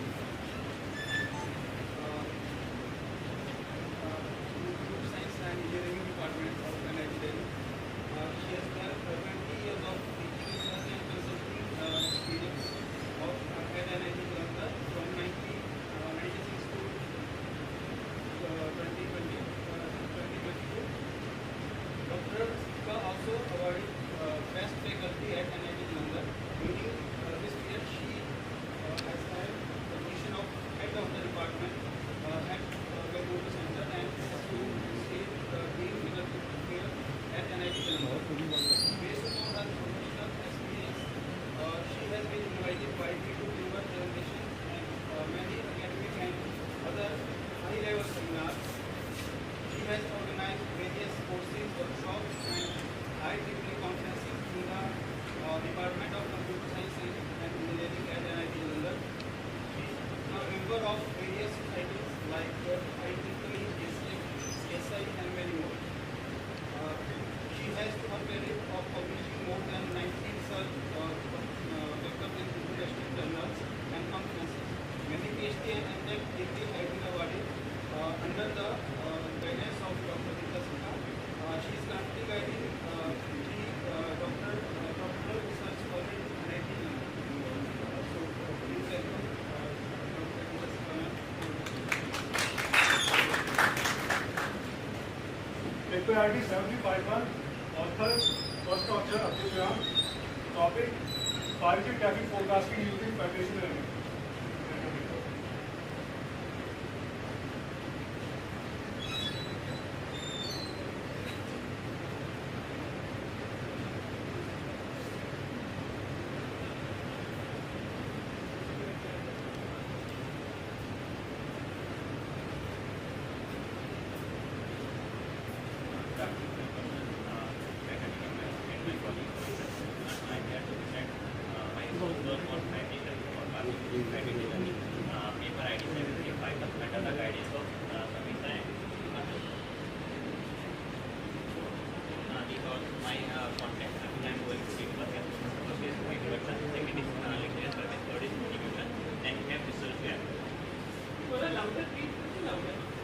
Then we have research gaps, then we have problem statement, then we have objectives, and before methodology afterward we will look for the result. So what is pattern learning? Pattern learning is simply decentralization of the data. In case of machine learning, what we will simply collect data from different areas and put into a set structure, and after that we will apply machine learning models and data, and we will get desired output. In case of pattern learning, we don't collect data, we simply deliver the local model to local devices, and where that model performs training and testing. After performing training and testing, it is simply fed all the weights and parameters to the status server, where there is an aggregation algorithm which will perform training and testing again and get the desired result. So what are the benefits of using pattern? Firstly, data privacy. In case of machine learning, there is a data leak because we are collecting data without the consent of the user. In case of machine learning, we are not collecting any type of data, so that our data is private. Data is safe and secure. Secondly, data distribution. In case of classic machine learning model, the data on the participant is that is independent and identical distribution. What is IID data? IID data, if we take a cluster of data and we perform a normal curve, it will simply come in the form of bell shape. So data is well distributed, but in case of machine learning, data is non-identical, non-independent and distributed data, where data are heterogeneous, data format are different. So it can solve the problem of data heterogeneity also. Third is aggregation and data sets. In classic machine learning involves aggregation with the data at the center location from machine learning technique. While in case of predictive learning, we don't collect data at the center server. We simply collect bias and weights at the center server and perform the aggregation algorithm. So this is a general model of the federated learning. Here, first of all, it will take the local model, that is model request, perform the model request. Second, when model request is fulfill all the criteria and characteristics which is required for that, then it will simply respond with model response. Afterward, then model comes to a local device and it perform training and testing on the local devices on the local data set. Afterward, after a particular amount of time data is trained and tested, then it will send all the parameters to back to the center server. Then at the center server, it perform model aggregation. After performing the model aggregation, what it will do? It will again send the data redefined the new weights and byte to the redefined model to our local devices. Such that this process will carry on unless we get the desired key points. These are details which I have gone through on the previous paper, such as the objective was to evaluate the edge computing and federated machine learning on decentralized machine learning model. The strength of this model was that federated learning and edge computing are clubbed together, and the result we get is more accurate and then we have used time series forecasting using LSTM. This is the first time any time series forecasting is used on the LSTM model. The limitation for that is dependent on capability of any device to perform local tagging, because here how it comes, because different devices have different type of computation power, backup, battery and etc. Because of that it comes under the gap. Second, they develop a privacy preserving machine learning model that is named as federated learning and propose a FedTRU model for prediction. Here the strength of this paper was that improve federated averaging algorithm. They improve the existing that is basic machine federated learning algorithm. Then the second strength was that develop an assembler cluster based FedTRU schemes to integrate the optimal global model. In case of this, when perform all the training and testing on the local model, then it will send weights and bias to the global model, where it will train global model. The limitation we have for that, it was the principal accuracy degradation. The degradation accuracy got a little bit degraded instead of increasing.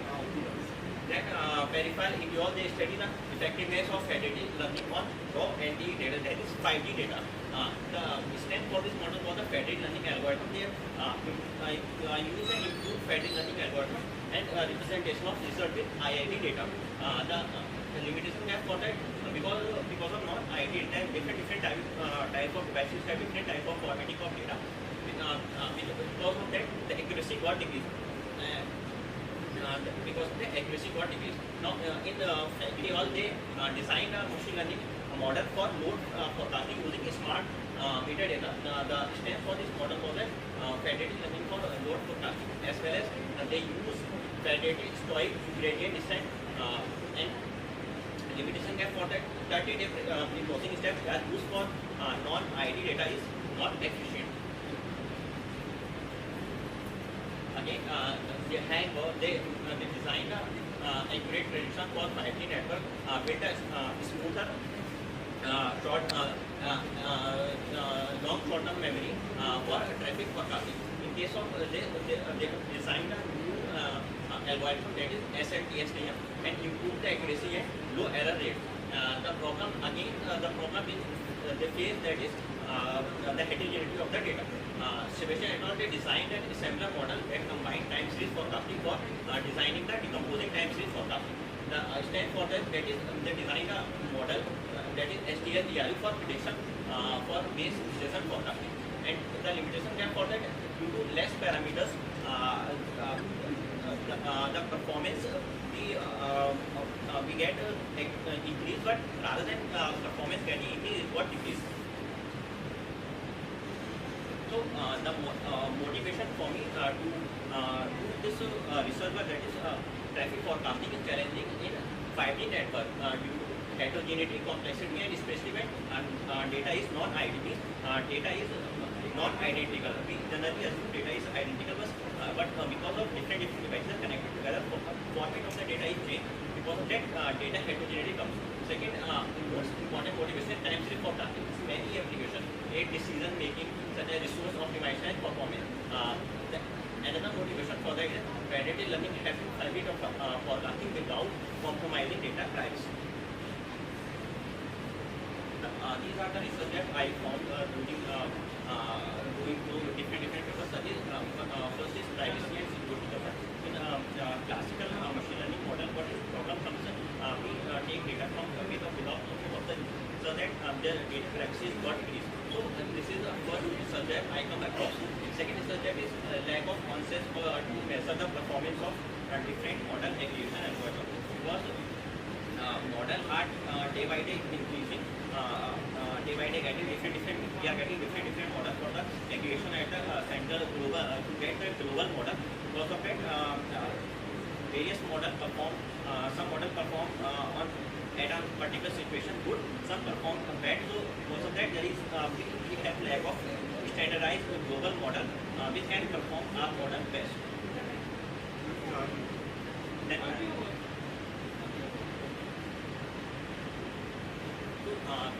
this is my statement. Why I gone through this research work, that is to develop an enhanced, efficient and scalable framework for 5G traffic forecasting using predictive learning, leveraging the distributed nature of the network to improve accuracy and efficiency in prediction using traffic pattern. Considering these challenges as an opportunity and efficient, reliable prediction model, according to research proposal focus on development of 5G traffic forecasting using predictive learning. So these are my objectives for the yes, ma'am. Yes. That is to develop an efficient model for accurate traffic forecasting typing and to ensure data privacy preservation through the utilization of predictive learning techniques. This is my proposed methodology. Here I have taken L1, Lescott, Peversco. These are three different stations, but I have considered these stations as a client. I have taken, I have collected, I am here demonstrating a simple approach where I have collected data, but in real scenario, we are not collecting any type of data. We will only collect the weights and parameters of that particular local model. So I have taken three stations and considering as three different types of collecting data. Data means data collection means collecting Talk to your model. What is your model? Yes. Let us see your model. How you have evaluated it. This is the algorithm. I have gone through different type of paper. And I have come across an algorithm that is fat average, and I have done a little bit of that is updation in this particular algorithm because of it. An existing algorithm. It was existing algorithm, but I have referred different type of algorithm where we have updated. So according to the references, I have taken references. I have updated a little bit in this algorithm. What difference did it make in your making those changes? Ma'am, in this I have updated. I have taken another parameter is momentum term. Here momentum whenever local devices send their global parameter to the center server, what it will do, it will simply store in the array of numpy, and it will perform, it will use momentum term with the result of the devices, and the range of momentum term vary between 0 to 1. So according to the result of the different devices come to array, we will vary the range of the momentum term, and we will include in the momentum term that momentum term that result will go to the center server where it will perform the global model. Yes, ma'am. Ma'am, 0 to 1. I have taken a 0.3 and I have taken three different values: 0.3, 0.7. Ma'am, whenever I am going away from 1, because of nature of heterogeneity of the data come from different devices, sometimes it goes up, sometimes it goes down. So between 0 and 1, it remain balanced. So because of that, I have considered this range. Ma'am, I am using a that is RNN and DRU and LSTM. I have taken a comparative analysis graph for that and table for that. I choose LSTM. Yes, what is the limitation? Do you know what is the limitation of LSTM? In case of LSTM, there is a limitation that it can't means hold data because it is way past data in LSTM model is let us say a sequence come to LSTM model and it hold for a longer time. That pattern of sequence it is not usable in case of for that we have GRU model which complies to the limitation which is in LSTM.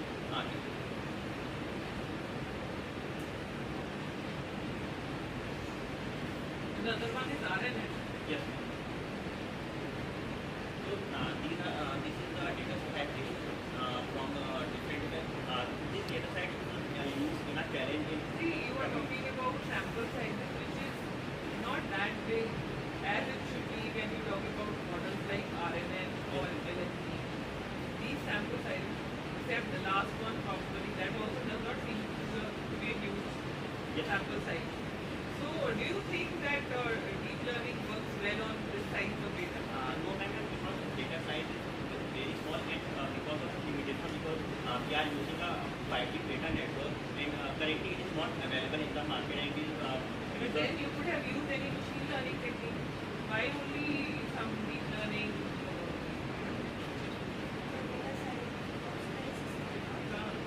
Because they say that machine learning performs better when the data size is small. Yes, yes, they say so. Yes,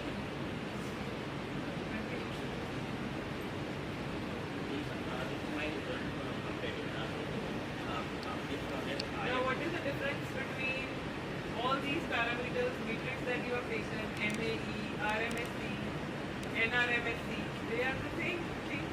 Yes. These one can be, what is root mean square error? We are taking a root of difference of prediction value minus prediction value, average of that, taking and what is MAE?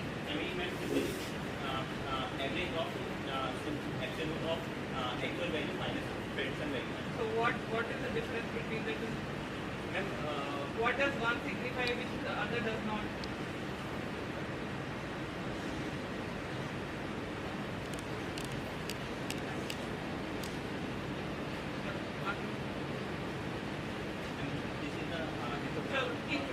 Anyone, any questions? Questions, please? Somebody wants to ask? Aggregation technique, can you explain that? Yeah, sure. So what is once whenever If you have any question, please go ahead.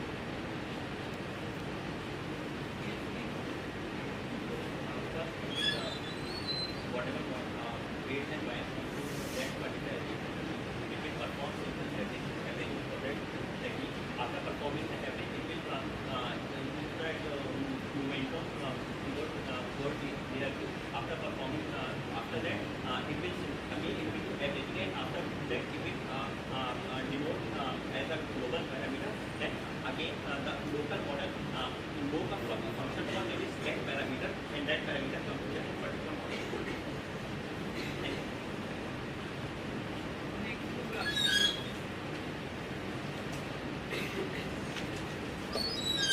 Paper ID 7451, first author, Vijay Bansal, topic, deep learning-based workload prediction in cloud computing to enhance the performance.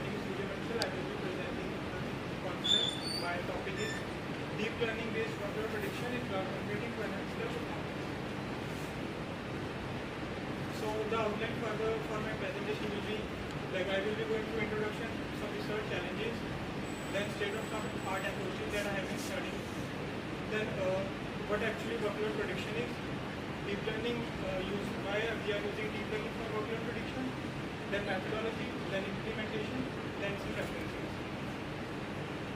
So now what actually cloud computing is.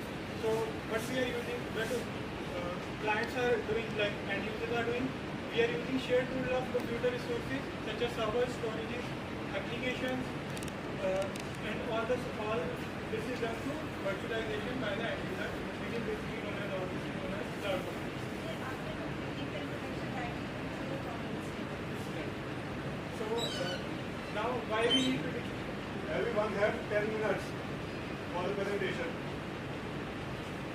Yeah, so below is the diagram how desktops are creating virtual machines in the cloud computers and what are the resources we need to use. So in workload management, it is a set of task services in the form of requests coming from end users. In the resources we are using storages, networks, and all the computational power. So now why we are actually predicting this workload and using these predictions to manage our workload. So it involves developing models that can accurately forecast our and handle the incoming requests or tasks. By predicting the workload, cloud servers can allocate the resources more efficiently and more productively. So this will also be used in making better policies in SLAs, that are the service level agreements. So these are the 5 main research challenges. So I have picked work prediction because I have been going through the state-of-art approaches and find out this is one of the major tasks we can perform. So what are the 5?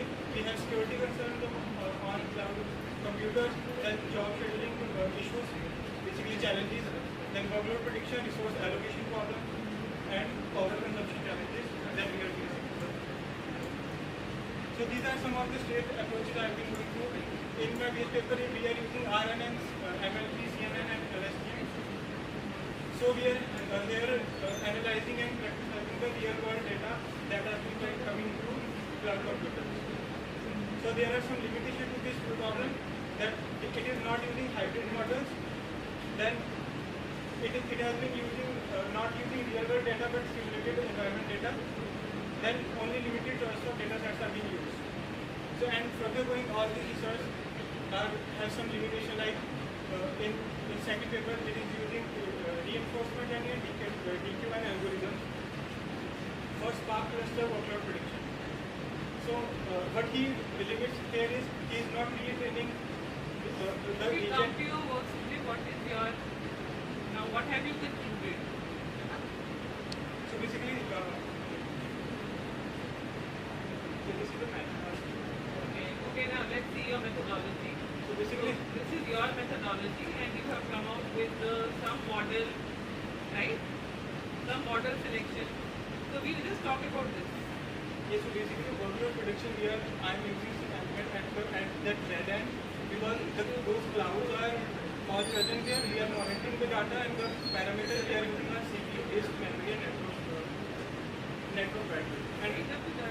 And so now why I am using log files, I am not actually working on the data set, I am working on the metadata, that is the data of the data, like CPU usage, disk consumption and memory consumption, all those. And in that red part where I have written workload prediction, there our model starts coming to play where we are predicting that how much data will be. Why the short-term sampling is not yet calculation? Yeah, that will be the pre-processing part of the workload prediction. So this is the broader So basically normalization, then like basically all the to stand the outliers I am doing normalization. I have given it that.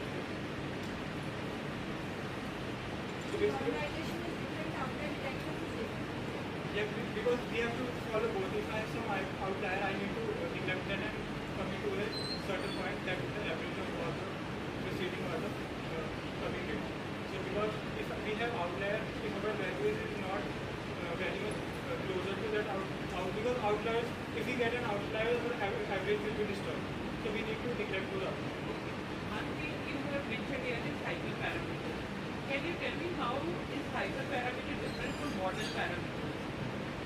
So basically, if we are getting the parameter at the timestamp as in my data, we are getting the timestamp as at this time my machine is running and at this time my machine is deleting or going out of the machine. So these are the parameters. Creating the machine and then deleting the machine. But hyperparameter is if I create the house. So you can tell me what are those? What are hyperparameters? So it is the time period at which total time my virtual machine was on. That is the deletion time minus the creation time. So that will be the hyperparameter because it is coming from the post perspective.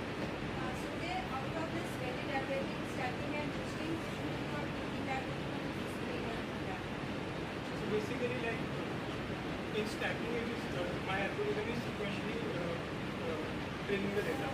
But which type of techniques you are using in your model? So I'm using CNN and RL. Like this, I have implemented the RL model. So this was the glass plotted by the algorithm. The blue ones are the actual and orange one are the. What is the name of this graph? So yeah, क्या कहते हैं? ये जो graph बनाया आपने, तो क्या कहते हैं? जैसे लाइन ग्राफ होता है, बार ग्राफ होता है, पाई चार्ट होते हैं, हिस्टोग्राम्स होते हैं, ये लाइन नहीं है. It is concise because I am taking 170 like things. If I take only 10. What does this signify? इससे क्या पता चल रहा है? देखो आपने ये बना दिया. There is nothing written on the x-axis. There is nothing written on the y-axis. So x-axis here are the VMs and y-axis is the CPU input. X-axis is what? Number of VMs. Like I have 1750 VM and that is the CPU usage in megahertz. So let's continue. So this is the same process here. These are the machines. These are the matrices I am using MSC and RMSC values. So lower the value, better the results. And cost function I am using. ये क्या आपके curve जो दिखा रहे हैं इसमें भी देखो आप क्या बताना चाह रहे हो? So basically what is theta and what is j of theta? So basically when we train the data approach is run. ये कौन सा gradient descent दिखा रहे हो? क्या दिखा रहे हो? I mean नहीं ये आपने जो डॉट्स नीचे आ रहे हैं ना आप कुछ ऑप्टिमाइज कर रहे हो ना फंक्शन को. तो इसको क्या कहते हैं? When we find the best value for cost. minimizing the cost. So in my first figure, if we go continuously, it is not a best approach because the time for the training data will be very good. In the second one, you are reducing the size, of the arrow. Yeah, that is the best approach. That is what approach is that? तो बताओ approach का क्या नाम है? It is known as gradient. It is known as gradient. That is what was my question. What is the gradient descent? So as in my first figure, if we go continuously, if we descend in a specific interval of time, overtaking our model will take a lot of time. And if we do the bigger steps, it will miss the. Will this lead to some kind of vanishing gradient problem? Yeah, obviously because earlier I am taking bigger steps, then if I am going closer to my minimum cost function, it will be less step and I will be getting. ठीक है, thank you. Any questions?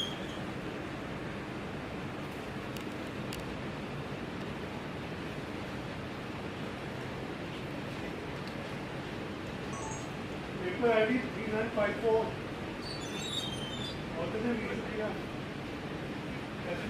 Estimating the efficiency of CNN and forgery logic for signature verification.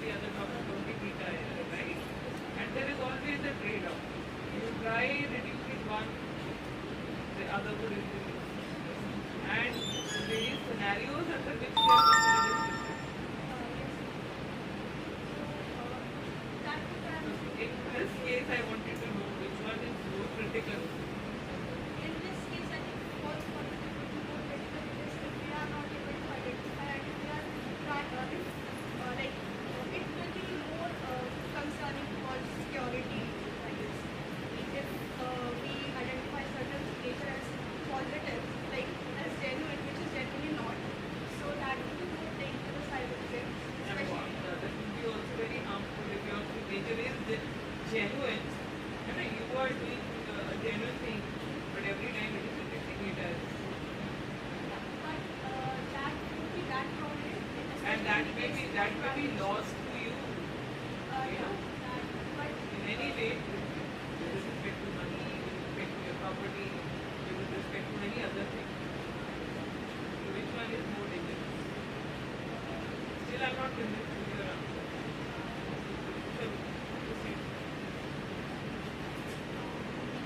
So basically, we are trying to combine the benefits of both physiology and now talking about the research gaps. From the literature survey, it was explored that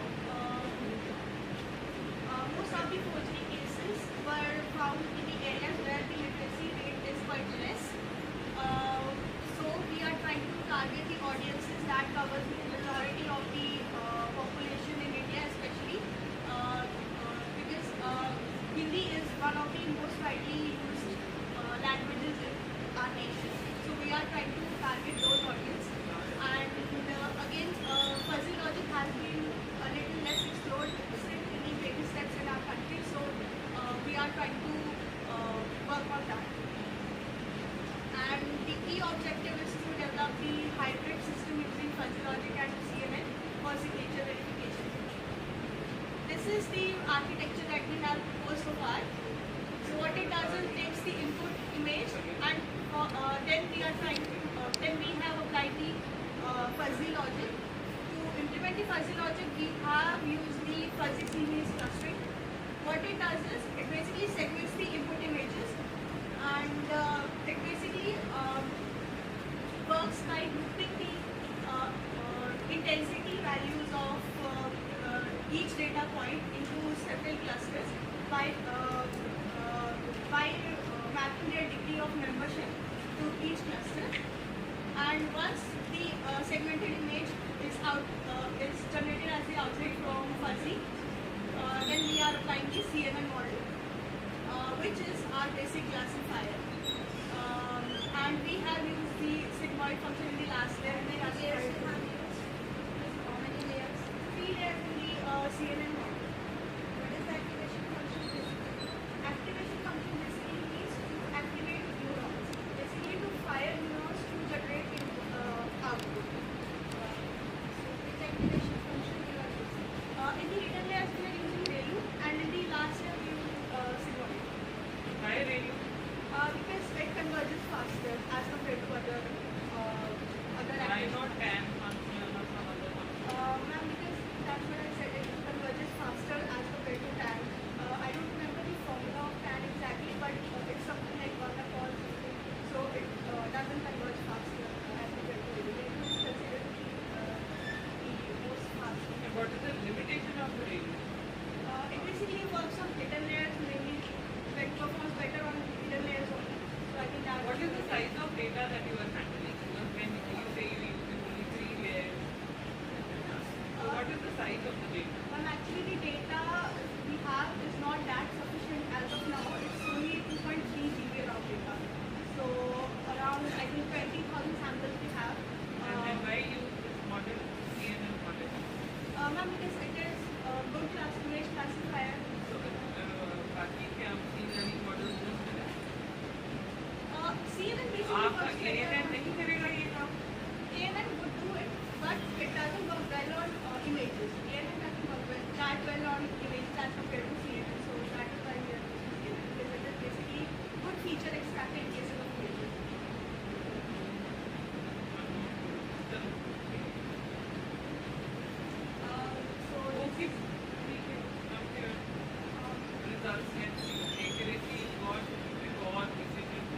See, one thing I really don't understand, you come out with all the scores, right? आपने सब कुछ निकाल दिया. अब आपने F1 score क्यों निकालना है ये बताइए. Why justify F1 score? What is it? F1 score is basically the harmonic mean between the recall and the आपने precision और recall दोनों यूज बताए तो मैं फिर F1 score क्यों निकाला? When it is the harmonic mean of recall and precision, you could very well interpret your results using those features. Yes. So why what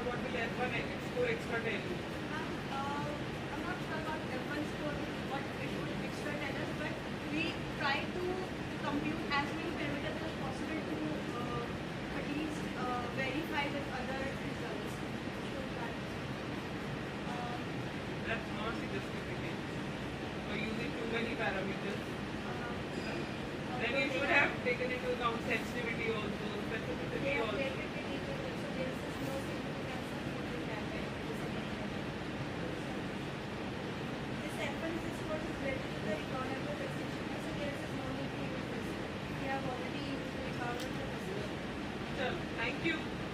Next, please. Any question?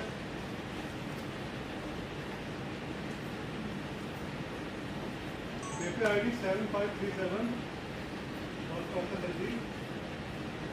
Area covering Park Telecom unmanned aerial vehicles.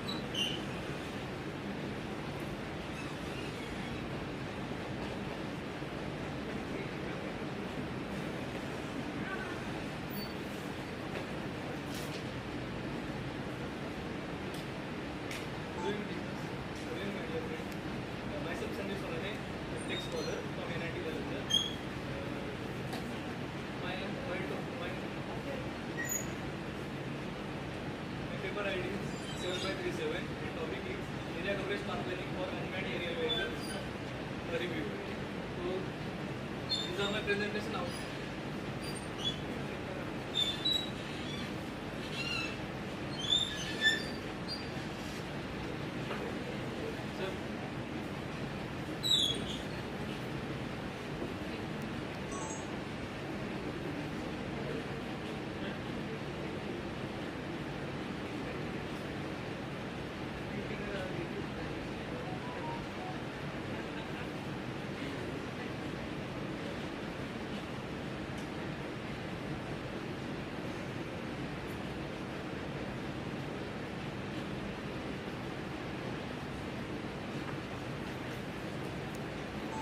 Presentation outline. First we will give the introduction about the drones, then the motivation, different survey research gaps, the taxonomy of path planning algorithm, conclusion and references. Then what is unmanned aerial vehicle? Unmanned aerial vehicle, commonly known as drones. It is a machine that uses software. The software uses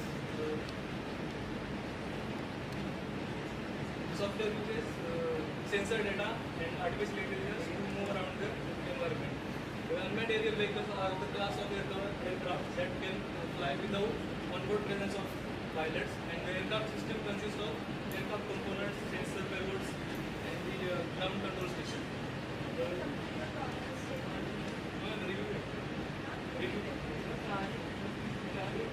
So you can assist humans in managing many tasks, especially planning algorithm path control में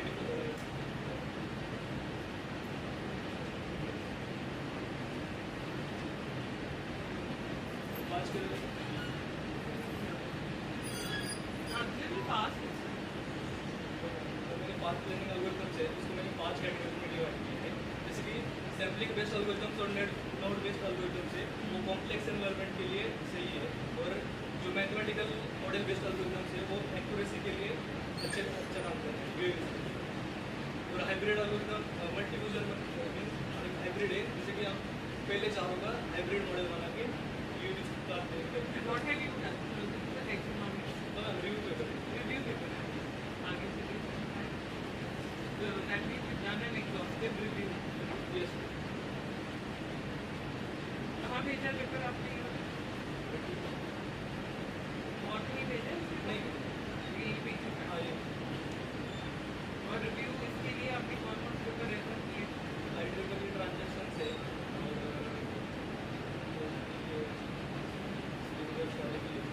What do you conclude? आप बताएं। Node based algorithms and sampling based algorithms handle complex and dynamic environments. Like in UAV path planning, any obstacle can come, any birds can come, or any cell tower or high story building can come. So in that situations, node based and sampling based algorithms are used. And but they have more computational. That's it. Thank you. Now do some work also. Okay, because you've done the literature part, the way for part, so now you will come out with some just figures out there, everyday model. Any questions? Paper ID 9894, first author Om Prakash. Now says data collection and secure backup solutions.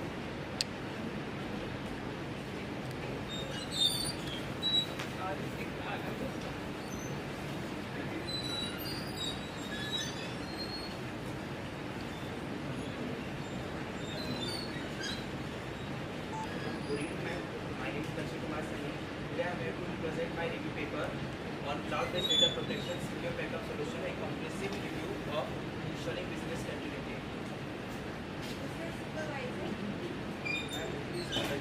I have another paper which is submitted with the presentation for business next. This is the paper which we friends submitted. These are the following content we are going to cover today. The first one is introduction. The first question which is arise, why we require to store our data on the cloud. In the current scenario, business organizations data is growing rapidly, so we require every business and organization facing some issues in order to save their data or protect their data from the cyber attack or natural attacks. So the cloud-based data protection or the cloud-based data storage or recovery backup. No, it is a paper. Then I try to cover all the techniques which is presently working on the cloud for the data recovery and backup.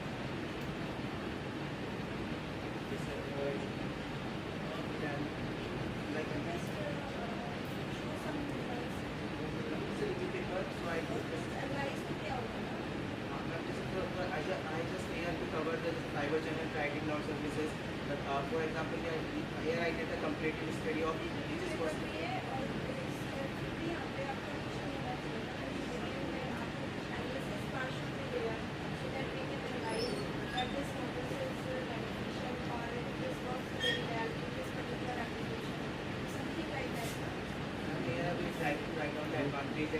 implementation process is hard coding, different techniques. For example, parity checksum is very easy to implement. Another once a fiber channel is very complex, complicated to implement, but it is robust. So on the basis of implementations and the basis on how it will cost effective space, we are different.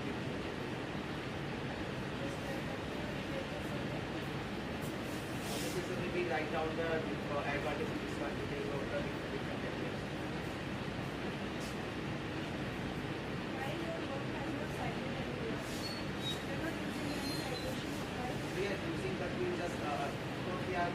Comparing the advantage, we just write down the advantage which is using the different papers.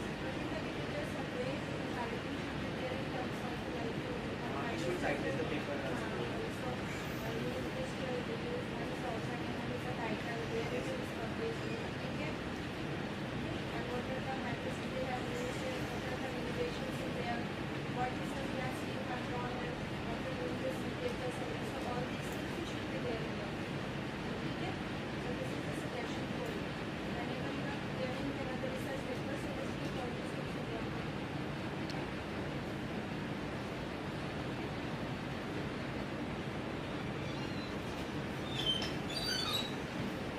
Paper ID 8322 from national state. So we don't select the view.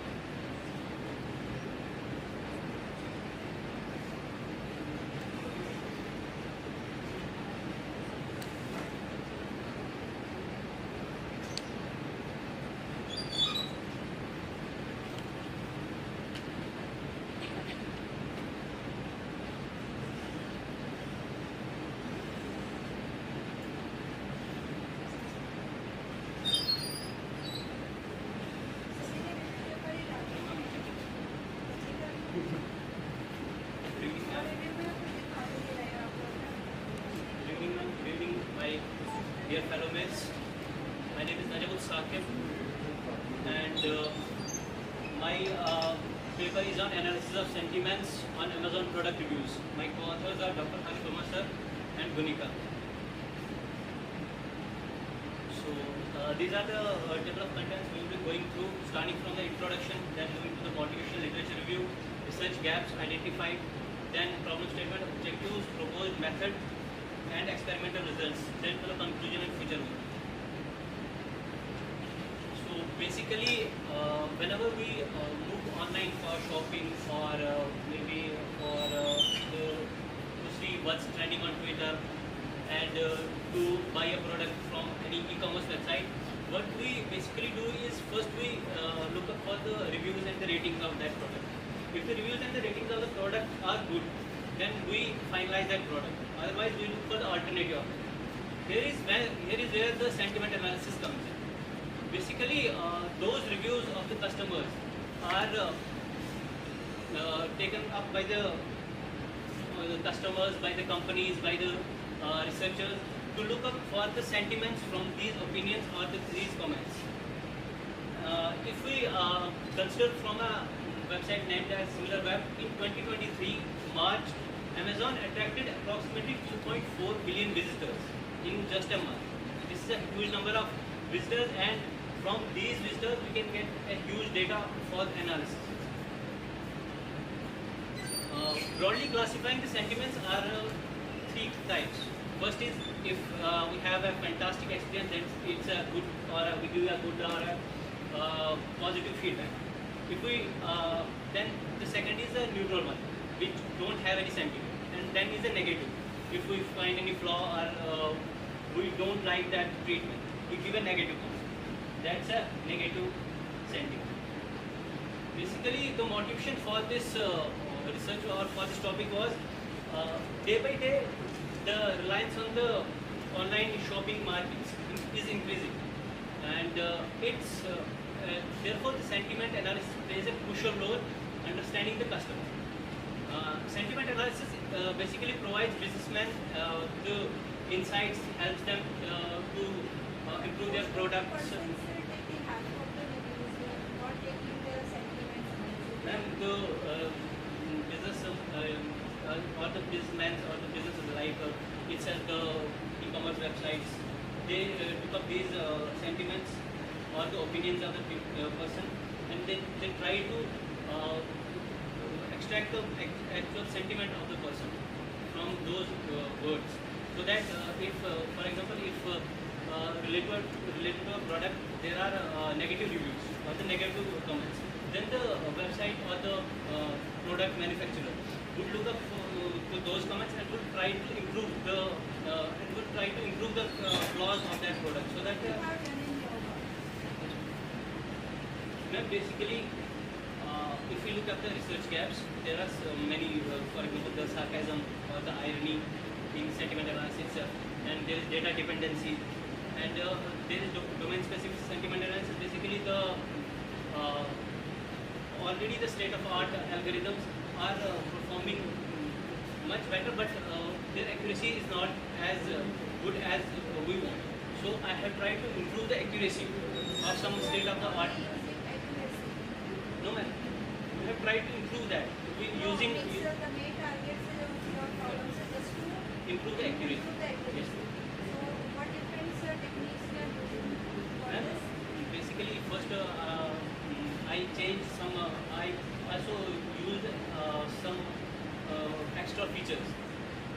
Second one was using stored for handling imbalanced data. Third one was using hyperparameter tuning of the already or the best performing machine learning algorithm, so that it can improve its accuracy.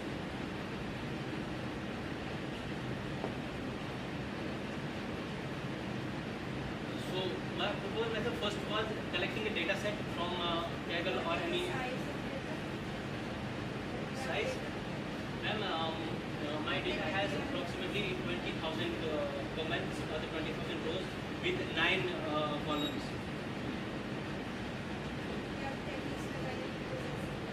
Ma'am basically pre processing में पहले तो जो feature extract मैंने पहले pre processing में पहले जैसे ये है नंबर ऑफ वर्ड्स है, नंबर ऑफ कैरेक्टर्स हैं या रियल वर्ड्स हैं, वो सब काउंट करके जो उनको रिमूव किया ताकि ये एक्यूरेसी पे कोई इफेक्ट नहीं डालता. जैसे फॉर एग्जांपल स्टॉप वर्ड्स होते हैं या स्पेशल कैरेक्टर्स होते हैं, तो डेटा में ही रहेंगे तो जो एक्चुअल मशीन लर्निंग एल्गोरिथम वो उनको आइडेंटिफाई नहीं कर पाता है। उसको एक्चुअली मतलब वो ना तो एक वर्ड है और ना ही एक नंबर है, वो स्पेशल कैरेक्टर @ हो गया, हैशटैग हो गया, तो इनको रिमूव करने से एक तो ये रिमूव हो गया, दूसरा रेयर वर्ड जो कभी कभार ही यूज हुए होंगे वो रिमूव हो जाएंगे। और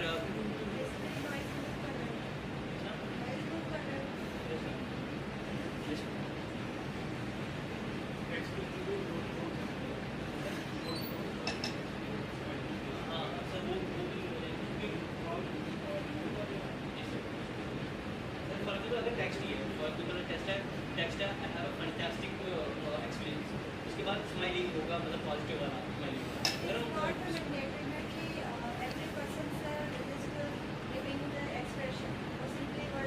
मैम कुछ में रहता है कुछ में नहीं रहता, वो नॉइज क्रिएट करेगा, इसको हटा ही दिया। जैसे एक में था I am happy that I didn't bought this product, ठीक है, I am happy I didn't bought this product, दूसरे ने लिखा I am happy that I bought this product, happy तो दोनों में बट एक नेगेटिव वे में पॉजिटिव वे में। इसमें ऐसा होगा कि मतलब दोनों ये रिव्यूज पढ़े जाएंगे। अब जैसे पहला वाला है उसमें आई एम हैप्पी, ये तो बट अगर हम इतना ऐसा सेंटेंस ले, ये एक पॉजिटिव कमेंट है आई एम हैप्पी, बट उसके साथ में उसका एक कमेंट है कि I did not bought this product, तो ये एक नेगेटिव कमेंट आ जाता है। तो यहाँ पे अगर हम देखें तो नेगेटिव की पोलैरिटी ज़्यादा है एज कम्पेयर टू पॉजिटिव, तो यहाँ पे इसको नेगेटिव में डाल दिया सर। इसमें बेसिक मॉडल यूज की, उसके बाद एनग्राम एनालिसिस किया और वर्ड क्लाउड्स बनाए। सही है, ये मैम बेसलाइन एक्यूरेसी की मॉडल्स की logic regression, decision tree, KNN, SVC और नाइव बेस। इनमें सबसे बेस्ट जो इस बेसलाइन में परफॉर्म कर रहा था वो लॉजिस्टिक रिग्रेशन था। तो इसके बाद हमने सिर्फ लॉजिस्टिक रिग्रेशन रखा है और इसकी हाइपर पैरामीटर पे भी हाइपर पैरामीटर इसके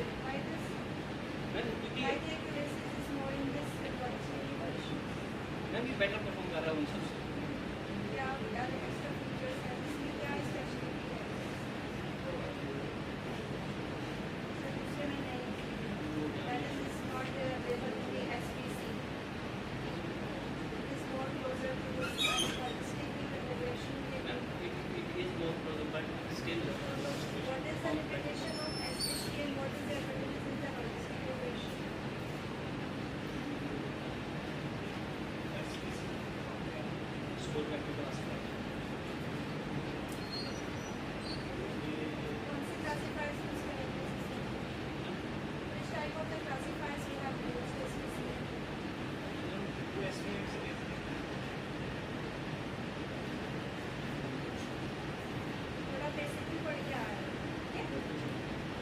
मैंने क्वेश्चन पूछा था उसमें तुम्हें रिलेशनशिप देखना था, इनमें से जो भी आयरन केनन एस्पिरेशन है ये वो चीज़ बता पाएगा, बता पाएगा।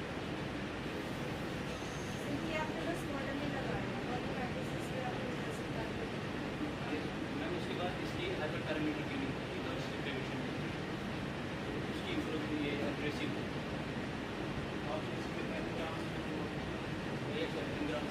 ट्राई काम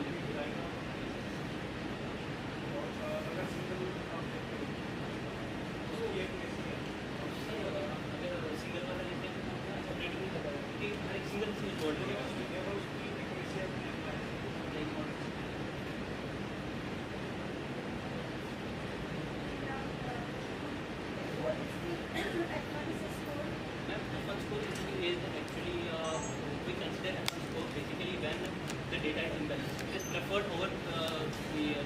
precision and recall. It is basically if we want to calculate the F1 score, we want the formula twice precision into recall divided by precision plus recall.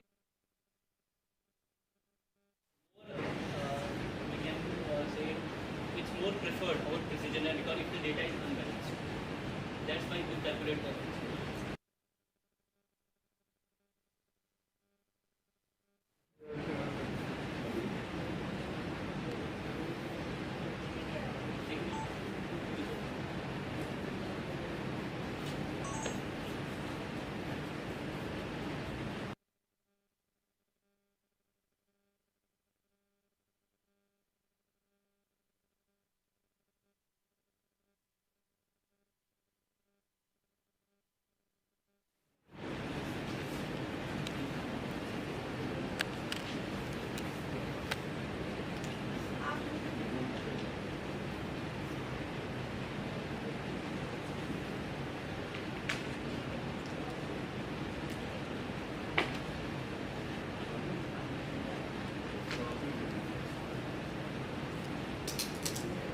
Ma'am का नाम इसमें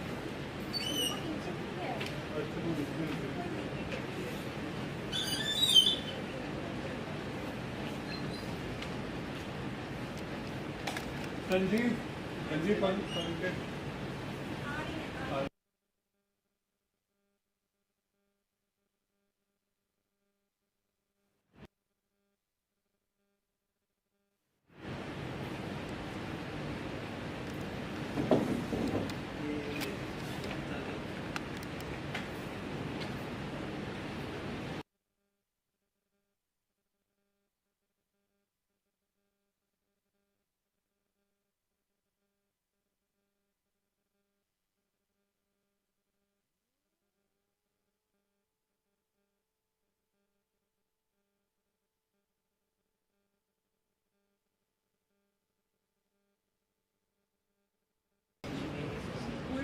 चेंज कर देंगे आप दे दो Have a look at please. करें ना आ जाओ Yes. नज़म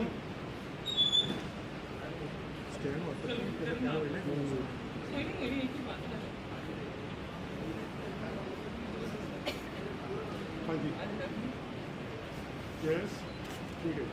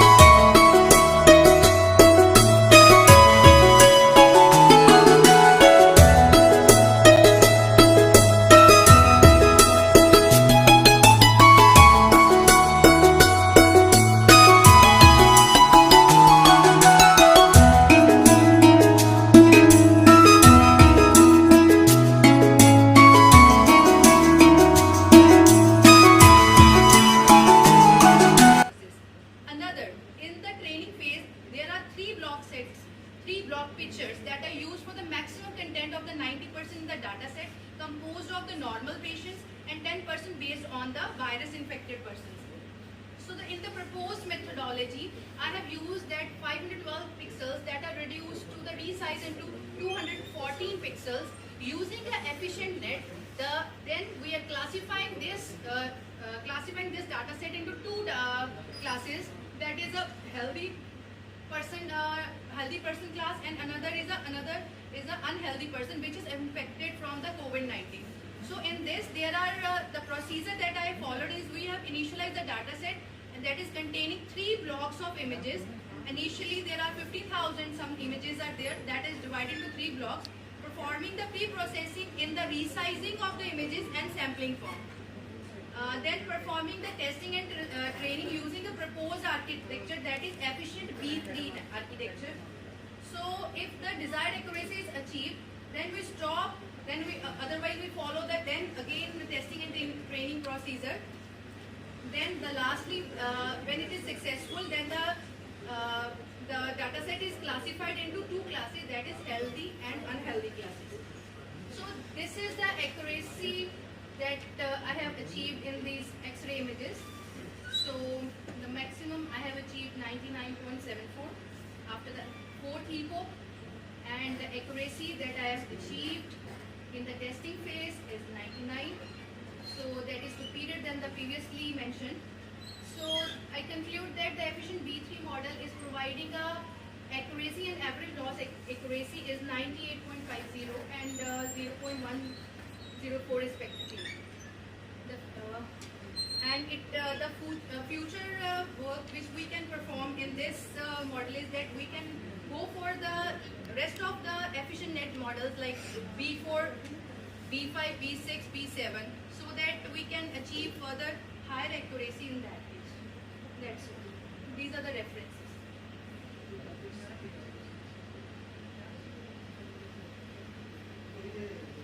This data set you have taken, I think, from 2019 or the problem is that with this work, the pattern of disease has been totally changed.